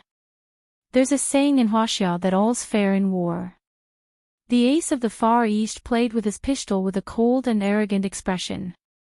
"Do we have an obligation to tell you the truth? Our deputy director, Linda, has already returned to the Soviet Union with Mr. Dresden. Thank you for your hospitality. We'll work together again next time." The ace of the Far East had a look of disdain on his face. With a flick of his wrist, he put the pistol back into the holster at his waist. He stood not far from the boarding gate of the Bombardier Challenger 300 medium-sized business jet, surrounded by tall KGB agents. These people were obviously Caucasians. They were muscular and surrounded him at a very tricky angle. They couldn't hit him from any angle, not to mention that he was wearing a bulletproof vest. Qin Jining, who had been hiding behind the big rock with Gu Nianji, received He Qingjian's order. Jining, put Nianji on the phone. Qin Jining quickly handed the Bluetooth headset to Gu Nianji. Nianji, it's Uncle He. He Qingjian's voice was firm and gentle. I have something to tell you. What news? Gu Nianji asked uneasily. Her voice was still trembling. She knew that it was time for her to go on stage. He Qingjian had asked Qin Jining to bring her to this battlefield at all costs. There must be a reason. He Qingjian was very satisfied with her performance. She should be in this state of shock. You know that we've been monitoring the magnetic field experiment in the other world. We just discovered that the other world might have made a major breakthrough. In other words, the people over there might be able to come over soon. He was patient with her and deliberately used fake news to test her reaction. Gu Nianji didn't believe a single word, but she still pretended to be surprised. Really? Can Major General Huo really come over? Most likely. He Qingjian laughed. I know you still only have Major General Huo in your heart. I also know that it's not going to be sweet if you force it. Since you and Ah Chu aren't fated to be together, I won't force it. Although Gu Nianji was sure that He Qingjian was lying, she was still a little moved by his words. How great would it be if what he said was true? Thank you for your understanding, Uncle He. Gu Nianji wasn't faking it at this time. She said it sincerely, you're a good father, but what happened before was really too much. It wasn't for your son's own good. It's young master He's blessing and our blessing that you're able to mend your ways now. Ha ha ha, is that so? He Qingjian's heart was boiling with anger as he listened to Gu Nianji's words, but his voice was still calm. But you also know that if Major General Huo from the other side wants to come over, he has to wait until the corresponding body here is dead or doesn't exist. Do you want Major General Huo from the other side to come over safely? Gu Nianji's nose ached. She quickly looked up at the night sky and swallowed the tears that were about to fall. She choked and said, Yes. It's good that you want to. He Qingjian let out a long sigh. Nianji, you just have to do one thing and Major General Huo from the other side will be able to come over safely. What is it? Gu Nianji stood up from behind the big rock. She had already guessed what He Qingjian wanted her to do. As expected, He Qingjian said, Go out and walk over to the Ace of the Far East. Say you want to talk to him alone. Just bring him out from his bodyguards. While He Qingjian was talking to Gu Nianji, the screen in front of him was playing the live broadcast. He could clearly see the battle and Gu Nianji's every move. Can I? Gu Nianji looked hesitant. But he doesn't have any special feelings for me. What if he ignores me if I go over? He won't. He's Major General Huo's counterpart over there. He won't not have any special feelings for you. He Qingjian didn't think much of it. And you suddenly appeared. He's a suspicious person by nature, so he'll definitely want to study your motive. You're a weak woman and don't have any martial arts skills, so he won't be too wary of you. Therefore, only Gu Nianji's sudden appearance would be attractive enough to make the Ace of the Far East walk out from his heavy bodyguards. As they spoke, Qin Jining had already opened his backpack and successfully assembled an anti-material sniper rifle. He covered the scope with a layer of black gauze and lay down behind the big rock. Gu Nianji smiled bitterly and said, Okay, but if he doesn't come out, it's fine if he doesn't come out. Then there's nothing we can do. You can only blame yourself for not being fated with Major General Huo over there, He Qingjian said calmly, expressing a little regret. Gu Nianji took a deep breath and tried her best to keep her voice from trembling. Okay, I'll go. She hung up the phone with He Qingjian and looked at him. Why are you using an anti-material sniper rifle? This anti-material sniper rifle seems different from the ones I've seen before. The barrel of this anti-material sniper rifle was very long, but there seemed to be more equipment attached to the scope of the barrel. Qin Jining now regarded her as his partner. He smiled and said that Mr. Peter must be wearing a bulletproof vest, so we have to use an anti-material sniper rifle to be effective. But don't be afraid. This anti-material sniper rifle will never aim at the wrong person. Gu Nianji, absolutely not. Aren't you being too sure? Gu Nianji tilted her head. We all know that people make mistakes. There will be errors. No, this kind of anti-material sniper rifle doesn't rely on people to aim. Qin Jining showed her the instrument next to the scope. This is an intelligent anti-material sniper rifle. It uses infrared thermal locking. Once it locks on, it won't change direction. What if it locks on the wrong person? Gu Nianji asked quietly. How long will it take to change the route? It'll take about 5 seconds. Qin Jining frowned. Why are you asking this? I said I won't make a mistake. How could I lock on the wrong person standing there? But I'm still worried, Gu Nianji said seriously. How about this? You also have a Bluetooth headset. When you lock onto the target and fire, let me know. I'll be able to fall to the ground in time to dodge. I don't want to see a person fall apart in front of me. I see. That's good too. Qin Jining didn't suspect anything and nodded in agreement. Gu Nianji adjusted her backpack, walked around the big rock, and walked forward. Seeing Gu Nianji walk over, the group of Soviets vigilantly took out their weapons. He Ji-Chu turned around and saw Gu Nianji. His eyebrows twitched slightly.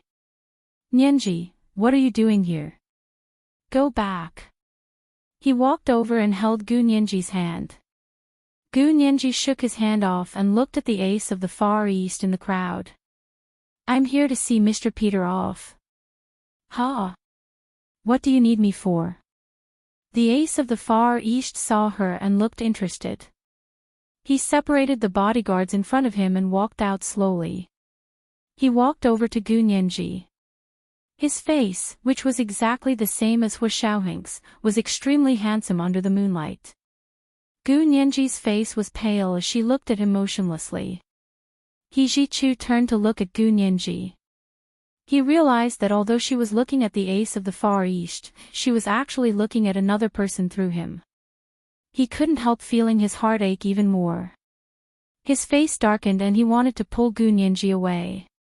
At that moment, Gu Nianji heard Qin Jining's voice coming from the Bluetooth headset. Lock, fire. She immediately shook off He Ji-Chu's hand and suddenly pounced on the ace of the Far East. They were so close that she didn't think too much and threw herself on his chest. Almost at the same time, a heavy sniper bullet whistled over and landed on the backpack on Gu Nianji's back. It was blocked by something and almost caused a small explosion. Then, a huge impact hit Gu Nianji's chest. Shrapnel flew everywhere, embedded in her back, and pierced her heart. Gu Nianji's eyes suddenly widened. She felt as if a hole had been pierced through her chest. It was burning and stinging, and she couldn't speak. A stream of blood gushed out from her dark red lips, and all of it spat on the ace of the Far East's chest. The ace of the Far East was also sent flying by the huge impact. He hugged her tightly and could hardly believe his eyes. She had used her body to block the bullet for him. He Ji-Chu's expression changed abruptly. He ran over crying and snatched her from the ace of the Far East's arms.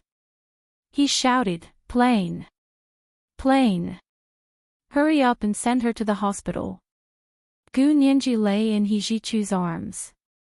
Her eyes had already begun to lose focus. "Young Master He. No need, please, tell Major General Hu over there about my death, tell him, not to come over again." Gu Nianji said intermittently. Gu Nianji spoke intermittently. She wondered if this was the state she was in right before her death. He Jichu's face was covered in tears as he stood up with her in his arms. The ace of the Far East also struggled to stand up. His voice was trembling and indistinct. Send her to the plane. Go to the nearest hospital. At this moment, He Jichu didn't have time to find out who had fired the shot. At this moment, he only wanted to use all his strength to snatch her from the hands of death. Gu Nianji's voice became weaker. Don't trouble yourself. Why did you do this? He Jichu carried her and ran towards the plane. His chest was filled with countless emotions. Regret, pain, sadness, grief, and confusion. Why did you do this? Didn't you hope that Major General Huo would come over? If he dies, the people over there will be able to come over. I can't let someone else sacrifice their life for my own preferences. Major General Hua and my happiness can't be built on the basis of one life. Major General Hua will be unhappy. I really want to go back. Gu Nianji sighed softly, closed her eyes, and stopped breathing. This was today's chapter with 6,000 words and 2 chapters in one, chapter 1540, The Worst Day. There was no more at night. Yes, she still had to ask for monthly votes and recommendation votes. Mwah, all the big shots and little angels.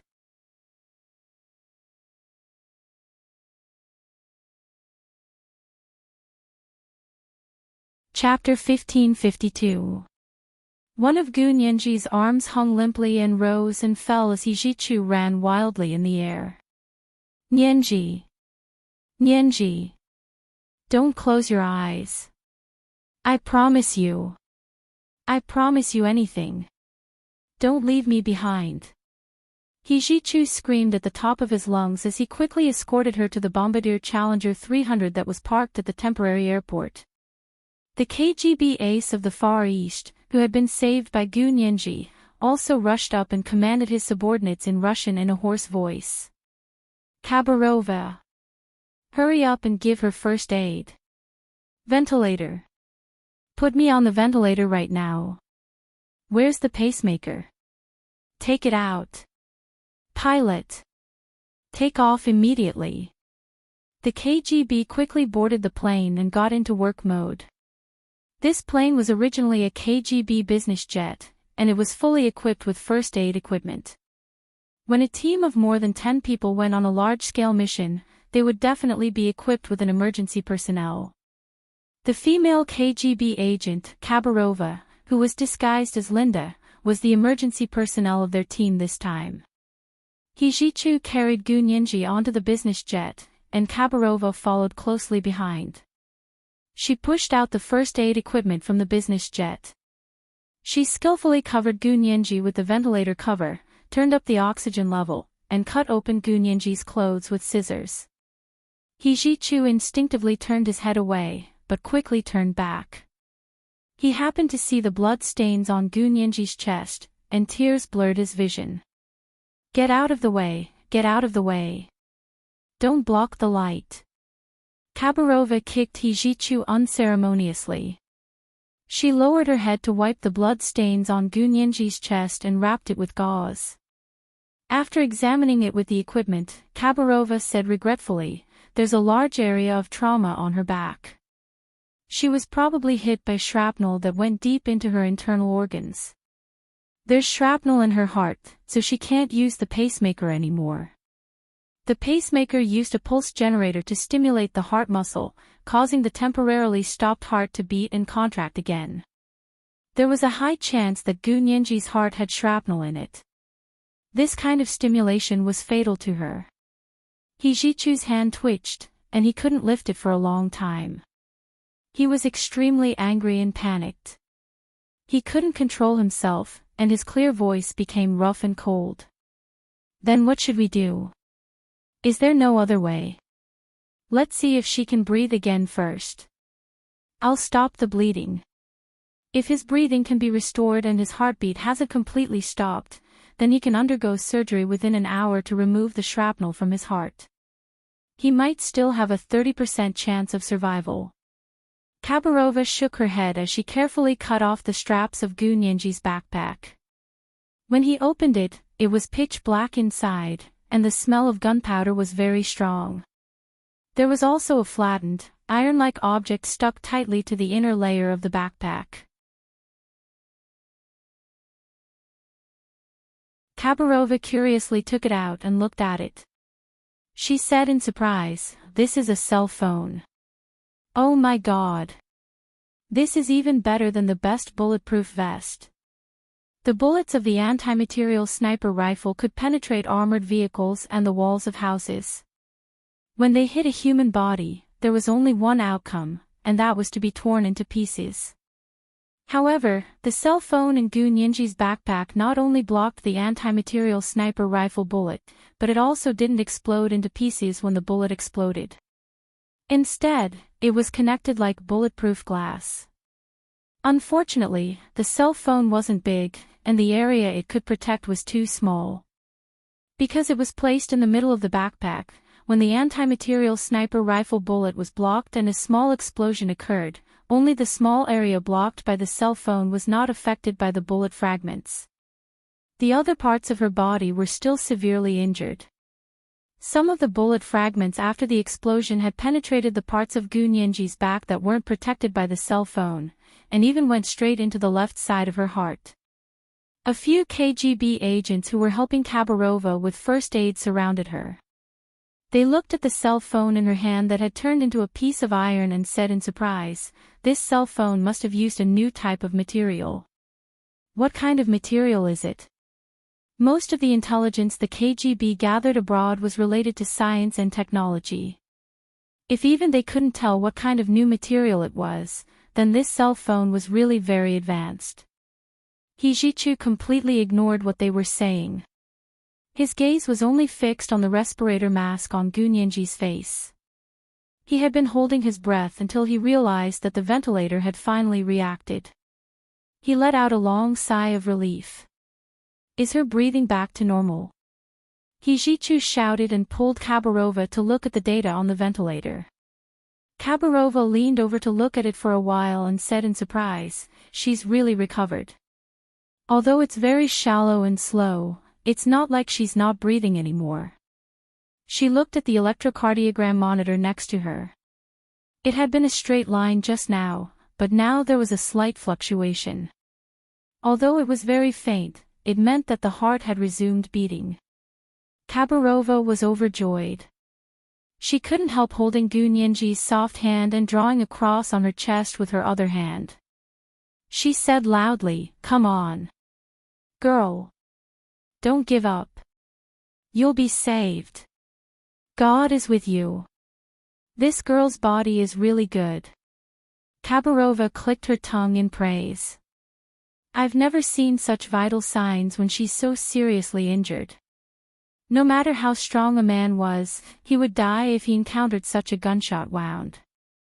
Hijichu pursed his lips and suddenly had strength. He took out his phone and found that there were already countless missed calls from his father. At that moment, he understood everything. He dialed the number angrily and roared into the phone, "Hurry up and find me the best cardiac surgeon to go to H City's West Camp Hospital. He'll be there within an hour." Qingjin's face was pale as he held the phone in the study in shock. The scene just now had greatly shocked him. "Achoo! Are you crazy? She's willing to die for another man." Qingjin slammed his fist on the desk. "If I had known, I would have performed the memory-stripping surgery on her." Qingjin. "I only have one thing to say. If she dies, I die. Try touching her again." Hijichu roared and slammed his phone down. He hugged his head and leaned against the cabin wall of the plane. He didn't feel any heartache. His heart was already riddled with shrapnel, just like Gunyenji's. She was seriously injured and unconscious. Her chances of survival were less than 30%. If she didn't survive, he was ready to accompany her. She went to heaven, and he went to heaven. She went to hell, and he went to hell. Only in the human world, he couldn't be by her side anymore. Because she didn't want him to accompany her. Hijichu leaned against the cabin wall of the plane and slowly slid down. He closed his eyes and sat on the ground expressionlessly. In the cabin of the plane, 2 KGB pilots were scrambling to prepare for takeoff. There are many bullet holes in the fuselage. The wing is damaged, and a piece is missing. 2 engines. One is broken, and the other is intact. They looked at each other. How could they fly in such a state? 5 minutes had passed, but the Bombardier Challenger 300 had still not taken off. The anxious ace of the Far East kicked open the door of the cabin and roared, "Why aren't you taking off yet?" "Mr. Peter, the plane was damaged in many places during the gunfight just now. Even if it managed to take off, it would be very difficult." They looked at each other, not daring to guarantee anything. "Get lost. Let me do it." The ace of the Far East kicked the pilot away and sat in the pilot's seat himself. The host who had been kicked away by him rolled to the co-pilot's seat next to him. The co-pilot had already stood up and moved to the side.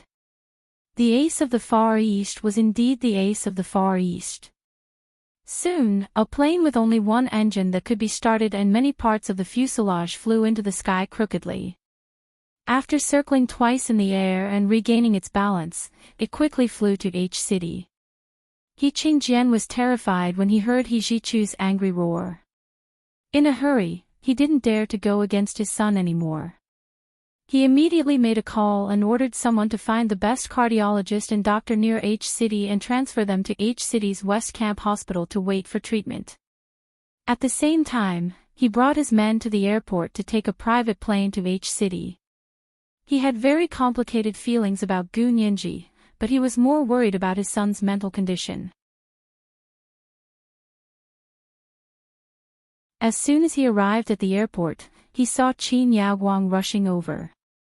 "Brother He, I heard you're looking for the best cardiologist.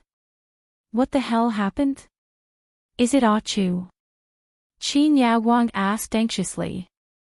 Although they were already living separately and were discussing divorce, Qin Yaoguang was Gu Nianji's biological mother.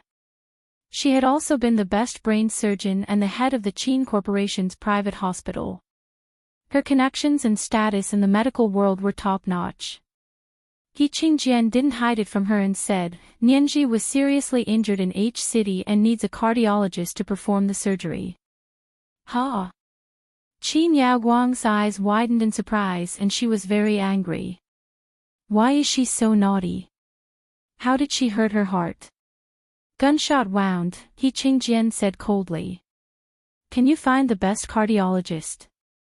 Qin Yaoguang was stunned. "Gunshot wound." She quickly came back to her senses. "Our Qin Corporation's hospital has very good cardiologist in Z City. I'll have them go to H City to wait for orders immediately." Z City was very close to H City. It was less than 50 kilometers away and would take an hour by express car. He Qingjian nodded. Nianji is at H City's West Camp Hospital. The two of them got on He Qingjian's private plane and flew from the imperial capital to H City. At the same time, Lu Jin's private plane had already slowly landed at H City's airport. Lu Yuan personally drove to pick him up and said with a serious expression, "Something did happen to Nianji." Lu Jin's expression was very ugly. He held his phone against his forehead and knocked it hard. He said angrily, "I want to see which bastard dares to touch her. You moved so quickly. I just got the exact news, but you're already here by plane." Lu Yuan glanced at him. "How did you know?" Lu Jin showed him the text message Gu Nianji had sent him. "I knew something was wrong when I saw this text message. I immediately informed you to look for her." At the same time, he quickly took a private plane from C City, but he was still a step too late. Only then did Lu Yuan see the text message Gu Nianji had sent to Lu Jin. "Lion King, Hakuna Matata, little Simba's best day here was at Disneyland.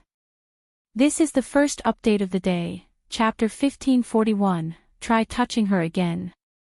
Reminder, monthly votes and recommendation votes.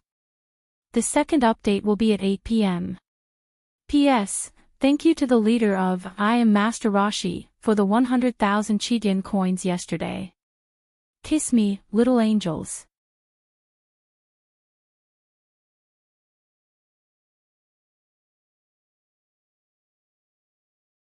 Chapter 1553. Lu Yuan's eyes were a little sore. With a gloomy face, he turned his head and continued driving. He said, "No wonder. I was wondering why she was so seriously injured. Lu Jin was very nervous. What injury? Where is the wound? How did he get injured? Did you find out everything?" Lu Yuan drove him directly to the West Camp Hospital in H City and said, "She's here. I just received news that Nianji took a bullet for someone and was just flown over from M City for surgery." "Who did she take the bullet for?" Lu Jin was very angry. "She definitely didn't do it voluntarily. Someone must have forced her to do so." Lu Yuan smiled bitterly and said vaguely, "I was also very surprised by that person. I didn't expect him to be in the Soviet Union. With the strength of the Lu Corporation and their business in network security, it would be a matter of minutes for them to obtain this information. Moreover, it was impossible to hide the fact that they used a plane to send a patient to see a doctor." Lu Yuan took out his phone and connected to the network of West Camp Hospital. He quickly cracked the password and found the medical registration system of the emergency department that received patients. Gu Nianji, female, 20 years old, admitted to the hospital with gunshot wounds. He suddenly paused. He Qingjian is actually mobilizing experts from cardiac surgery to operate on Nianji. Lu Jin rolled his eyes and used his phone to hack into the West Camp Hospital's network system to take a look. He said calmly, "Nianji only has 1 hour. 15 minutes have passed. In other words, she had 45 minutes. He would only have a 30% chance of survival if he underwent surgery during this period of time. After 45 minutes, even if the surgery was performed, the chances were slim." He then checked the doctor who had been arranged by West Camp Hospital to perform the surgery with Gu Nianji. He immediately pushed open the car door and got out. He cursed, "Retarded." Then, he turned around and said to Lu Yuan, who was in the car, "Help me stop those B***Chis from the Qin Hospital from Z City. I'll personally perform the surgery on Nianji." "Are you really going to show yourself?" Lu Yuan didn't stop him, but he didn't forget to remind him of the possible outcome. He Qingjian and Qin Yaguang are coming. Their private plane will arrive in 2 hours. 2 hours. I can perform 2 surgeries on Nianji." Lu Jin didn't care about his condition at all. He waved his hand with his back facing Lu Yuan. "My Gu family has an ancestral hypnosis technique. It's more than enough to deal with these young people in the hospital. It's many times better than their memory stripping surgery." Humph. Lu Yuan listened to Lu Jin's cursing and smiled bitterly. "You haven't had surgery recently. Can you still pick it up? Do I still need to practice every day like those idiots? Everything is here."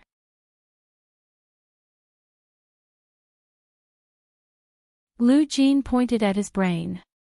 "Even if I don't perform surgery for 10 years, I won't be out of practice." "Then you must be careful." Lu Yuan knew what Lu Jin was capable of. If anyone else had said this, Lu Yuan would have mocked him to death. Only Lu Jin knew that he was telling the truth. This was the difference between a true genius and a touted genius. "Don't worry." Lu Jin lowered the brim of his hat a little and swiped his finger on his phone a few times. He hacked into the hospital's surveillance system and walked in calmly. In the intensive care unit of West Camp Hospital, the doctors and nurses were nervously making preparations for the major surgery.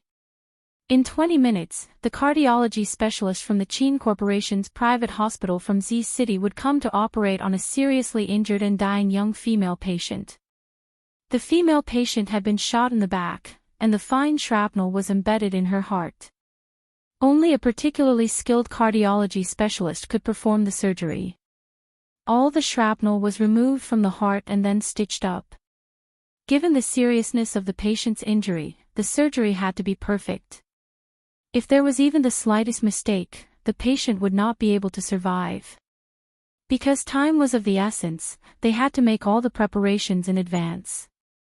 Once the specialist arrived, they could immediately enter the operating theater. He Ji-chu sat on the bench in front of the ward and looked straight in the direction of the ward. His face was expressionless, but his face was pale. There was a kind of calmness and indifference that was as sorrowful as a dead heart. A few Soviets were talking in Russian at the end of the corridor. The ace of the Far East lectured these people with a straight face, "You guys go back now. The mission has been completed. There's no need to wait here." "Peter, what about you?" Khabarova had a very good impression of him. It was a pity that she didn't dare to show goodwill to her trusted subordinate because of the tyranny of the deputy director, Linda, but now that Linda wasn't here, Khabarova didn't want to let go of this opportunity. The ace of the Far East's current identity was Linda's subordinate, Peter. Even his KGB colleagues didn't know that he was the famous ace of the Far East. "I'll stay here and wait for her to recover." The expression on the ace of the Far East's face was still extremely cold. Only when he said "her" did his eyes show a little warmth. "Well, she saved you after all. People like us can't stand this kind of kindness from ordinary people." Khabarova shrugged. "I understand how you feel, but will Deputy Director Linda agree to you staying here?" "I've already called her, and she agreed." The ace of the Far East didn't want to continue this topic. He said seriously and coldly, "When she left, she asked me to make the decision. Now, I order you to leave this place immediately and return to the Soviet Union." "Yes, Mr. Peter."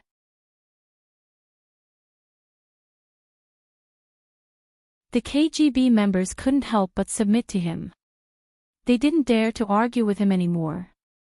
One by one, they turned around and left the hospital. The Bombardier Challenger 300 business jet that was parked on the tarmac on the roof of the hospital had naturally been destroyed by them. All the content related to the KGB had also been destroyed. Now, this plane was a seriously damaged ordinary business jet. After sending his subordinates away, the ace of the Far East came to the door of the intensive care unit and stood there. Like He Ji-chu, he looked at the door without moving.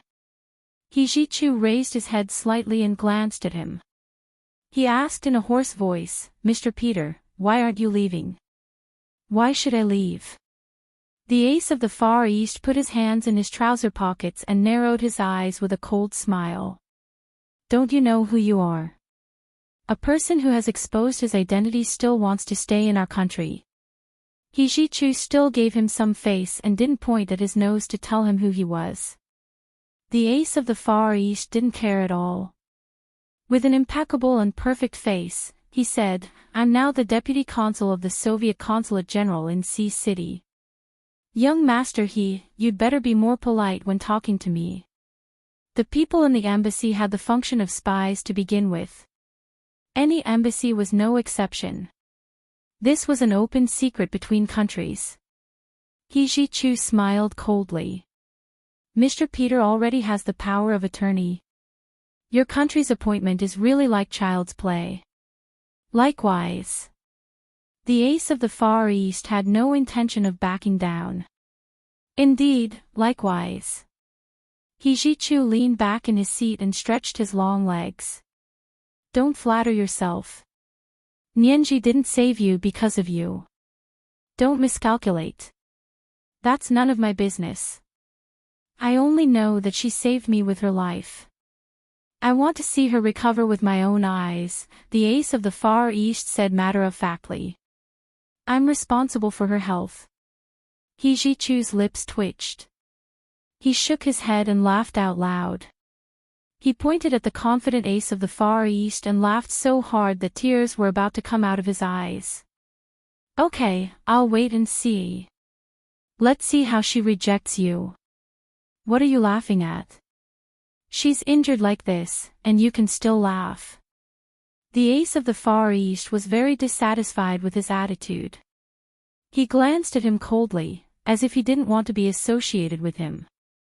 Hijichu wiped his face with the back of his hand and used the laughter to cover up his tears. He didn't want to shed another tear. All the tears he had in his life had been shed tonight. A doctor in a white coat pushed open the door of the intensive care unit. He frowned and said, "Keep your voices down. The experts will be here soon. Don't disturb the people inside during the surgery." Hijichu and the ace of the Far East shut up at the same time. The doctor left the intensive care unit to welcome the cardiac surgery expert from the famous Chin hospital.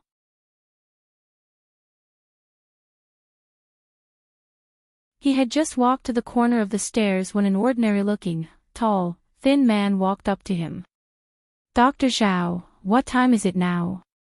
He held a pocket watch in his hand and held it out in front of the doctor. The doctor's surname was Zhao. He didn't suspect anything at all. He looked down at the pocket watch, and then, there was nothing else. This ordinary-looking, tall, thin man was Lu Jin. Dr. Zhao in front of him had already been hypnotized by him. He listened to his instructions and turned to return to his office. Lu Jin followed behind him and went in. Soon, a doctor wearing a light green surgical gown, a mask, and a light green surgical cap walked out of his office.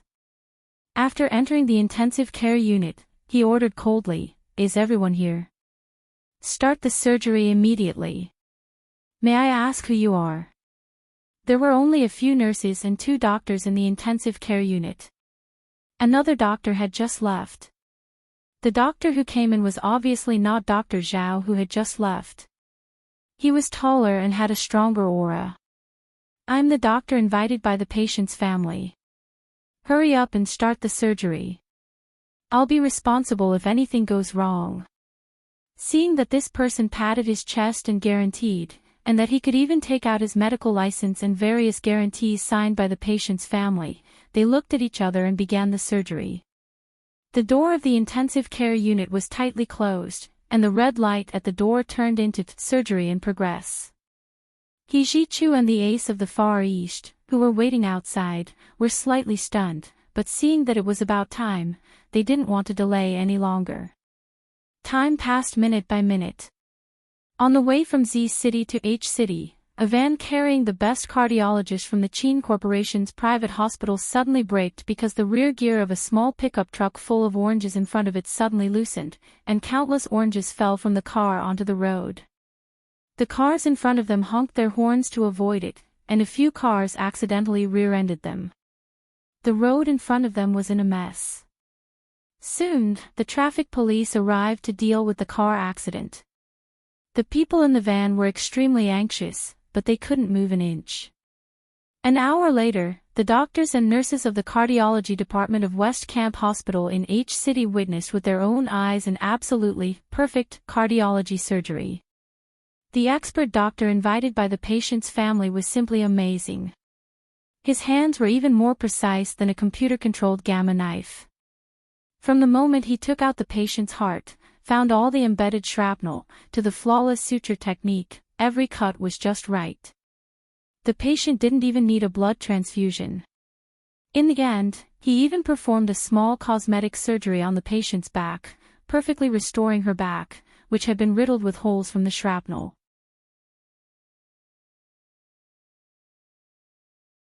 "All right, push her to the intensive care unit for close observation.